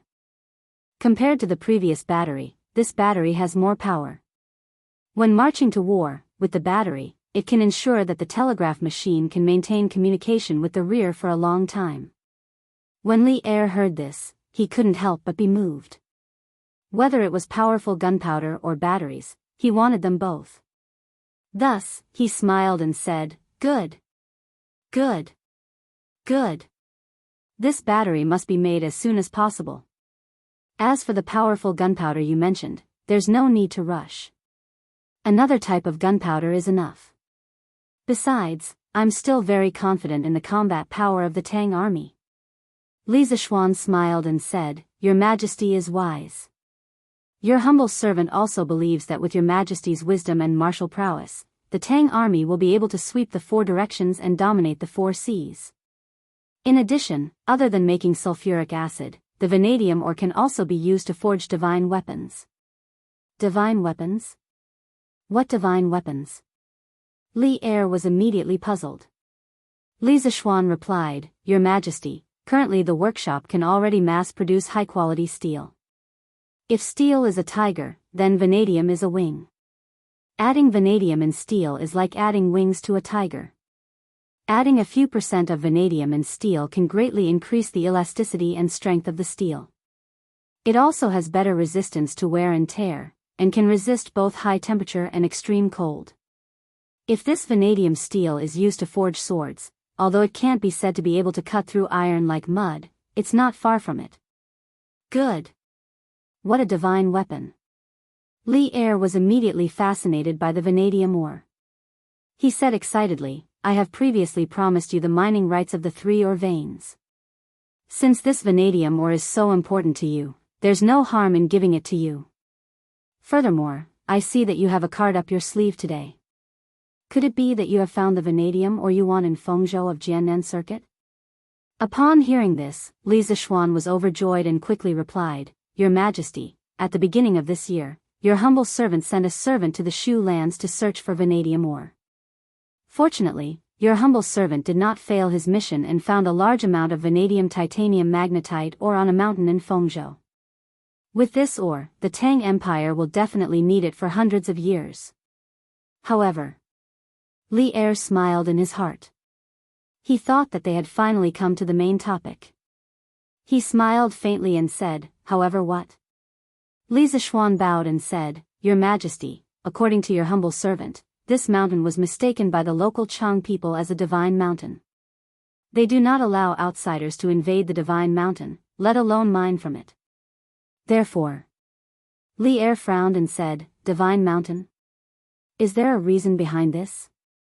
In reply to your Majesty, this is nothing but nonsense. The local Chang people found that the mountain was very attractive to the soldiers and thought that there was a divine force behind it. However, it was just the strong magnetic force of the vanadium titanium magnetite ore in the mountain. However, the Shu lands are isolated and most of the locals believe in the power of ghosts and gods.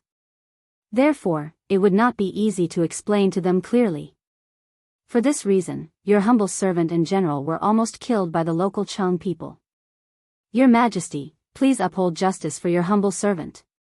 Li Zishuan bowed and said in a deep voice. The Chang people. Li Er's face gradually darkened.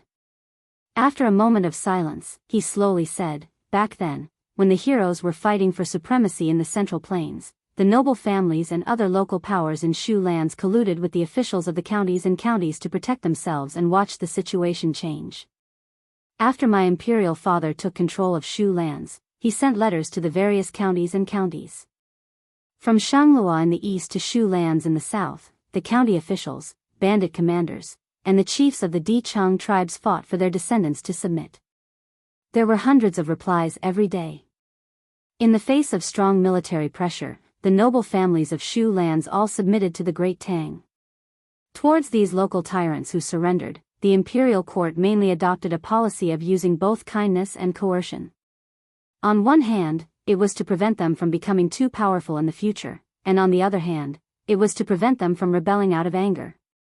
A few hundred years ago, Liu Bang rose to power in Shu lands. During the Chu and Han Wars, Shu lands not only provided the Han army with an endless supply of soldiers, it also provided a strong logistical support for the war. Wherever the Han army was, there would be military supplies provided by Shu lands. 5 years later, during the Battle of Gaixia, Xiang Yu committed suicide in the Wu River and Liu Bang ascended to the throne.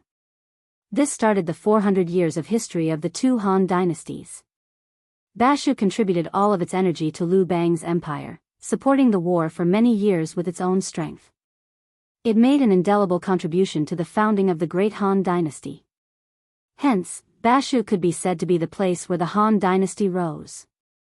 Thus, after Liu Bang ascended to the throne, he placed a lot of importance on Shu lands. He treated Chuanzhong as the territory of the imperial court, and the great Han dynasty would rule it directly. He would never give the vassals in the Shu lands. In fact, Imperial Father and I have always paid great attention to the governance of Sichuan. In order to balance out the various powers in Sichuan and to maintain the stability of Sichuan, I have recruited the children of the leaders of Sichuan and given them to them. I have also sent them to the outside to promote them.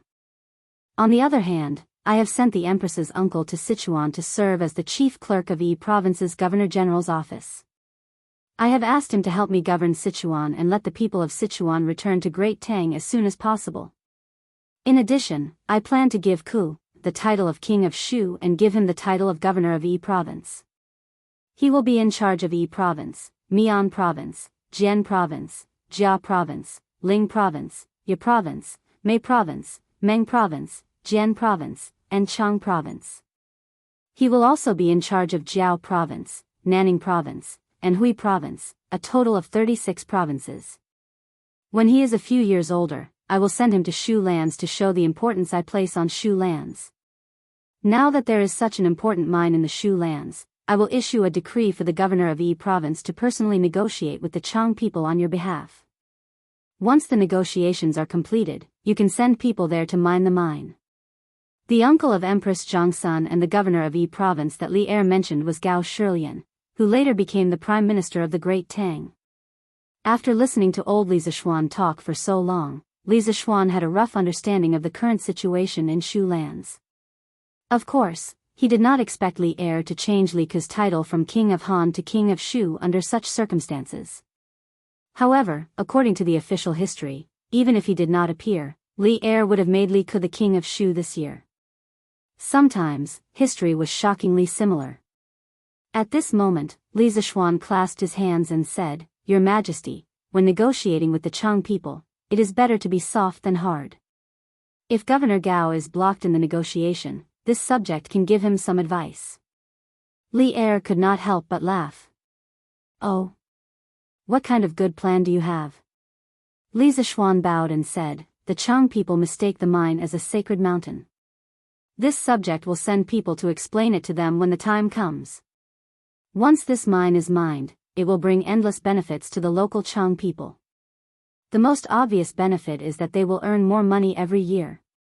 Although the Chang people live in tribes, I believe that they all like money and the exquisite products of the Central Plains, right?" Li Er finally understood. Li Zishuan was planning to use a mine to feed the surrounding people.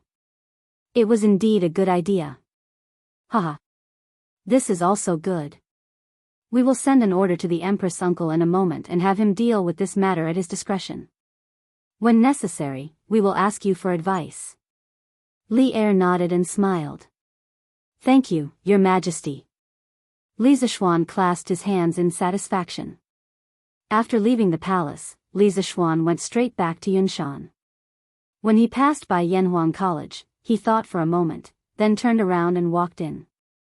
He called Li Zishuan out of the classroom and brought him to his office. Li Zishuan sat on the sofa and smiled.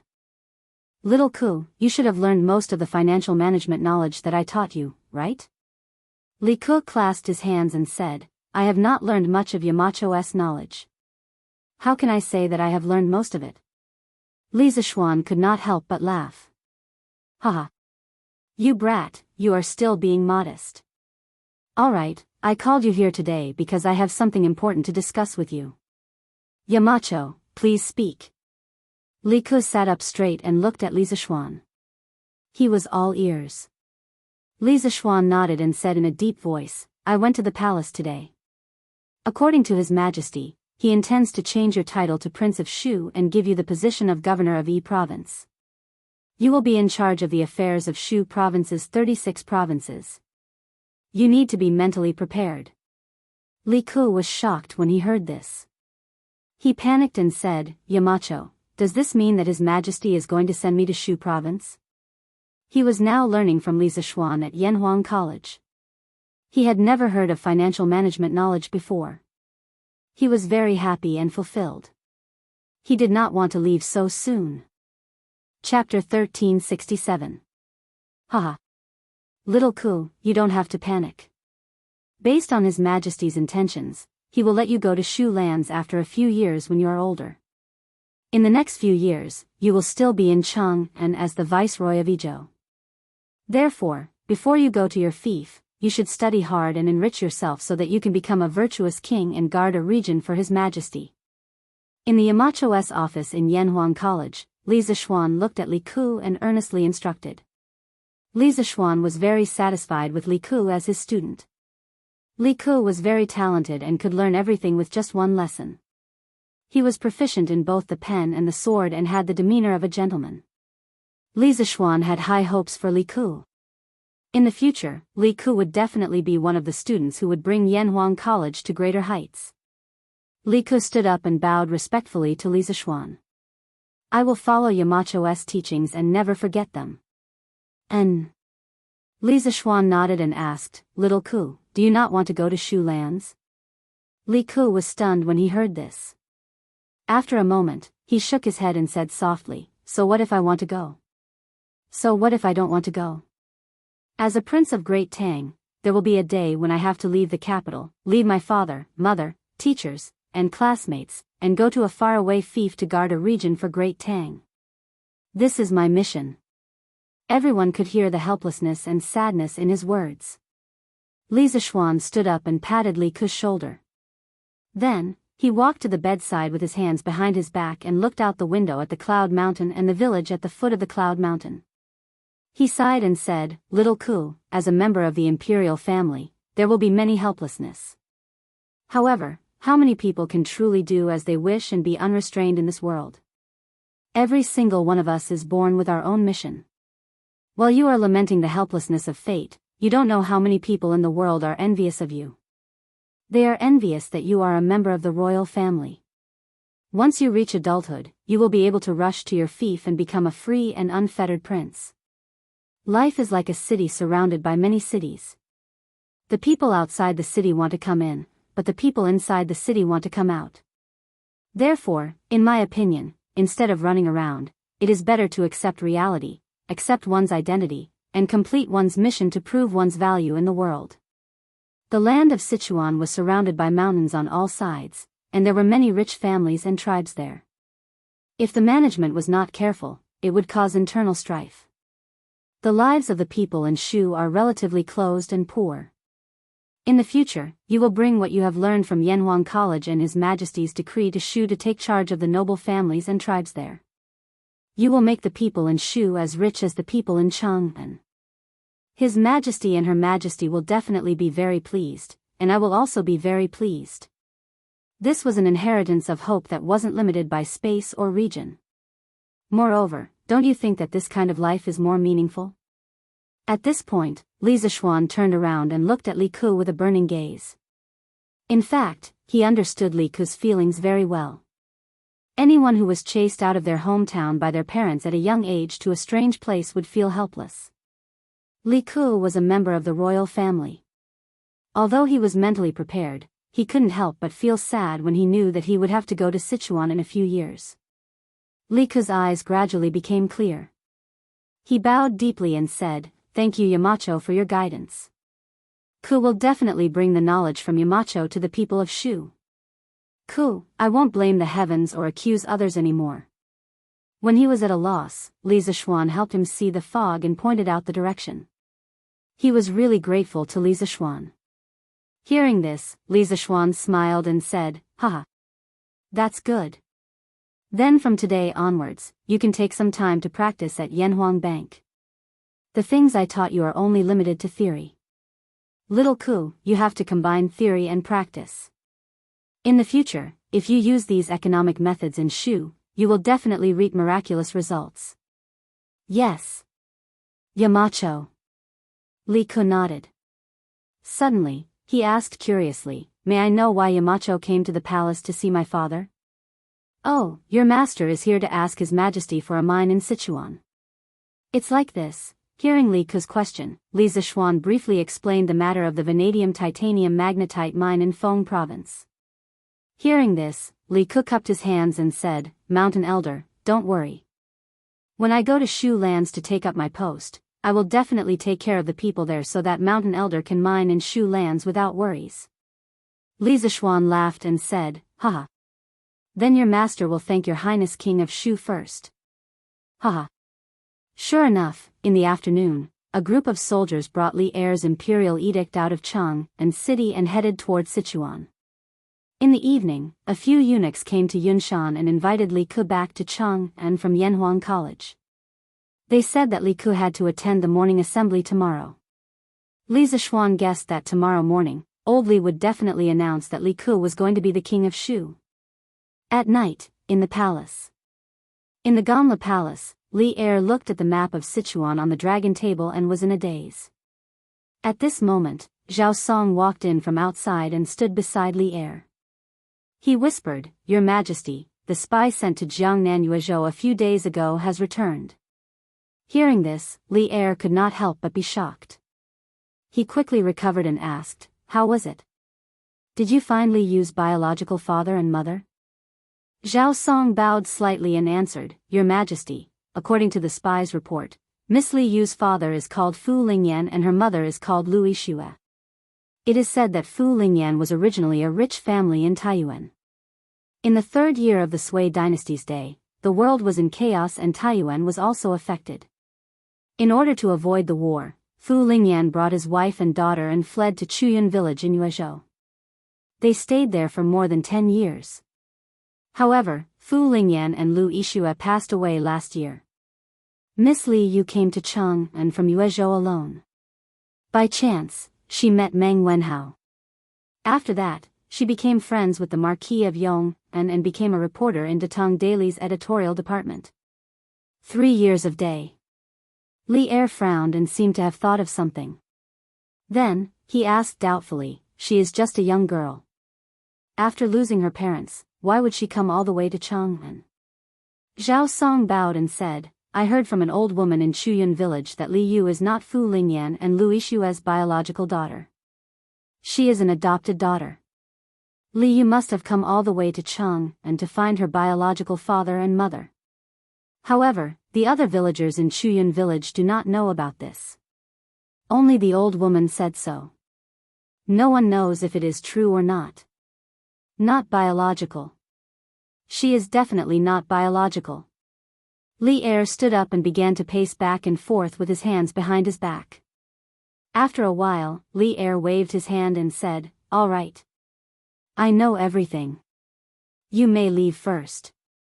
"Yes, Your Majesty." Zhao Song bowed and left. In the hall, only Li Er's soft sigh was left.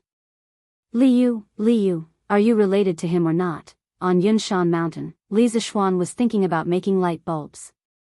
Previously, when Mo Lingwei had made the microscope, Li Zixuan had said that he wanted to make a light source that was more convenient and stable than the sun.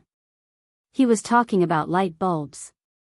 Otherwise, relying solely on the reflected sunlight to provide illumination for the microscope would greatly limit the application of the microscope. Therefore, Li Zixuan planned to start making light bulbs. It just so happened that the hydropower station would be completed in a few months. At that time, the first electrical appliance would definitely be light bulbs. After all, it was easier to make these things. Li Zixuan quickly fell asleep as he pondered over the method to make light bulbs in his heart. The next day, early morning, Li Zixuan woke up from his sleep and found that Han Yushi had woken up earlier than him. Wife? What are you planting in this flower pot?" Han Yushi was using a small shovel to loosen the soil for the flower pot. Li Zixuan was curious and quickly went forward to ask. "Ah. Husband, you're up." When Han Yushi heard the sound, she quickly turned around and replied with a smile, "Husband, I'm planting Baidizi. In our yard, there are orchids, peonies, and azaleas, but only Baidizi is missing. I asked someone to buy this flower seed from a merchant in Shi City. It's already April now, so it's just right to plant this." "Baidizi? What flower is this?" When Li Zixuan heard this, he was puzzled and couldn't help but walk forward. "Husband, don't you know about Baidizi? The Baidizi flower is snow white and looks like a silkworm cocoon. The silk in the cocoon is as fine as silk. It's especially beautiful when it blooms." Han Yushi looked up at Li Zixuan and said with a smile, "It's snow white and looks like a silkworm cocoon? Wife, let your husband take a look at this Baidizi seed." Li Zixuan still didn't understand what Baidizi flower was. He went forward and asked Han Yushi for some Baidizi flower seeds. He put them in his hand and examined them carefully. He saw that the seed coat of the seeds was black and there was a layer of white hair on the seed coat. When he peeled off the seed coat, there was a layer of milky white membrane-like endosperm attached to the seed coat. Seeing this, Li Zixuan suddenly exclaimed, "Cotton? Baidizi is actually cotton?" In his previous life, he wasn't a spoiled rich second generation who lived in seclusion. He was a village boy through and through. Of course, he had seen cotton seeds before, which was why he was able to recognize it at a glance. In addition, he had long known that cotton was an ornamental flower in the Tang dynasty, but he didn't know that the white dye Z was actually cotton. Husband, what is cotton? What does Baidizi have to do with cotton? Han Yushi asked curiously. Li Zishuan shook his head and said excitedly, Wife, you just said that Baidizi flower seeds were bought from the Western barbarian merchants. Is it true? How many seeds do they have? It was no wonder that he was excited. Cotton was too important for people in this era. Before cotton was planted on a large scale in ancient China, people could only rely on white clothes and coarse cloth to keep warm in winter. If it weren't for the honeycomb coal and coal stove made by Li Zishuan last winter, many people near Chang and city would have frozen to death like in previous years. Han Yushi replied with a smile, Husband, Baidizi flower seeds were indeed bought from the Western barbarian merchants. They should have a lot of seeds. Husband, how many do you need? I'll ask someone to buy some for you. Of course, I want as many as you have. Wife, to tell you the truth, this Baidizi flower seed can be used to make cotton-padded clothes. It has an excellent cold resistance effect. As long as we can plant Baidizi on a large scale in the future, people won't have to suffer in winter anymore. Li Zishuan said with a smile. Han Yushi was shocked and said, Husband, you want to use Baidizi to make clothes? Isn't that too extravagant? Even if it's made, I'm afraid ordinary people can't afford it. Li Zishuan asked curiously, Why? Is this Baidizi flower very expensive? Han Yushi nodded and said, Of course it's expensive, husband. This Baidizi flower costs at least a few dozen copper coins. If it's used to make clothes, how many Baidizi flowers would it cost? There were such clothes among the commoners, but they were only worn by wealthy merchants who were worth a lot of money. I heard from mother and father that we used to have clothes made of Baidizi in our residence, but we didn't take them out last winter because we had heating in our house. It was generally believed that cotton spread to the Central Plains from the north and south.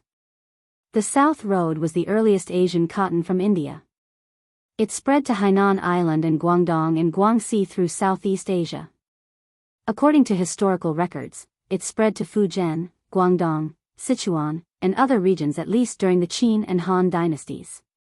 The second route was from India to Yunnan through Myanmar. It was around the Qin and Han dynasties.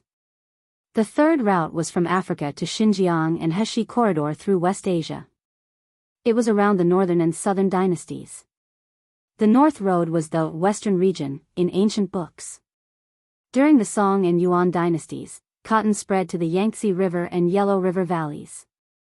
By the 13th century, cotton from the North Road had spread to the Wei River valleys in Shaanxi. In fact, as early as the Warring States period, according to Shangshu, some tribes in the South China Sea region began to offer cotton as tribute to the Central Plains. During the Emperor Wu's era, the Yu tribe in Hainan Island had skilled cotton weaving techniques. In China during the Tang dynasty, cotton cultivation began to be popularized, but at that time, it was still regarded as a precious flower. The Baidizi clothes made of cotton were exclusive to officials and nobles. It was still far from being able to wear clothes to keep out the cold for ordinary people. Therefore, although cotton had already spread to China before the Ming dynasty, it only entered millions of households in the later part of the Ming dynasty.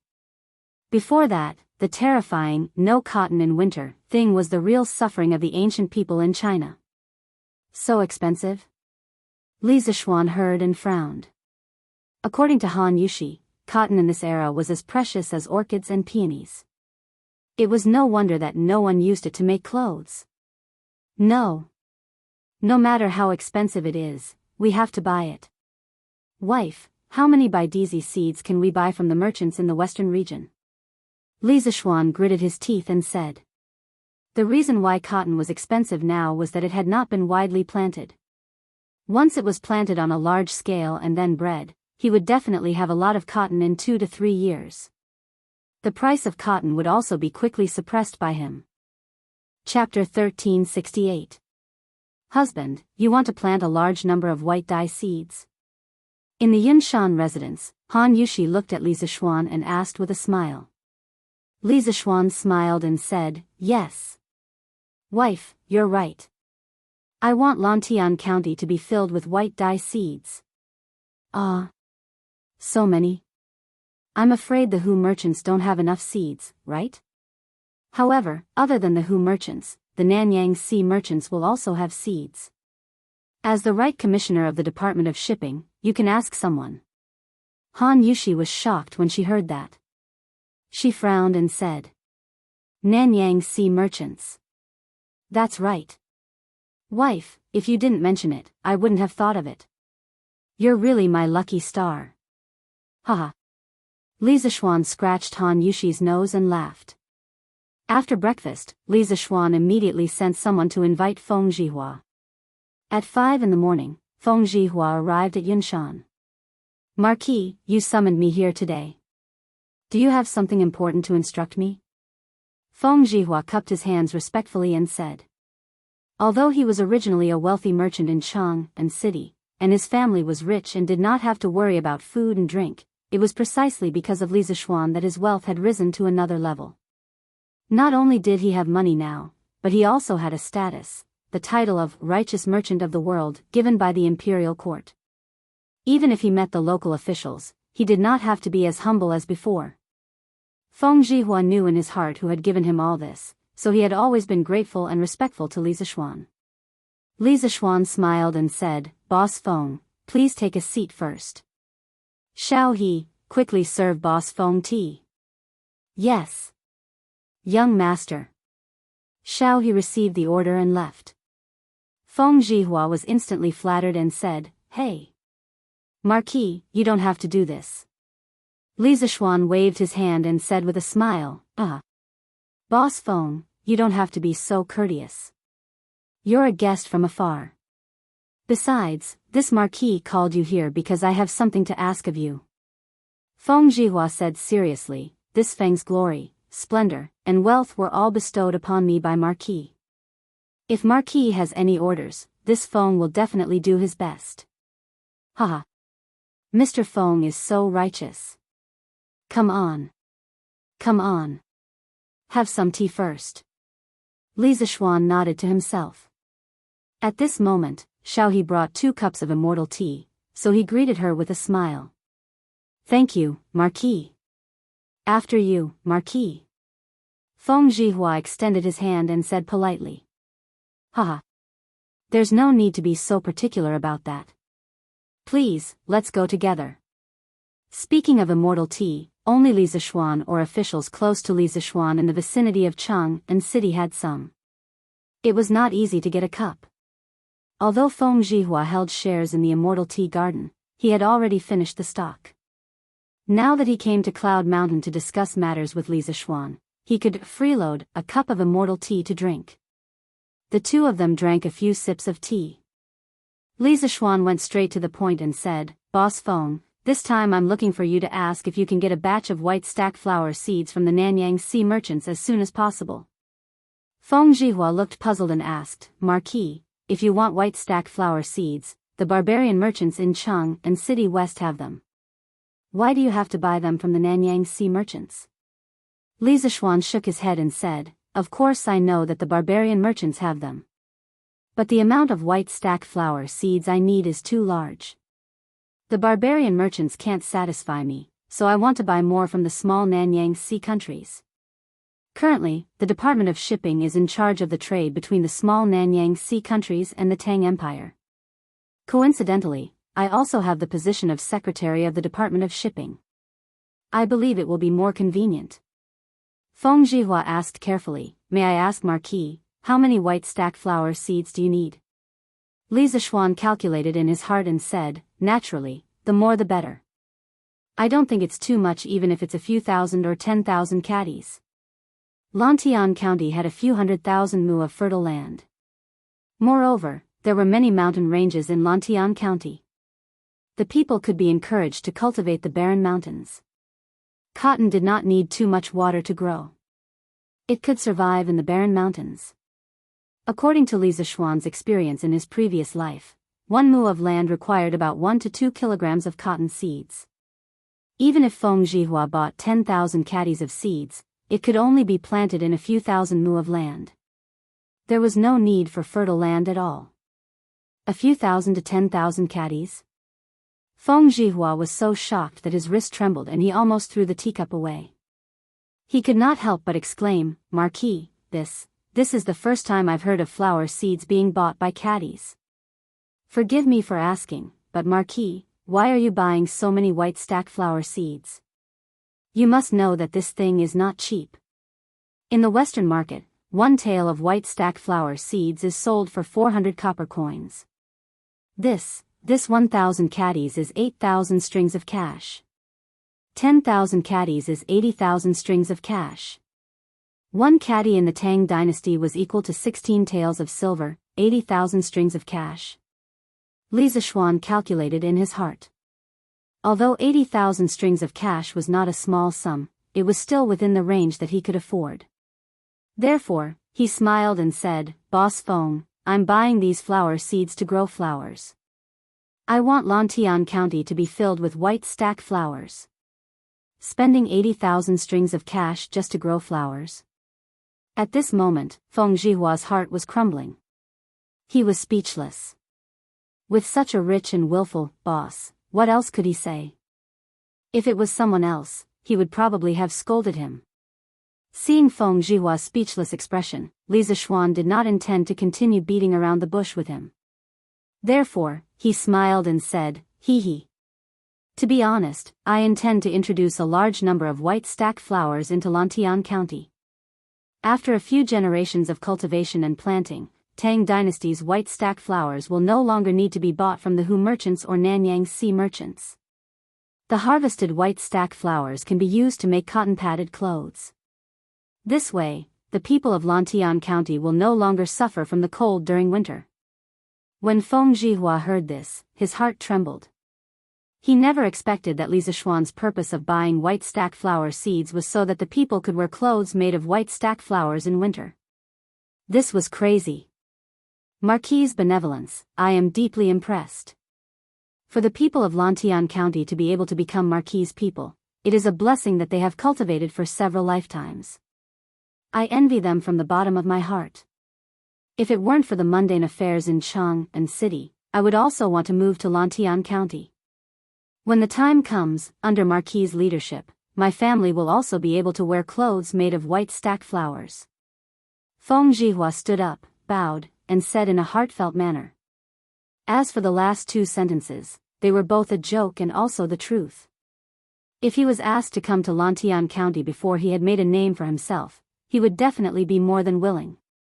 "Hee hee. Boss Feng, stop joking." Li Zishuan waved his hand and said, "Then about the Nanyang Sea merchants, can Boss Feng help me to contact them as soon as possible? I can give you a warrant and inform Commandery Prince Hejian to make things convenient for you." Feng Zhihua clasped his hands and said, "I am willing to do anything for Marquis. Last year when I went out to sea, I did not die and got to know many sea merchants. Today, I will go back to my residence to make some arrangements. Tomorrow, I will lead the fleet down south to the Guangdong port to buy white stack flower seeds from the sea merchants." Li Zishuan stood up and said, "In that case, thank you very much, Boss Feng.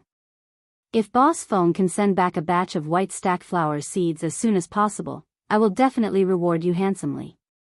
I don't dare to accept your reward. It is my honor to be able to serve Marquis." Feng Zhihua's eyes suddenly flashed and said, "Marquis, the amount of white stack flower seeds you need this time is too large. I'm afraid it will be inconvenient to carry copper coins for the transaction. In my opinion, why don't you bring a batch of porcelain, colored glass, and divine mirror and other valuable items for the transaction? These items are very popular with the merchants from the small Nanyang countries. The price they offer is usually several times more expensive than what we sell in Tang Dynasty. This way, Marquis, you can also save a lot of money." Li Zishuan's eyes lit up and he clapped his hands and said, "That's right. Why didn't I think of this? How about this? I will let the workshop take out a batch of colored glass cups, and divine mirror worth 80,000 strings of coins and give them to Boss Feng to exchange for 10,000 caddies of white stack flower seeds. If it is not enough, I will make up for it. If there is any extra, it will be Boss Feng's hard work fee. Of course, no matter what, I will remember this favor from you. These glass products were worthless to Li Zishuan, but to the aristocrats of the small Nanyang countries, they were priceless treasures. This time, they could be used to exchange for cotton seeds. Li Zishuan felt that this business was really worth it.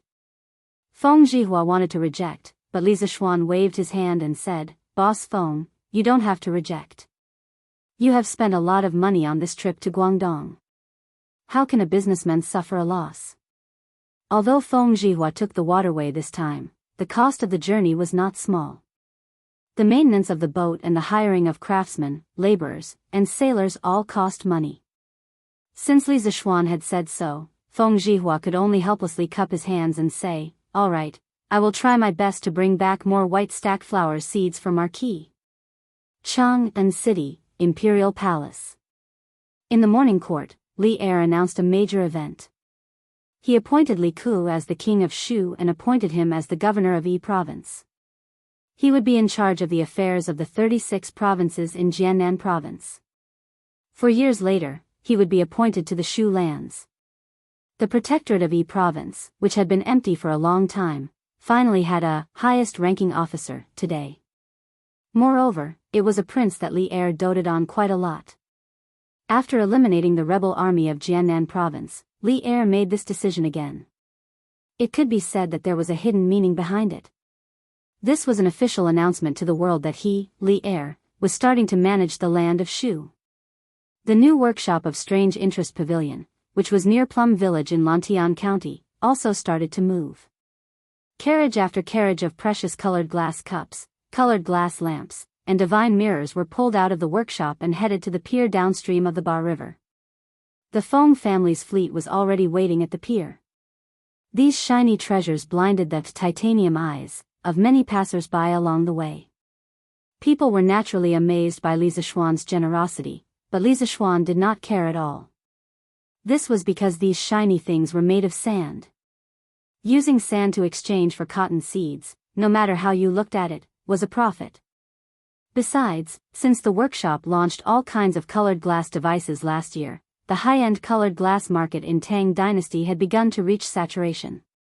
This saturation did not mean that every household had bought a colored glass device, but that those who could afford it had already bought it.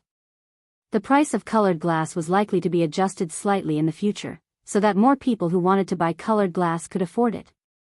Therefore, by selling such a large batch of colored glass products to a small country in Nanyang, they could still earn a large premium. At the same time, all the white fold flower seeds in the hands of the Hu merchants in Shi City were all bought by a group of people around noon. This caused the rich ladies in Chang'an City who loved white fold flower seeds but did not have the time to buy them to curse in their hearts. They did not know which bastard had bought all the white fold flower seeds. That bastard was naturally Li Zishuan. However, Li Zishuan, who had swept away all of the white fold cotton seeds, was not satisfied at all. This was because all of the cotton seeds he had sent people to Shi City to buy added up to only a little over 200 caddies. Marquis, these are all white fold flower seeds.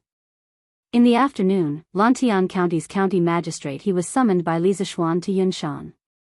When he saw 4 sacks of white fold flower seeds in the front yard, county magistrate he was stunned. County magistrate he has good taste. That's right, these are all white fold flower seeds. Li Zishuan said with a smile. He had originally planned to go to the workshop to make light bulbs today. However, when it came to cotton, he could only postpone the matter of making light bulbs. He called county magistrate he over for 2 reasons. Firstly, he wanted county magistrate he to encourage the people to cultivate wastelands and prepare to plant cotton. Secondly, he wanted to listen to county magistrate he's recent work report. Good taste. County magistrate he wanted to curse. He thought to himself, do I need you to praise me for having good taste? What I want to hear is why you want to get so many white fold flower seeds, okay? Gulp. County magistrate, he swallowed a mouthful of saliva and laughed dryly. Is the Marquis planning to plant the entire cloud mountain with white stack flowers? Hee hee. I didn't know that Marquis had such a refined interest. Hee hee. Let's talk inside. Li Zishuan did not deny it. He led County Magistrate He into the main hall and asked for 2 cups of immortal tea. County Magistrate He naturally had to praise this peerless immortal tea. After 15 minutes, Li Zishuan began to talk about the main topic. County Magistrate He, I invited you here today because I have something to discuss with you. County Magistrate He quickly recovered from the delicious immortal tea. He said, "Oh, Marquis, please speak." Li Zishuan nodded his head and said, "This Marquis wishes to promote the planting of hoary leaf flowers in Lantian County. Soon, there will be over 10,000 caddies of hoary leaf flowers being transported over from Guangdong. Therefore, the most important thing now is for County Magistrate He to call upon the citizens of the county to open up wasteland and prepare to plant hoary leaf flowers. The people who are willing to plant them should report to the county government as soon as possible. If the wastelands can be cultivated before the seeds arrive, every household can receive 1 pound of white fold flower seeds for free. Tens of thousands of pounds of white fold flower seeds. All for free?" County Magistrate He's eyes widened and his face was full of disbelief. He was not someone who did not know the market price. 1 pound of white fold flower seeds was at least 7 or 8 strings of cash. Tens of thousands of pounds of white fold flower seeds would be 70 or 80,000 strings of cash. He even suspected that Li Zishuan's brain was short-circuited. When Li Zishuan heard this, he almost laughed because this sentence sounded like an advertising slogan in his previous life. When you go online, you will be given a VIP. Ingots and diamonds will all be given for free. Ahem. Li Zishuan cleared his throat and said seriously, "It is indeed free. It is indeed free of charge. Otherwise, the commoners would not be able to afford the seeds. However, the farmers who receive the seeds must sign an agreement with the county government. After the white stack seeds are fully grown, the flowers will belong to the farmers themselves. The commoners can keep them to make cotton-padded clothes or sell them. This Marquis will not interfere. However, all the flower seeds in the flowers must be picked and handed over to the county government. If anyone does not hand them over, they will be fined 10 strings of cash." Chapter 1369. Every farmer would be given a caddy of white fold flower seeds for free. Once they matured, the flowers would belong to them. They just needed to hand the seeds and the flowers to the yamen. County Magistrate He was certain that once this news spread out, the entire Lantian County citizens would go crazy. That was because this was a business that was guaranteed to be profitable without any losses. It was an extremely profitable business. Think about it, with a caddy of white fold flower seeds, how many white fold flowers could they grow? Even if they didn't mature well, they would still be able to receive 20 to 30 caddies of flowers, right? When they were sold, they would be able to sell for at least a few hundred strings of cash, right? Without any cost, just 1 mu of white fold flower seeds could earn a few hundred strings of cash. To be honest, even County Magistrate He wanted to roll up his sleeves and do it. After all, his annual salary might not even be as high as this. Gulp. After swallowing 2 mouthfuls of saliva, County Magistrate He calmed himself down and asked with difficulty, "Marquis, are you sure you want to do this? That's 70 to 80,000 strings of cash." Although the money wasn't his, he still felt the pinch for Li Zishuan. Li Zishuan nodded and said, "Money is just a worldly possession. To be able to let the citizens have enough to eat, and where is the responsibility of this Marquis and you? Besides, it's not like this Marquis didn't gain anything. Today, this Marquis gave them 10,000 caddies of white fold flower seeds. In a few months, this Marquis will be able to get back a few 100,000 caddies. This Marquis didn't make a loss. In a single flower, the weight of the cotton wool was about 40% of the entire flower's weight, while the cotton seeds were more than 60% of the weight. That meant that if the last mu of land could harvest 20 to 30 caddies of cotton wool, then correspondingly, they could harvest 30 to 40 caddies of cotton seeds. Furthermore, this yield was estimated based on the lowest yield. Therefore, in this transaction, Li Zishuan didn't make a loss. After a year of breeding, he could let every household in Lantian County plant a few mu of cotton. When that time came, no one in Lantian County would be able to suffer from the cold during winter. Yes. Marquis is right. County magistrate, he wiped the sweat off his forehead and cupped his hands towards Li Zishuan. Since that's the case, when this official returns, I will immediately send out a notice to all the villages in the county, encouraging the people to go ahead and reclaim the wasteland.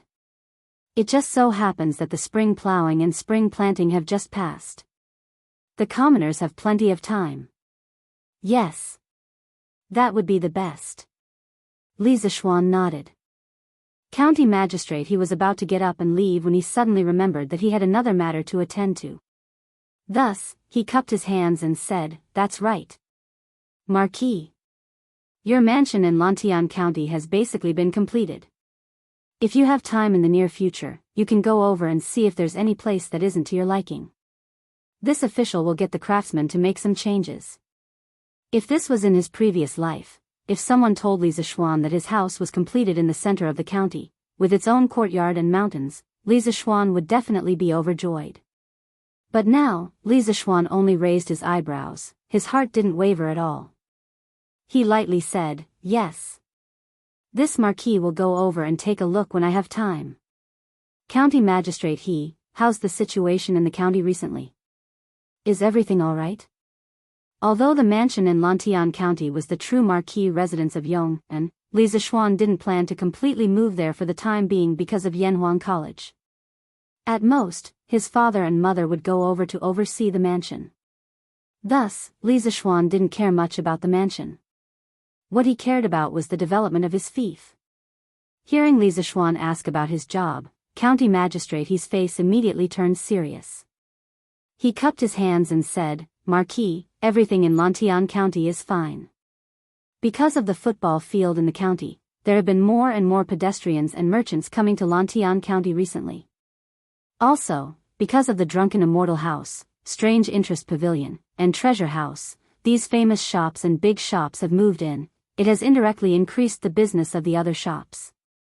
Now, our Lantian County has become the most prosperous county within a radius of 100 miles, excluding Cheng and City. If the people and gentry of the other counties in the east want to buy something, they wouldn't go to Cheng and City. More and more merchants want to open a shop in Lantian County. Therefore, the prices of the shops in the county have been increasing. I predict that the business tax collected by the county government this year will be at least 3 times more than the previous years." "Yes. That's good." Li Zishuan nodded, feeling very satisfied in his heart. After all, the development of the people in Lantian County was what he cared about the most. This was his headquarters. After sending off county magistrate, Li Zishuan went to the side courtyard to look for his father and mother, informing them of the news that the Marquis Yong and Manor in Lantian County had been completed. Upon hearing the news, Madame Li's interest was immediately piqued. She excitedly dragged old man Li to take a look at the new manor. After all, this was the foundation that her son would pass down to his descendants. Since Li Zishuan couldn't leave because of the academy's affairs, they, as elders, had to prepare the new mansion in advance anyway. For example, furniture, decorations, potted plants and so on, they had to buy what needed to be bought and sent people to buy what needed to be bought. They couldn't leave the new mansion empty all the time, which was inauspicious. Therefore, old man Li, Madam Li, Yi Guochong, and old lady Yi hurriedly brought a group of servants down the Cloud Mountain and rushed to Lantian County that afternoon. Li Zishuan didn't stop them. Of course, he appreciated the elders' good intentions. After sending his parents off, Li Zishuan went directly to the academy. At the door of his office, he saw Kushirqing. Obviously, this child had been waiting here for a while. "Yamacho, do you have time now? I have something to talk to you about." Seeing Li Zishuan, Kushirqing's face lit up and he quickly cupped his hands. Li Zishuan was bewildered. He didn't know why Kushirqing didn't even go to class and came to find him. But he still nodded and said, "Yes. Come in." Li Zishuan didn't rashly blame Kushirqing for skipping class. He planned to wait until Kushirqing finished talking about what he wanted to say before making a decision. The two of them entered the office. Li Zishuan poured 2 cups of tea and handed one to Kushirqing. Kushirqing was flattered. Recently, when the teachers of the academy taught, they would usually bring a cup of tea into the classroom in advance. The fragrance of the tea made all the students in the classroom drool. He heard from Li Tai, Qing Chimo, and the other nobles that this tea was called immortal tea. It was created by Li Zishuan and was currently not sold outside. Kushirqing didn't expect Li Zishuan to be so generous and directly give him a cup of immortal tea. How could he not be flattered? Thank you, Yamacho. Kushirqing took the tea and cupped his hands in thanks. Hee. Now you can tell me why you're looking for me. Li Zishuan's expression didn't change. He had always been very generous to his students. What was a cup of tea to him? Kushirqing quickly put down the teacup and said with a serious face, Yamacho, I heard from Mr. Wang that you found a vanadium mine on the Lan family's volcano in Pengzhou. However, the local Chang people stopped you from mining it. Is this true? Li Zishuan was stunned and said with some doubt, It is true. But Shirqing, why are you asking this? Kushirqing cupped his hands and said, Yamacho, I'm from Bashu. My parents left their hometown to bring me to Beijing to study. My family is also from Chang. Li Zishuan heard this and was shocked. He said with some disbelief, Shirqing, you're saying that you're from Chang? Kushirqing nodded and said, That's right. I grew up in the Chang tribe.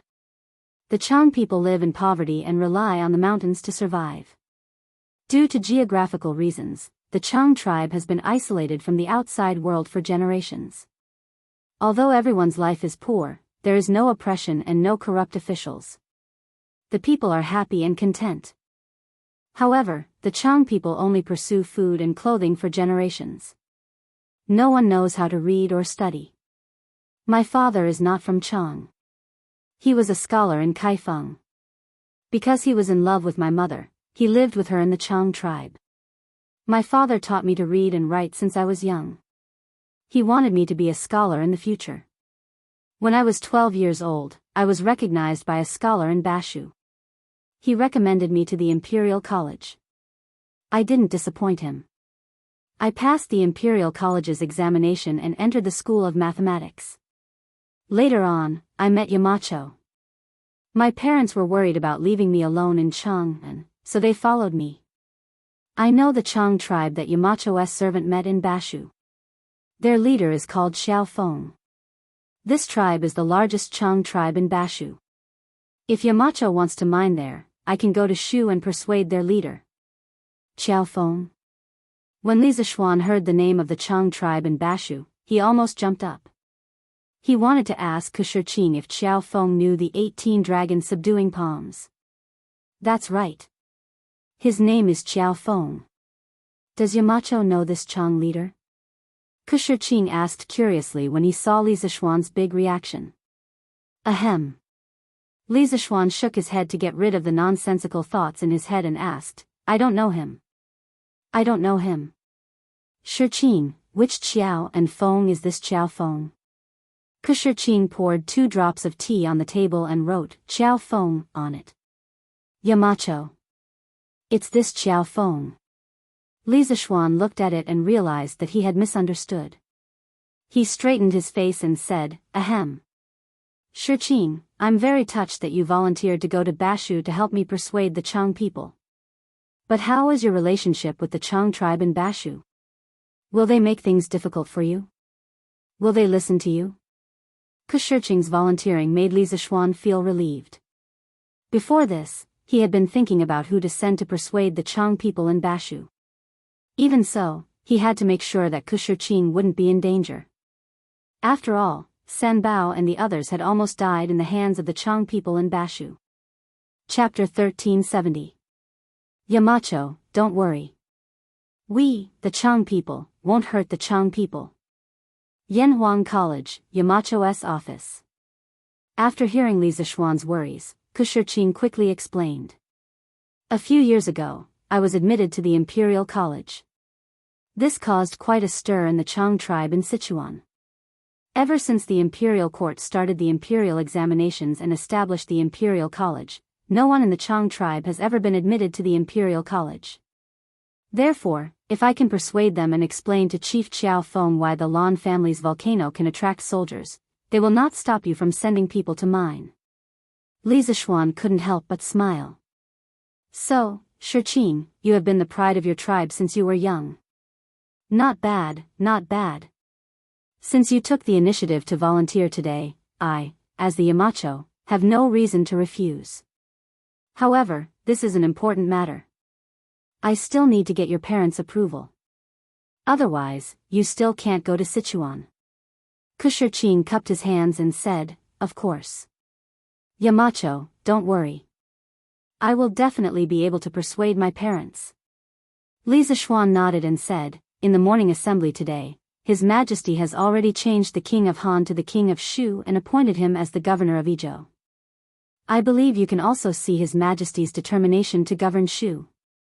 If you can mediate and let the Chang people and the imperial court turn weapons of war into gifts of jade and silk, it will be a good thing. However, just yesterday, His Majesty has already ordered the governor of Izhou to mediate with the Chang people. If you want to go to Sichuan, you have to leave as soon as possible. When the time comes, I will send a letter to the governor of Izhou to inform him. Shiqing's eyes lit up and said, Yamacho, are you talking about Governor Gao? Li Zishuan nodded and said, yes. It is Governor Gao. Shiqing, do you know him? Shiqing nodded excitedly and said, although I have never met him, Shiqing has heard of Governor Gao's name. In the past few years, I have been studying in Chang'an and have not returned to Shu County. However, I have been paying attention to the news there. The people of Shu County were frivolous. They were afraid of ghosts and hated the sick. Most of them did not personally serve their sick parents. Instead, they used sticks to pick up food and passed it to them from afar. It was said that after Chief Gao took office, due to his influence, the customs were changed. Furthermore, Elder Gao had also dug a new canal outside of the Wen River that Li Bing had dredged during the Qin dynasty, allowing the people of the Shu lands to benefit greatly. In addition, he also used his free time to organize poetry and prose meetings. He also let the Confucian scholars discuss the classics of Confucianism and encouraged the young students. As a result, the study style in Sichuan gradually became stronger. Today, Elder Gao is widely respected by the people in the Shu lands. This time, with him stepping forward to mediate, I'm sure leader Chiao Feng won't not give him face. So, it seems like there's no need to go to the Shu lands before studying. At the end, Shiqing scratched his head a little embarrassedly. After all, he had skipped class to come to Li Zishuan and volunteered. But now, he realized that there was no need for him to go. No matter how he looked at it, it was a little suspicious of fishing in troubled waters. Li Zishuan smiled and did not blame him. After a moment of silence, he asked in a deep voice, Shiqing, if you were to pass the imperial examinations in the future, what would you like to do the most? Would you like to live high in the imperial court and accompany the emperor, or would you like to be an official and benefit the people? Shiqing frowned and thought seriously for a long time before replying, Yamacho. If I could pass the imperial examinations, would like to return to Shu County and become an official. Shu County is the place where I grew up. It's a beautiful place, but the people there live a poor life. Most of them have never left the Shu lands in their lives, so naturally, they don't know how wonderful the world outside the Shu lands is. I want to bring the people of the Shu lands to live a good life. I want the Shu lands to be no longer isolated. I hope that the good things in Chang'an City can also be found in the Shu lands, such as the carriages, bicycles, and the Celestial Mirror of Wonders Pavilion. Although these things have been sold to all the states and counties in the world, I believe that these things are rare in the Shu lands now. As the people of the Tang Empire, I think that the people of the Shu lands are no different from the people of Chang'an.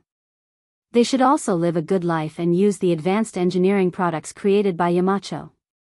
If there's a chance, I will definitely benefit the people of my hometown in the future. Li Zishuan stood up and patted Shiqing's shoulder. He laughed and said, haha. Good. The most important thing is to not forget your roots. Shurqing, I'm very pleased that you have such thoughts. The Shu lands have been isolated for many years. This is true. This time, I'm mining the vanadium mine in Feng province. I've thought of using the mine to help the people in the surrounding areas become rich. When the time comes, I'll pay for them to build roads and bridges. If they're willing to help, they'll be able to get a good salary. So, if your parents agree, I still hope that you can make a trip to Shu lands. As a local, you should know the customs of the people there the best. If you can get the tribal power there to be understood, I can even let the people of the Yanhuang Chamber of Commerce open a shop there and bring all the fine goods from Cheng and city over. This way, the communication between the Shu lands and the Central Plains will become more frequent, and the lives of the people will become better. What? Yamacho, are you serious? Shurqing was pleasantly surprised. If that was the case, then more than half of his dreams had been realized by Li Zishuan. Li Zishuan smiled and said, a gentleman's promise is worth 1,000 gold. What I said, of course, is true. That's great. That's great. Thank you, Yamacho. I'll go back and discuss with my parents. Tomorrow, I'll leave for the Shu lands. When the time comes, I'll definitely pass on Yamacho's goodwill to Chief Chiao Feng. I'm sure he won't refuse. Shurqing was extremely excited as he cupped his hands towards Li Zishuan. Then, he suddenly thought of something and his face darkened. He said, I don't seem to be able to leave for Shu lands recently. Previously, the headmaster said that for the next 4 weeks, there will be a secret exam every Friday. Those who fail 4 times will be expelled from the academy. No matter what, the students have to wait until the exam ends this Friday before they can leave. Li Zishuan heard this and secretly praised this child's meticulousness. He thought for a while and asked, Shurqing, how's your memorization of the secret exam from the school?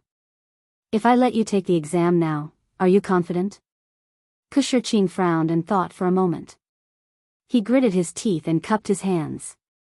Return to Yamacho, I'm confident. Li Zishuan smiled and said, that's good. There's still some time before school ends. You can start the exam now. I'll grade your exam tonight. If you pass, you can go home tomorrow and persuade your parents. If you don't pass, then you don't have to go to Shu lands this time. Although he wanted Shurqing to go back and discuss with his parents tonight, he had emphasized the importance of confidentiality in front of all the teachers and students of the school last week. As the one who set the rules, how could he open the back door for Shurqing at this time? Shurqing nodded heavily and said, yes. Yamacho.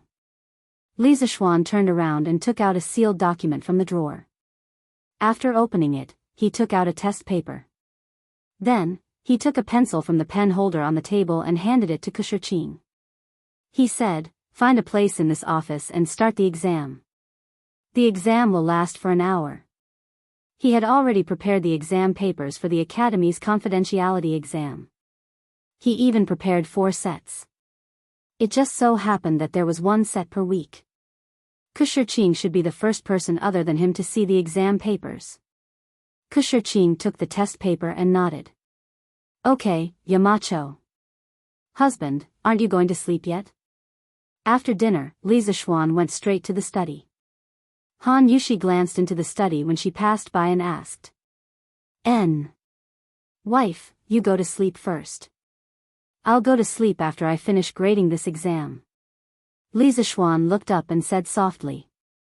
This exam paper was naturally the confidential exam paper that Shurqing had just finished in the afternoon. Then husband, don't stay up too late. Han Yushi nodded and went upstairs to sleep. Li Zishuan's gaze returned to the exam paper. He gently stroked the red pen on every part of the exam paper. Fill in the blanks, multiple choice questions, decision questions, short answer questions. He read 10 lines at a glance and finished grading in about 10 minutes. Hee hee. 99 points. Not bad, not bad. This Kushirching's foundation is really good. No wonder before I went to the Imperial College, he was the best in the school of mathematics. He is a good seedling. Looking at the bright red 99 points on the exam paper, Li Zishuan praised. In this way, Kushirching could leave the academy tomorrow and go home to discuss the trip to Sichuan with his parents. In fact, letting Kushirching go to Sichuan was not Li Zishuan's plan. It was just added at the last minute. Kushirching had the ability and the dream. As a Yamacho, Li Zishuan naturally had to give his student a stage to realize his dream. What was Li Zishuan's dream when he had just transmigrated? Li Zishuan would definitely answer that he wanted to be a carefree marquis and then rely on his wealth to live a life of luxury with his wife. But now, he was a marquis and a Yamacho of the academy. His dream was to help his student realize his dream. He wanted to be a dream godfather and let his student become the most outstanding person no matter where he went. He wanted to have students all over the world. When that time came, he would become the most powerful person in the world. Because by then, any student would be able to hold their own. The next morning, Li Zishuan arrived at Yanhuang College. Coincidentally, Kushirching was waiting for him in front of Guanghua Building. It was time for the students to have their breakfast. Yamacho. When Kushirching saw Li Zishuan walking towards him, he hurriedly went up and greeted him nervously. Li Zishuan smiled and said, "Hee hee. Why? Are you worried that you didn't pass the exam?" Kushirching nodded and said, "Although I checked my answers last night when I returned to the dormitory, I still feel a little nervous. After all, I really want to go to Sichuan." Li Zishuan patted Kushirching's shoulder and laughed, "Haha. Don't worry. You scored 99 points this time. According to the rules of the academy, you have passed. I will give you special permission not to participate in the next few exams. But I can't give you the exam papers now. After all, the other students haven't taken the exam yet. You can go back and discuss with your parents about the trip to Sichuan. If your parents agree, you can ask someone to send a message to me and then go directly to Sichuan. As for the academy, I will give you some time off. When you return, you can go and study by yourself. Just like Meng Wenhao and Iron Egg, who went to war with the army. As for Chief Gao, I will write a letter to him today. When you are there, he will take care of you." Kushirching said gratefully, "Thank you, Yamacho. Then, I will take my leave." "Yamacho, take care." Li Zishuan nodded and said, "N. If you are going to Sichuan, you take care too." After the academy helped Kushirching with his request for leave and handed his secret exam results to Yen Silu, Li Zishuan went down Yunshan and rowed towards the pier at the lower reaches of the Ba River. At the pier, 5 large merchant ships of the Feng family were ready to set off. Because they did not buy a lot of seeds in Guangdong, only a little more than 10,000 jin, Feng Zhihua only sent out 5 merchant ships. "Marquis. Why are you here?" Feng Zhihua, who was directing the loading of goods at the pier, inadvertently saw Li Zishuan riding over. He quickly went up and greeted him. Li Zishuan dismounted from his horse and said with a smile, "Boss Feng has acted righteously this time and personally helped this marquis go to Guangdong to purchase the white stack flower seeds. This marquis has to send Boss Feng off no matter what." Feng Zhihua was flattered and said, "Thank you, Marquis, for sending me off." "Haha. It's my pleasure, it's my pleasure." Li Zishuan waved his hand and took out a piece of paper and a painted letter. He handed it to Feng Zhihua and said, "Here. This is this marquis's order and this marquis's personal letter to Jun Wangyi." Thinking that sending someone to deliver the letter would not be as fast as sending it by sea, I will have to trouble Boss Feng to personally deliver this letter to Jun Wangyi. When the royal prince sees this letter, he will definitely make it convenient for you. The convenience he was talking about was not asking Li Xiaogong to open a back door for Feng Zhihua. He, Li Zishuan, was not someone who liked special treatment. For this sea trade, he would not let Feng Zhihua pay any less of the taxes that should be paid in Guangdong. The reason why he still needed to write a letter was because he wanted to borrow the power of the Department of Commerce to get the small countries in Nanyang to ship more white stack flowers to Guangdong to sell. Feng Zhihua took the warrant and the letter with both hands and said, "Marquis, don't worry. I will personally deliver this letter to the royal prince of Hejian." Coincidentally, at this time, all the goods on the dock had been loaded. A red sun jumped out of the horizon and shone on the surface of the Ba River, reflecting the clear and crystalline waves. Feng Zhihua cupped his fists and said, "Marquis, the time has come, the fleet should set sail. This Feng will bid farewell here. This time, I will definitely bring back as many white stack flowers as possible for the Marquis. Marquis, may we meet again." Li Zishuan also cupped his fist and said, "See you later." Feng Zhihua nodded and then turned to walk towards the big ship. "Raise the anchor, raise the sails, set sail." A moment later, the sailors on the big ship shouted and the fleet of 5 big ships finally set sail towards the east. Chapter 1371. After watching the fleet leave, Li Zishuan went straight to the workshop. His family had bought over 200 caddies of cotton seeds from the Hu people yesterday. These few days, he had to start making arrangements for the servants in the residence to start growing the seeds. And growing the seeds required a type of machine, a nutrient bowl manufacturing machine. If the cotton seeds were directly scattered in the ground, a large portion of them would not germinate. The survival rate was extremely low. In his previous life, Li Zishuan was also a villager. He had experienced the entire process of growing cotton. He remembered that when his family was growing cotton, they had to first plant the cotton seeds in a nutrient bowl. After the seeds germinated, the seedlings would be transplanted into the ground. The so-called nutrition bowl was to load the loose, fertile soil that was easy to retain water and fertilizer, germ-free, and seedless into the machine for making nutrition bowls. Through the machine, cup-shaped nutrition bowls with a diameter of 11 centimeters and a height of 10 to 12 centimeters were manufactured. The cotton seeds were pressed into the nutrition bowls, and the nutrition bowls were covered with a thin film until they sprouted. After the cotton seeds germinated, they would be transplanted into the ground along with the nutrient bowl and the job would be done. The greatest benefit of this method was that it could greatly increase the survival rate of the cotton seeds. Compared to sowing directly, this nutrient bowl sowing method could save at least 3 times the amount of seeds. If the people of Lantian County were to use this nutrient bowl sowing method in the future, then the amount of cotton seeds they would need to plant per mu of land would not even be 1 caddy. In the modern era, the South used the nutrient bowl sowing method to plant cotton in 1 mu of land. It required about 0.7 caddies of seeds. In the North, the direct sowing method required about 3 to 6 caddies of seeds per mu of land. Therefore, the nutrient bowl sowing method had always been popular in the southern regions. However, there were also disadvantages. For example, it required a lot of manpower and resources. In addition, the nutrient bowl sowing seedlings and transplanting them could make the cotton seedlings stronger. Correspondingly, they could produce more cotton in the future. Therefore, not only did this method save on seeds, it also guaranteed a high yield. Moreover, the most important thing was that this method of growing cotton had not appeared in this era. Why was cotton only an expensive flower in the Tang dynasty for people to admire? Why was it not planted on a large scale? Because it was expensive. But why was it expensive? Other than the fact that there were very few people in the Central Plains who needed to import cotton, the most important reason was its low survival rate and low yield.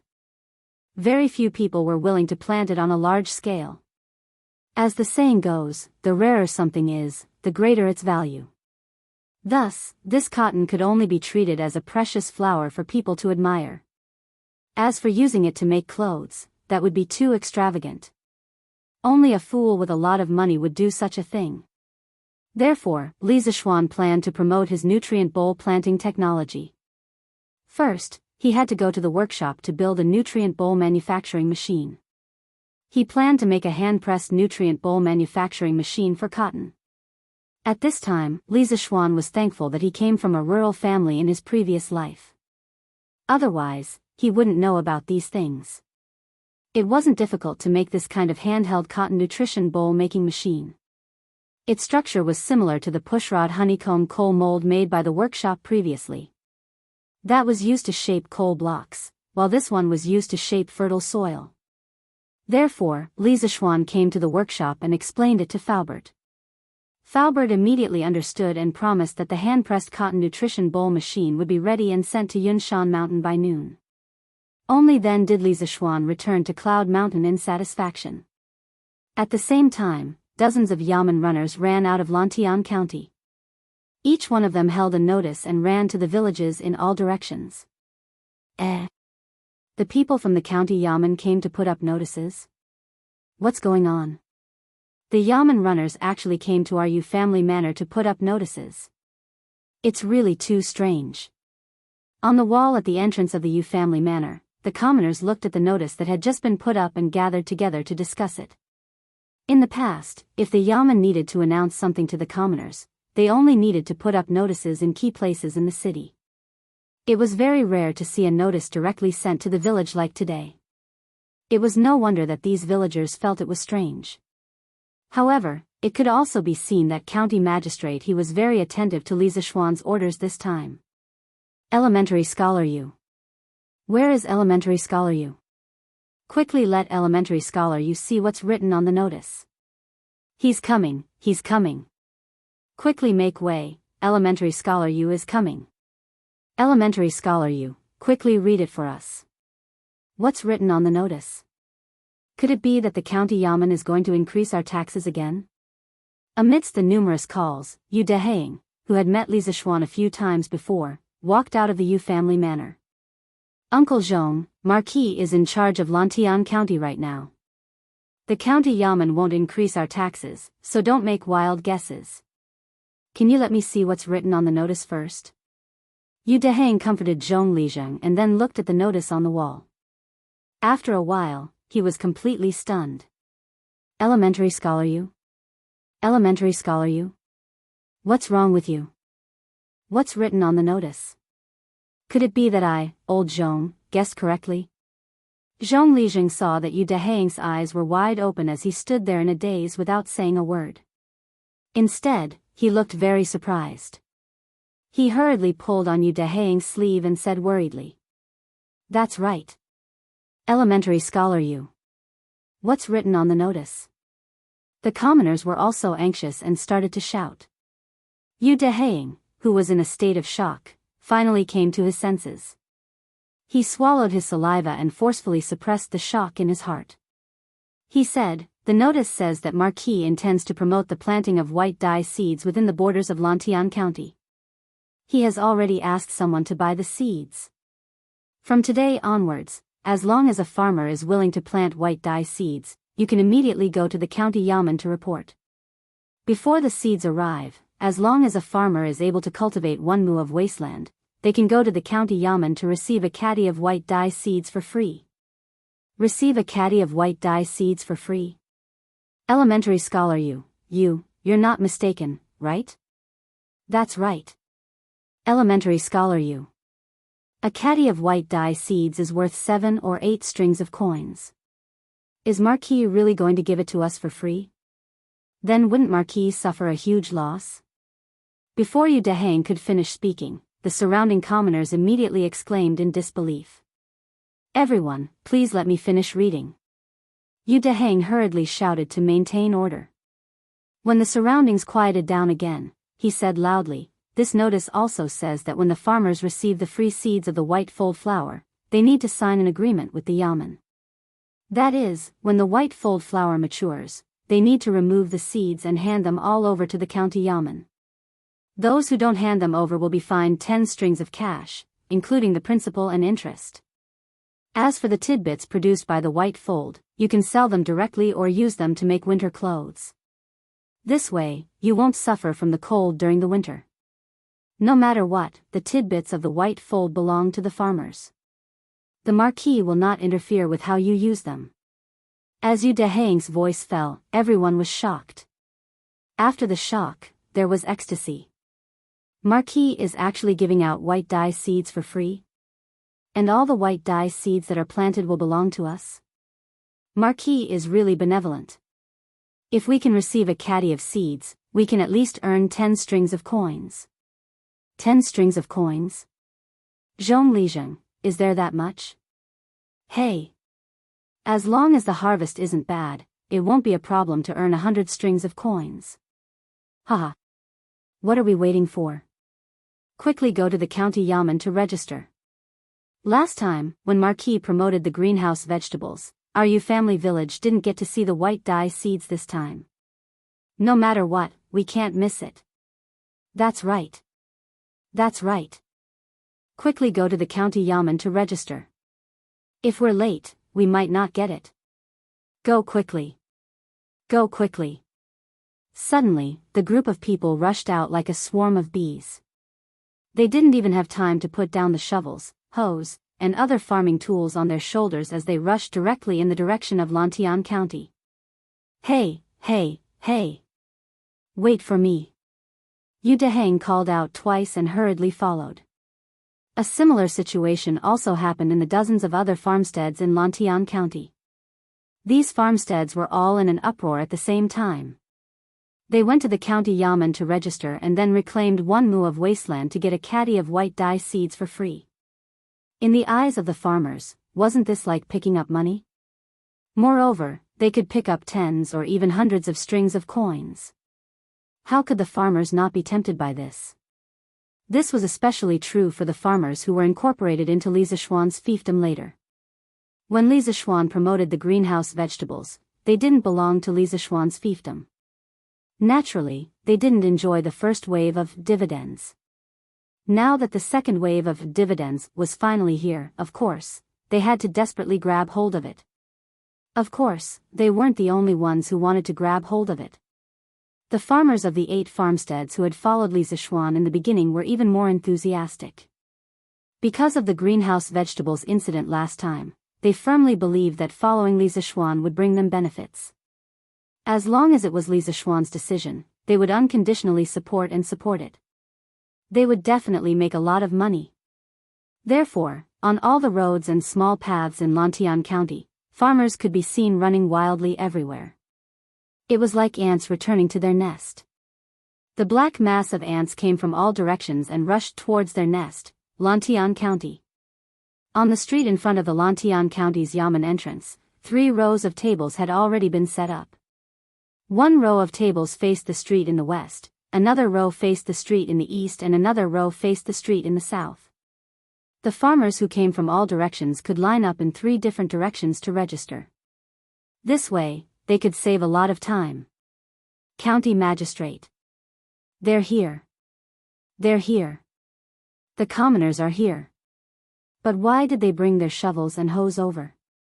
County Magistrate. He led a group of county officials and waited at the entrance of the county yamen.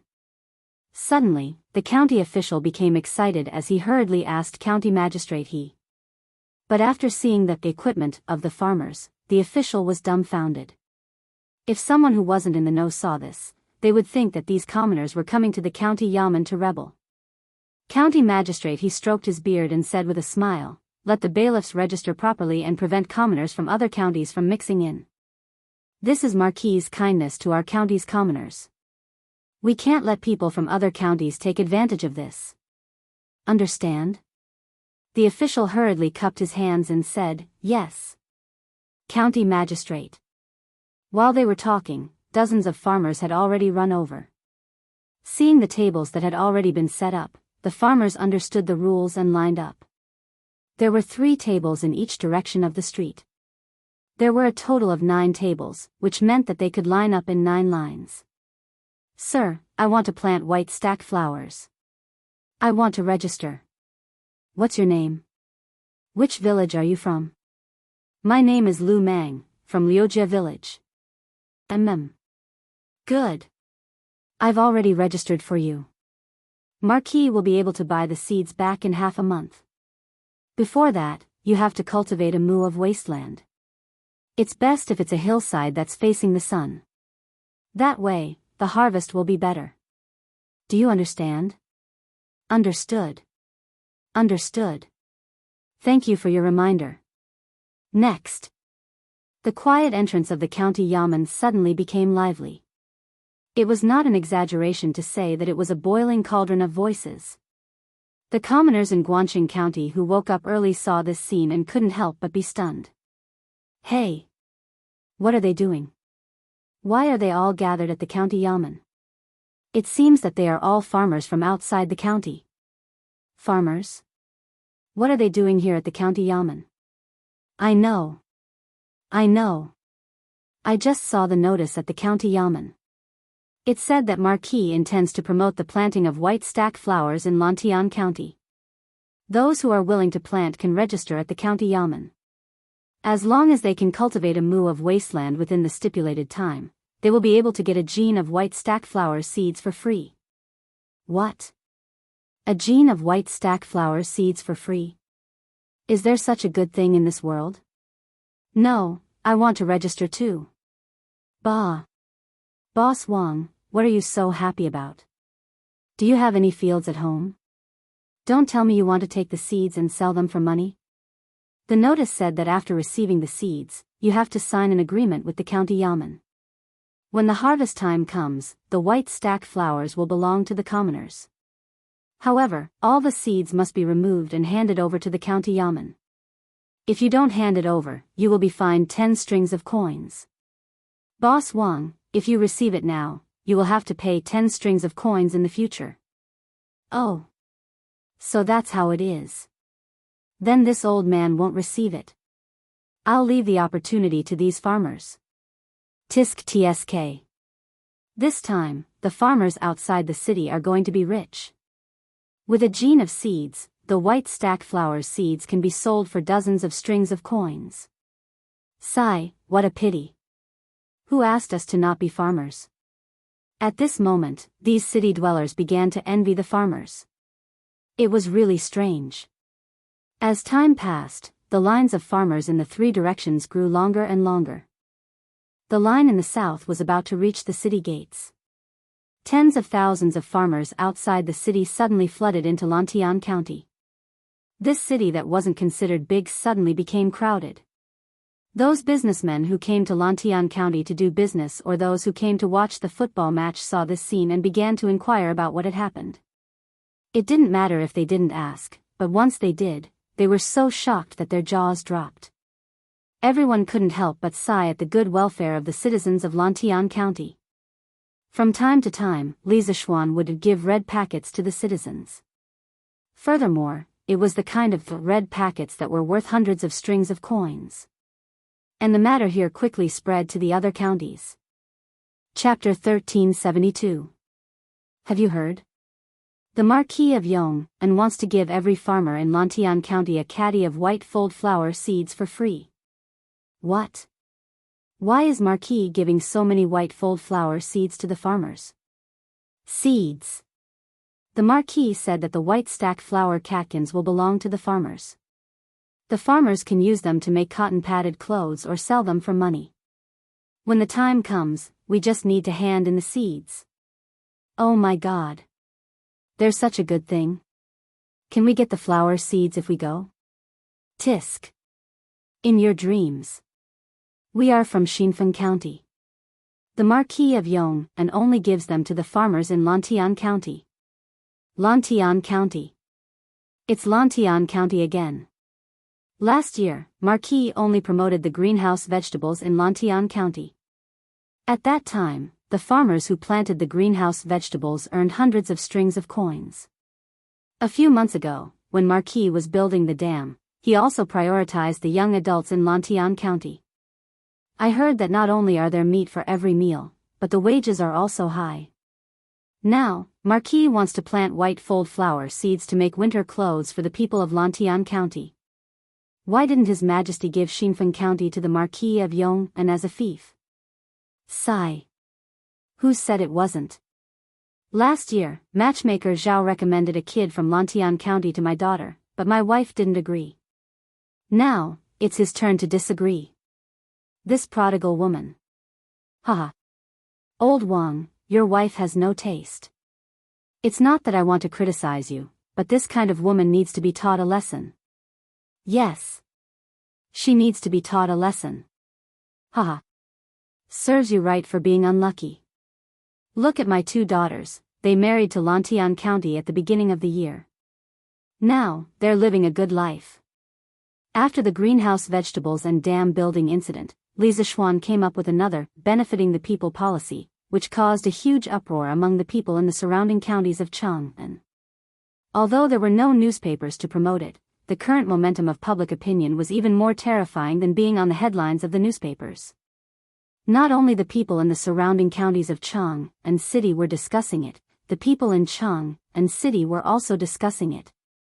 At this moment, all the citizens only had one thought in their minds, and that was to regret that they were not Lantian people in this life. If he was also a citizen of Lantian County, then wouldn't he be able to enjoy the benefits of Li Zishuan's benefiting the people policy? In an instant, countless people had a strong yearning for Lantian County. Of course, the ladies of the prestigious families in Chang'an City finally understood who had bought all the white stack flowers in the West Market yesterday. The beauties couldn't help but sigh at Li Zishuan's generosity. He actually used them as ornamental white flowers to make winter clothes for the people in his fief. What? Little Xian wanted the people in his fief to plant white stack flowers? What's the point of growing this thing? Do you want to watch? Qing Yaojin had just finished the morning court when he heard the news. He stared at his second son, Qing Chuliang, and asked. Qing Chuliang's forehead was full of black lines. He said, "Father. Even if the Marquis of Yong'an wanted to see white stack flowers, he wouldn't go so far as to let his subordinates plant them all over Lantian County, right? I heard that he wanted the commoners to make winter clothes out of white paper." Oh. Qing Yaojin nodded and suddenly laughed. Hey. This kid's idea is really strange. Using white paper to make clothes for the commoners. That's too extravagant. How many seeds did he say he wanted to buy? 10,000 caddies? TSK. 70 to 80,000 strings of coins, that's really generous. Qing Chuliang asked tentatively, "Father. Then should we follow this time?" Last year, when Li Zishuan promoted the planting of greenhouse vegetables in his fief, Old Cheng's and Old Qin's families also promoted it. Although there was a difference of half a month, their families' farmers earned a lot of money because of it. The Qing family also gained a good reputation for being benevolent. Now that Li Zishuan wanted to promote the planting of white stack flowers, should the Qing family follow? Qing Yaojin frowned and said, "White stack flowers are not easy to grow. Since little Xian dares to promote it, he might have a better way to grow it. As for 70 to 80,000 strings of coins, TSK, the Qing family can't afford it. However, the Qing family only has 700 farmers, and a caddy of seeds per family is only 700 caddies." After pondering for a moment, Qing Yaojin gritted his teeth and said, "Then we'll buy it. Chuliang, get Butler Liang to tell the barbarian merchants in Shi City to quickly find a way to get me 700 caddies of white stack flower seeds. Otherwise, I'll smash their shops." Li Zishuan needed a large amount of white stack flower seeds, so he could only find sea merchants.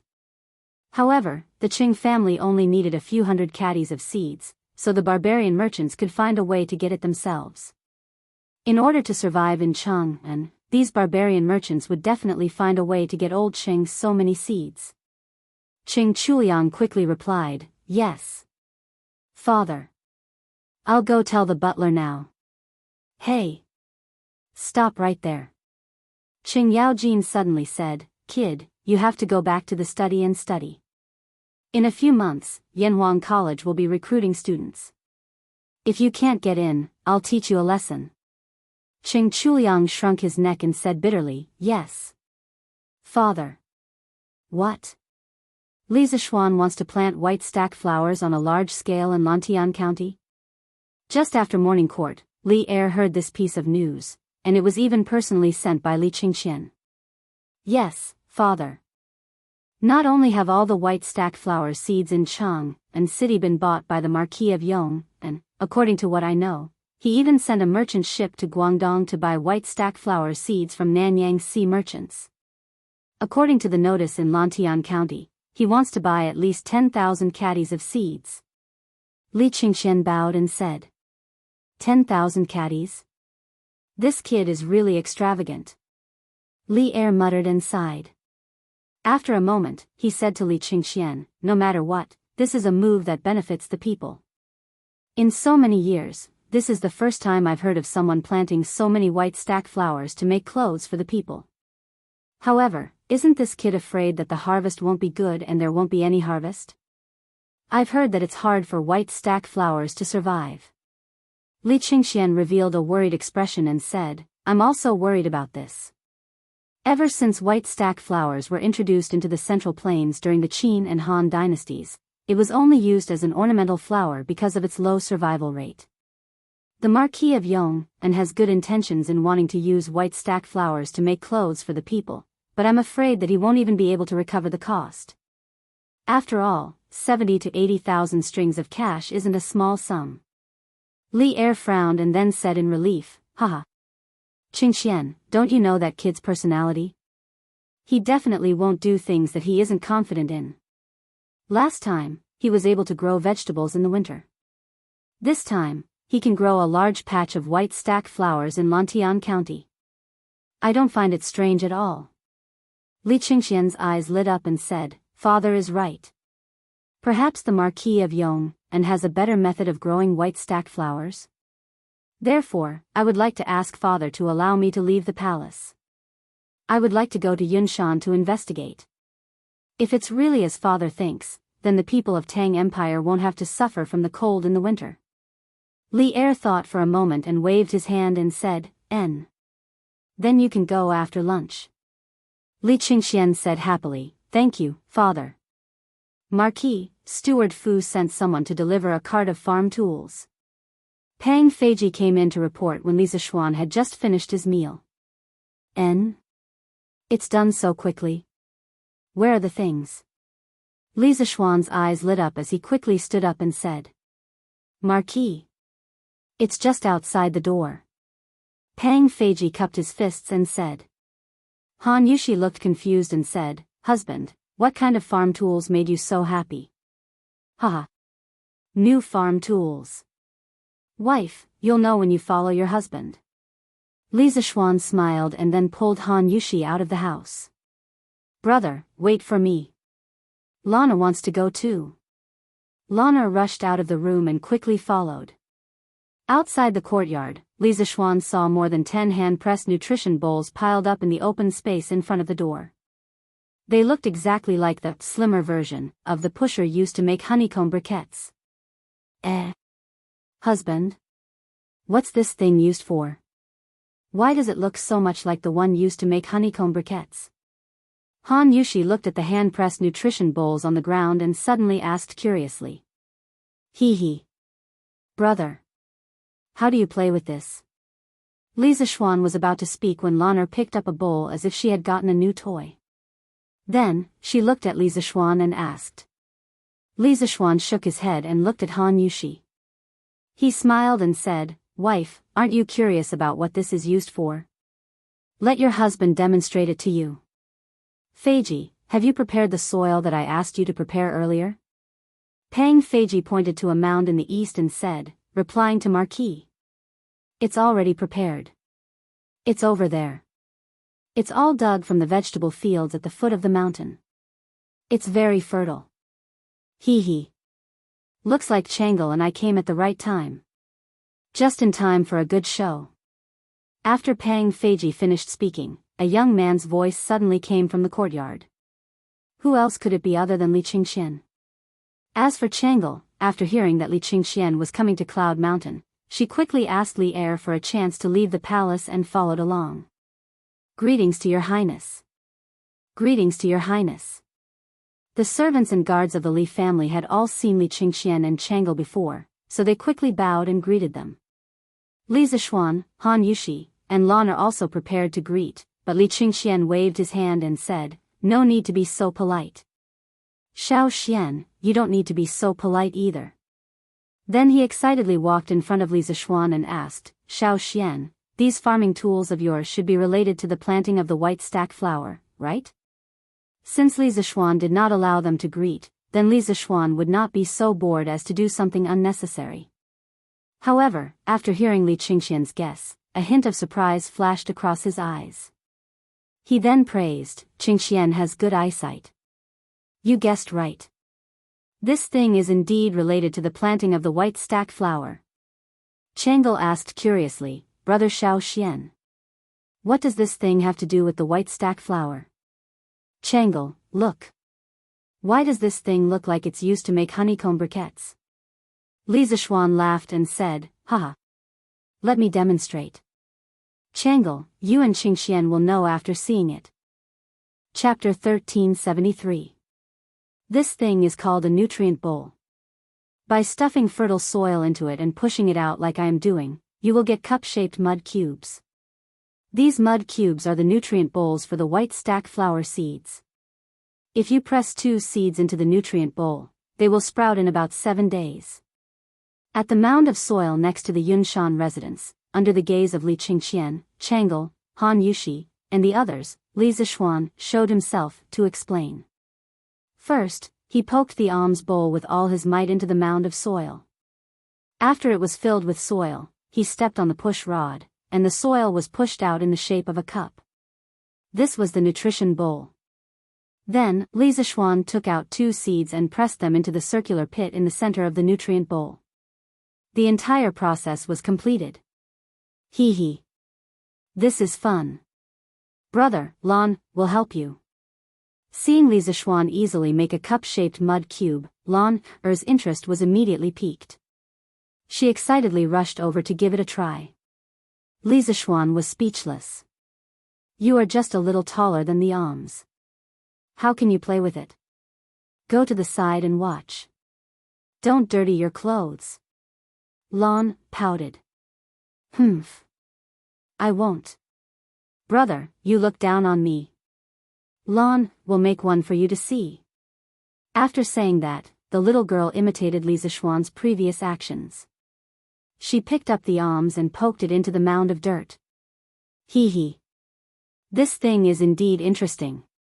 I will give it a try too. Perhaps the innocent Lan had awakened Li Qingxian's childish nature. This fellow also eagerly picked up the alms and walked towards the mound of dirt. Brother Crown Prince. Wait for me. Changle also wants to try. It was rare for Changle to come out, so she naturally wanted to play to her heart's content. She followed closely behind Li Qingxian with the alms and walked towards the mound of dirt with the alms. Your Highness, you can't. The leader of the Eastern Palace guards who followed Li Qingxian hesitated for a moment before stepping forward to stop him. Li Qingxian waved his hand and said, It's fine. I am just giving it a try. There is no danger. When the guard heard that, he did not continue to stop him. Brother Little Xian. Can you teach Changle one more time? Changle carried the alms bowl and walked to Li Zishuan's side, smiling sweetly. Looking at this bright and beautiful smile, how could Li Zishuan say no? He nodded helplessly and said, All right then. Qingxian, Changle, I'll demonstrate it to you again. First, push the alms bowl into the mound with all your strength. You must use all your strength, or else the soil won't be able to fill the alms bowl, and the nutrition bowl you push out will be incomplete. Bang bang bang. Li Zishuan, Changle, and Lan all followed Li Zishuan and poked the alms bowl into the mound. After a while, Li Zishuan continued, When you think it's about time, step on this push rod and push the dirt out. Yes, that's it. It might take some effort. Wow. I'm done. Brother Little Xian, take a look and see if this nutrition bowl is done correctly. Unexpectedly, Changle had finished it before Li Qingxian. The little girl held the freshly made nutrition bowl in her hands and came to Li Zishuan, asking excitedly. Very well done. The shape is very standard, and the soil is very sturdy. Li Zishuan nodded and praised. Hee hee. Thank you for your praise, Brother Little Xian. After receiving Li Zishuan's affirmation, Changle's beautiful little face instantly beamed like a flower. At this moment, Li Qingxian's first nutrition bowl was also completed. However, it was a failure with a bumpy bottom and an incomplete exterior. It was obvious that Li Qingxian did not use enough strength when filling the soil inside. Pfft. Qingxian, this is about the same level as Lan's. I think you have to find time to train, or else your body will only become weaker and weaker. Look at your physical strength now, it's not even as good as Changle's. Upon seeing this, Li Zishuan immediately teased. Li Qingxian immediately blushed and retorted, Little Xian, what nonsense are you talking about? I just didn't do it seriously just now. If you don't believe me, I'll make another one for you. As a man, he could not tolerate others saying that he was weak. In order to protect his dignity as a man, Li Qingxian resolutely began the second nutrition bowl's production. Bam, bam, bam. This time, Li Qingxian peeled with all his might. From the looks of it, he could not wait to crush the entire cloud mountain.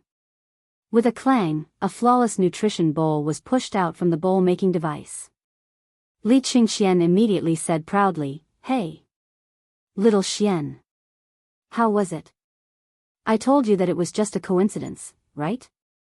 After saying that, he could not help but secretly take 2 deep breaths. Speaking of which, he had been learning how to rule the country from Li Er all day long in the palace. He indeed lacked training. Li Zishuan saw through him but did not expose him. He did not refute him. Li Qingxian put down the bowl-making device and asked, Little Xian, you still haven't said why you want to plant the seeds in this nutrition bowl? This prince feels that it's more convenient to just directly bury the seeds in the ground. Hearing Li Qingxian's question, Changle also stopped what she was doing and shifted her gaze to Li Zishuan. Clearly, she had the same doubts as Li Qingxian. Li Zishuan muttered to himself for a moment and said, simply speaking, for the white dye seed to germinate, it needs sufficient nutrients, water and suitable temperature. If the seeds were directly buried in the ground, then there is a possibility that less than 1 in 10 will survive. This is because the nutrients in the ground might not be enough. Furthermore, the night is still a little cold. This is why the survival rate of the white dye seed is so low. Li Qingxian nodded his head as if he understood and then asked, Little Xian, the reason why this thing is called a nutrition bowl is because the nutrients in the soil are very sufficient, right? Li Zishuan nodded his head and praised, that's right. The nutrients in the nutrition bowl are indeed very sufficient. This is because the soil inside is the most fertile soil and can provide sufficient nutrients for the germination of the white dye seed. Secondly, once the seeds are planted, I will instruct people to put the seeds together with the nutrition bowl into the greenhouse. This way, it won't be frozen at night and the moisture in the soil won't evaporate too quickly. This way, not only will the survival rate of the seeds greatly increase, the germination time will also be greatly reduced. Once it germinates, it can be transplanted into the field along with the nutrition bowl. There were 2 advantages to using this method. First, it saved on seeds. This method only required less than a caddy of seeds to grow 1 mu of white stack seed. The other method, which was the most primitive method, required about 3 caddies of seeds to grow 1 mu of land. Second, it can increase the harvest. Because using this method, the seeds can absorb sufficient nutrients during the germination stage, so the buds will generally be thicker. In the end, for the same white dye seed, this method of growing white dye seed will increase the flower catkins by at least 30%. When Li Qingxian heard this, he widened his eyes in shock and said, Before coming here, my imperial father guessed that Xiao Xian might have grasped an even more powerful planting method. I didn't expect it to be like this. According to Xiao Xian, this year's white dye seed harvest in Lantian County will definitely give everyone a huge surprise. Changle also nodded her head and said, Brother Xiao Xian, if your method is feasible, then it will completely solve the problem of the low survival rate of the white dye seed. In the future, the other provinces and counties in Great Tang can also follow this method. This way, the white dye seed will be popularized in Great Tang and become the 3rd most important crop after rice and wheat. When that time comes, the commoners really won't lack clothes to wear and won't suffer from the cold in winter. When she finished speaking, Changle's eyes sparkled as if she was looking at a hero. She looked at Li Zishuan with a face full of worship. Li Qingxian clapped his hands and said, That's right. Once there are more white dye seed, it will naturally not be as expensive as before. When that time comes, the commoners will be able to buy some white dye seed catkins to make cotton-padded clothes. Xiao Xian, if this method is successful, your merit will be immeasurable. Li Zishuan smiled faintly and said, whether it will succeed or not, we will only know after we try it. But the final effect will definitely not be too bad. After saying that, Li Zishuan distributed the alms bowl utensils that Faubert had sent over to the servants and guards to make the nutrition alms bowls. Of course, this labor was not free. The wages were added to their monthly allowance. Speaking of which, he now had 200 gene of white dye seed. If he planted all of them, he could plant at least 200 to 300 mu. Therefore, the servants and guards of the Li residence would be very busy this time. AI. Xiao Xian, did you notice that Changle's physical strength is really much better than before? Li Zishuan called everyone into the house. Li Qingxian dragged Li Zishuan to the back. At this moment, he suddenly said sneakily. Li Zishuan looked carefully and saw that although Changle had personally made a few nutrition alms bowls, her complexion was still normal. Her face was not red, and her heart was not out of breath. Indeed, as Li Qingxian said, her physical strength was much better than before. He turned his head to look at Li Qingxian and joked, what? Qingxian, do you admit that your physical strength is not as good as Changle's? Hee. Generally, a weak body means a weak kidney. This kidney deficiency is not scary, but you have to pay attention to recuperation and exercise. Stop. Li Qingxian almost vomited blood. He hurriedly said, Xiao Xian, you are the one with a weak kidney. AI. I'm talking to you about serious matters. Don't interrupt. Get to the point. Li Zishuan put away his smile and said seriously, Changle has my Taoist qi in her body now. Although she has not learned fighting moves, her physical strength is naturally much stronger than ordinary people. This is not surprising. A few months ago, Changle's qi disease flared up. Li Zishuan used his own qi to cure it. In addition, Changle usually practiced Tai Chi very seriously, so she had already cultivated qi. With Li Zishuan's help, she unexpectedly succeeded in drawing qi into her body. This was the main reason why her physical strength was much stronger than before. Li Qingxian suddenly understood, oh. So that's how it is. Xiao Xian, is internal qi really so miraculous? Li Zishuan glanced at him and said with a smile, miraculous or not, Qingxian, won't you know once you practice it? It can also cure your kidney deficiency. AI. Who has kidney deficiency? Who has kidney deficiency? Xiao Xian, stop right there. Li Qingxian said angrily. Chapter 1374.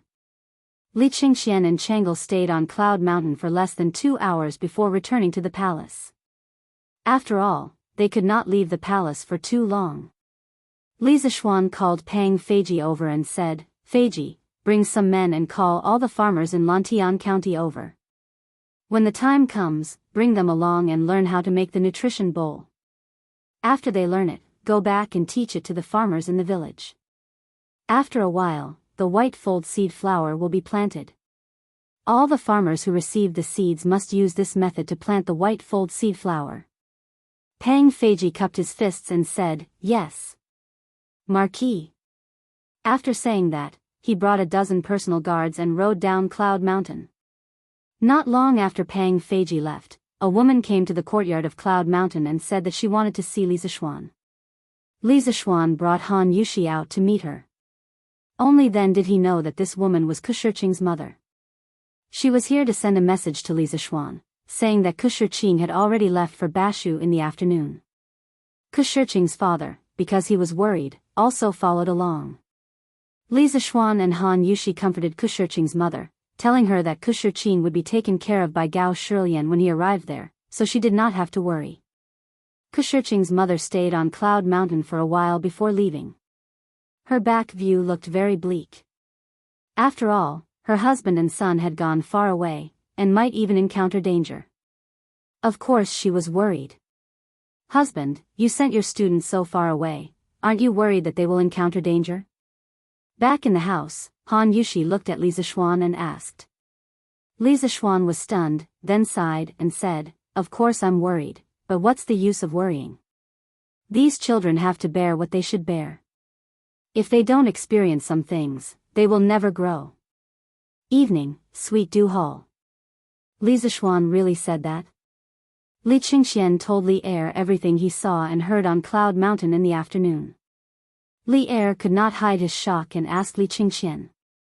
Li Qingxian clasped his hands and said, "Absolutely true. Imperial Father," Li Zixuan personally said that if we use his nutrient bowl planting method, we can save at least 3 times the amount of seeds per mu, and the harvest can also increase by at least 30%. Hearing this, Li Er nodded his head. Although he did not show it on his face, his heart was in turmoil. If this method was really so magical, then that caddy of seeds would be able to harvest nearly 4 times the amount of white stack flower catkins. This wasn't a small improvement. It directly solved the key problem of the white stack flower's survival and low production. Let's let Li Zixuan give it a try first. If his method is successful, then the people of Great Tang will be able to afford to wear clothes made of white silk. This matter will end here. Qingxian, you don't need to worry about this. Yes.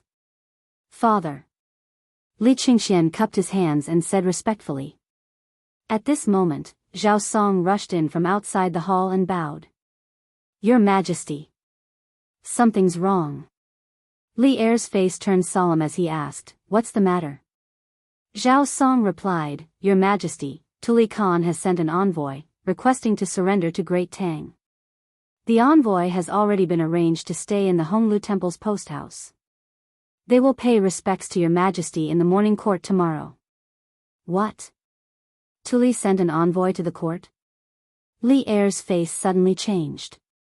He asked in a deep voice, "What happened to the Turks? How dare Tuli openly rebel against Xieli and surrender to Great Tang?" Li Qingxian's face also became tense as he stared at Zhao Song without blinking. Zhao Song bowed slightly and said, "Your Majesty, according to the spies, at the beginning of this year, Xieli suddenly recruited soldiers from Tuli Khan. Due to Tuli Khan's failure in suppressing Shuiyantua, the Shi, and the Guis, he was imprisoned and whipped by Xieli Khan. Tuli Khan held a grudge, so he did not lend any soldiers to Xieli this time. When Xieli Khan heard the news, he was furious and directly sent troops to attack Tuli Khan.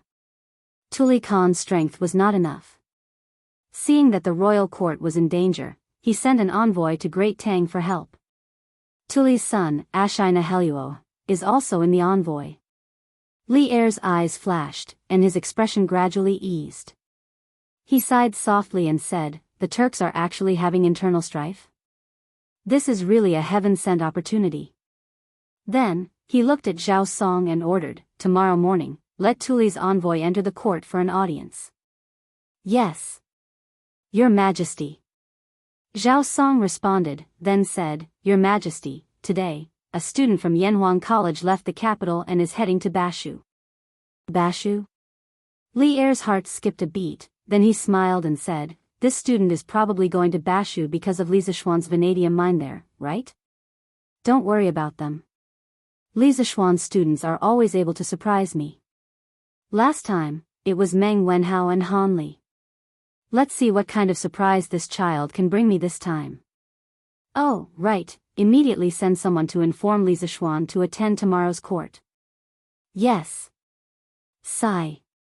"Why do you think His Majesty wants me to attend court for no reason? TSK, doesn't he know that I live far away? I'll have to travel through the night again today." The next morning, before dawn, Li Zixuan was already dressed and washed up with Han Yushi's help. Although he wasn't sleepy, he had to leave before dawn. Li Zixuan couldn't help but grumble softly. Pfft. When Han Yushi heard that, she couldn't help but giggle. She helped Li Zixuan comb his hair and said with a smile, "Husband, other people have studied hard for decades in hopes of being able to enter the imperial court one day. But why do you look like you have a deep grudge when you hear that you have to attend morning court?" Li Zixuan pinched Han Yushi's fair fingers and said with a naughty smile, "What does the poem say?" "Oh, it's the harem of 3,000 beauties. From then on, the emperor won't attend morning court." As for your husband, he only needs you, my wife, so he's too lazy to attend morning court. How can those fame and fortune be more important than the wife in my arms? My wife, don't you think so? Han Yushi's tender face turned red. She hurriedly shook off Li Zishuan's big hand and said angrily, "Husband, you're talking nonsense again. Don't move. Let me help you comb your hair quickly. Don't miss the time." Okay. I'll listen to my wife." Li Zishuan knew that Han Yushi couldn't resist teasing. After saying that, he was no longer naughty. At this time, Han Yushi suddenly said, "Husband, you should think of it this way. With your current rank and status, you should attend morning court every day. It's His Majesty who saw that you have multiple positions and that the Yunshan residence you live in is quite far from the imperial palace. That's why he specially allowed you to not attend morning court every day. So, you should be grateful to His Majesty." My wife's words make sense. Li Zishuan's eyes lit up and said with a smile, "If that's the case, then I have the motivation to attend morning court." Confucius was right. Behind every successful man, there's a good woman. Han Yushi patted Li Zishuan's back and said unhappily, "Husband, you're talking nonsense again. When did Confucius say that?" "Okay. Husband, your hair is done. Go and have some food.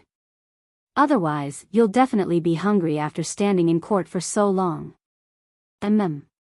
Haha. My wife is so considerate. After coming out of the gentle home, Li Zishuan and Pang Feiji rode together and became a pair of brothers in distress. They held torches and rushed through the night. Oh, strictly speaking, this wasn't called the night road. Perhaps it should be called the dawn road, the last trace of darkness before dawn. Fortunately, the road from Yunshan to Chang'an had been paved with cement. Otherwise, no matter how good one's horsemanship was, they wouldn't dare to ride on the rugged mountain road like before. Otherwise, they would definitely fall into the ravines. After rushing for a while, they finally arrived at the east gate of Chang'an city before the city gates opened. The master and servant waited for less than a quarter of an hour outside the city gates before the city guards opened the gates. Li Zishuan and Pang Feiji hurriedly urged their horses to enter and then galloped towards the imperial palace. "Yo! Xiao Xian, why are you here for morning court today?" After entering the palace, they arrived at Taiji Hall. There were already many people gathered here, including Qing Yaojin and Qin Xiong. Seeing Li Zishuan, this rare guest, Qing Yaojin walked over with a face full of surprise. He patted Li Zishuan's shoulder and laughed. Speaking of which, old Qing was able to come to court so early because of his bicycle. Qing Yaojin could be considered an expert in bicycles now. He could even ride a bicycle with one hand. Sometimes, he could even use both hands to leave the handlebars. What's more, when Qing Yaojin rode his bicycle, it was even more ferocious than when he rode a horse. Everyone was afraid of him. Actually, he was not the only one who rode a bicycle. Among the civil and military officials, those who were slightly wealthier had almost all bought bicycles. After all, bicycles were faster and more convenient than horse carriages. They could go wherever they wanted with just a pedal. Moreover, they did not have to feed the horses. It was worth mentioning that the palace was also keeping up with the times. They had specially built a parking lot outside the palace gates for the officials. When Li Zishuan found out about this, he felt a sense of accomplishment and was overjoyed for a long time. This was because he had brought a little change to this era. "Good morning, Uncle Cheng." Li Zishuan greeted Qing Yaojin and replied, "Yesterday, His Majesty sent someone to Yunshan to inform me that I must attend today's court meeting. I dare not come." "Oh? His Majesty sent someone to inform you?" Qing Yaojin's eyes flashed and his expression became serious as he asked. Li Zishuan nodded and said, "Yes." "Oh, right, Uncle Cheng, did something big happen in the court these 2 days? Is that why His Majesty asked me to come? Can you tell me what happened in the imperial court?" Qing Yaojin hesitated and said, "It's both a good and bad thing. Sigh, you'd better ask second brother Qin. Li Zishuan was baffled. He turned to look at Qin Xiong and asked, Uncle Qin, what happened? Why is Uncle Qing being so secretive? Qin Xiong sighed deeply and said, Shili Khan sent troops to attack Tuli. Tuli came as an envoy and asked Tang Empire to send troops to help. He is also willing to surrender to Tang Empire. Li Zishuan was stunned when he heard this. He was puzzled and said, then isn't this a good thing? Why does Uncle Cheng say that it's both a good and bad thing?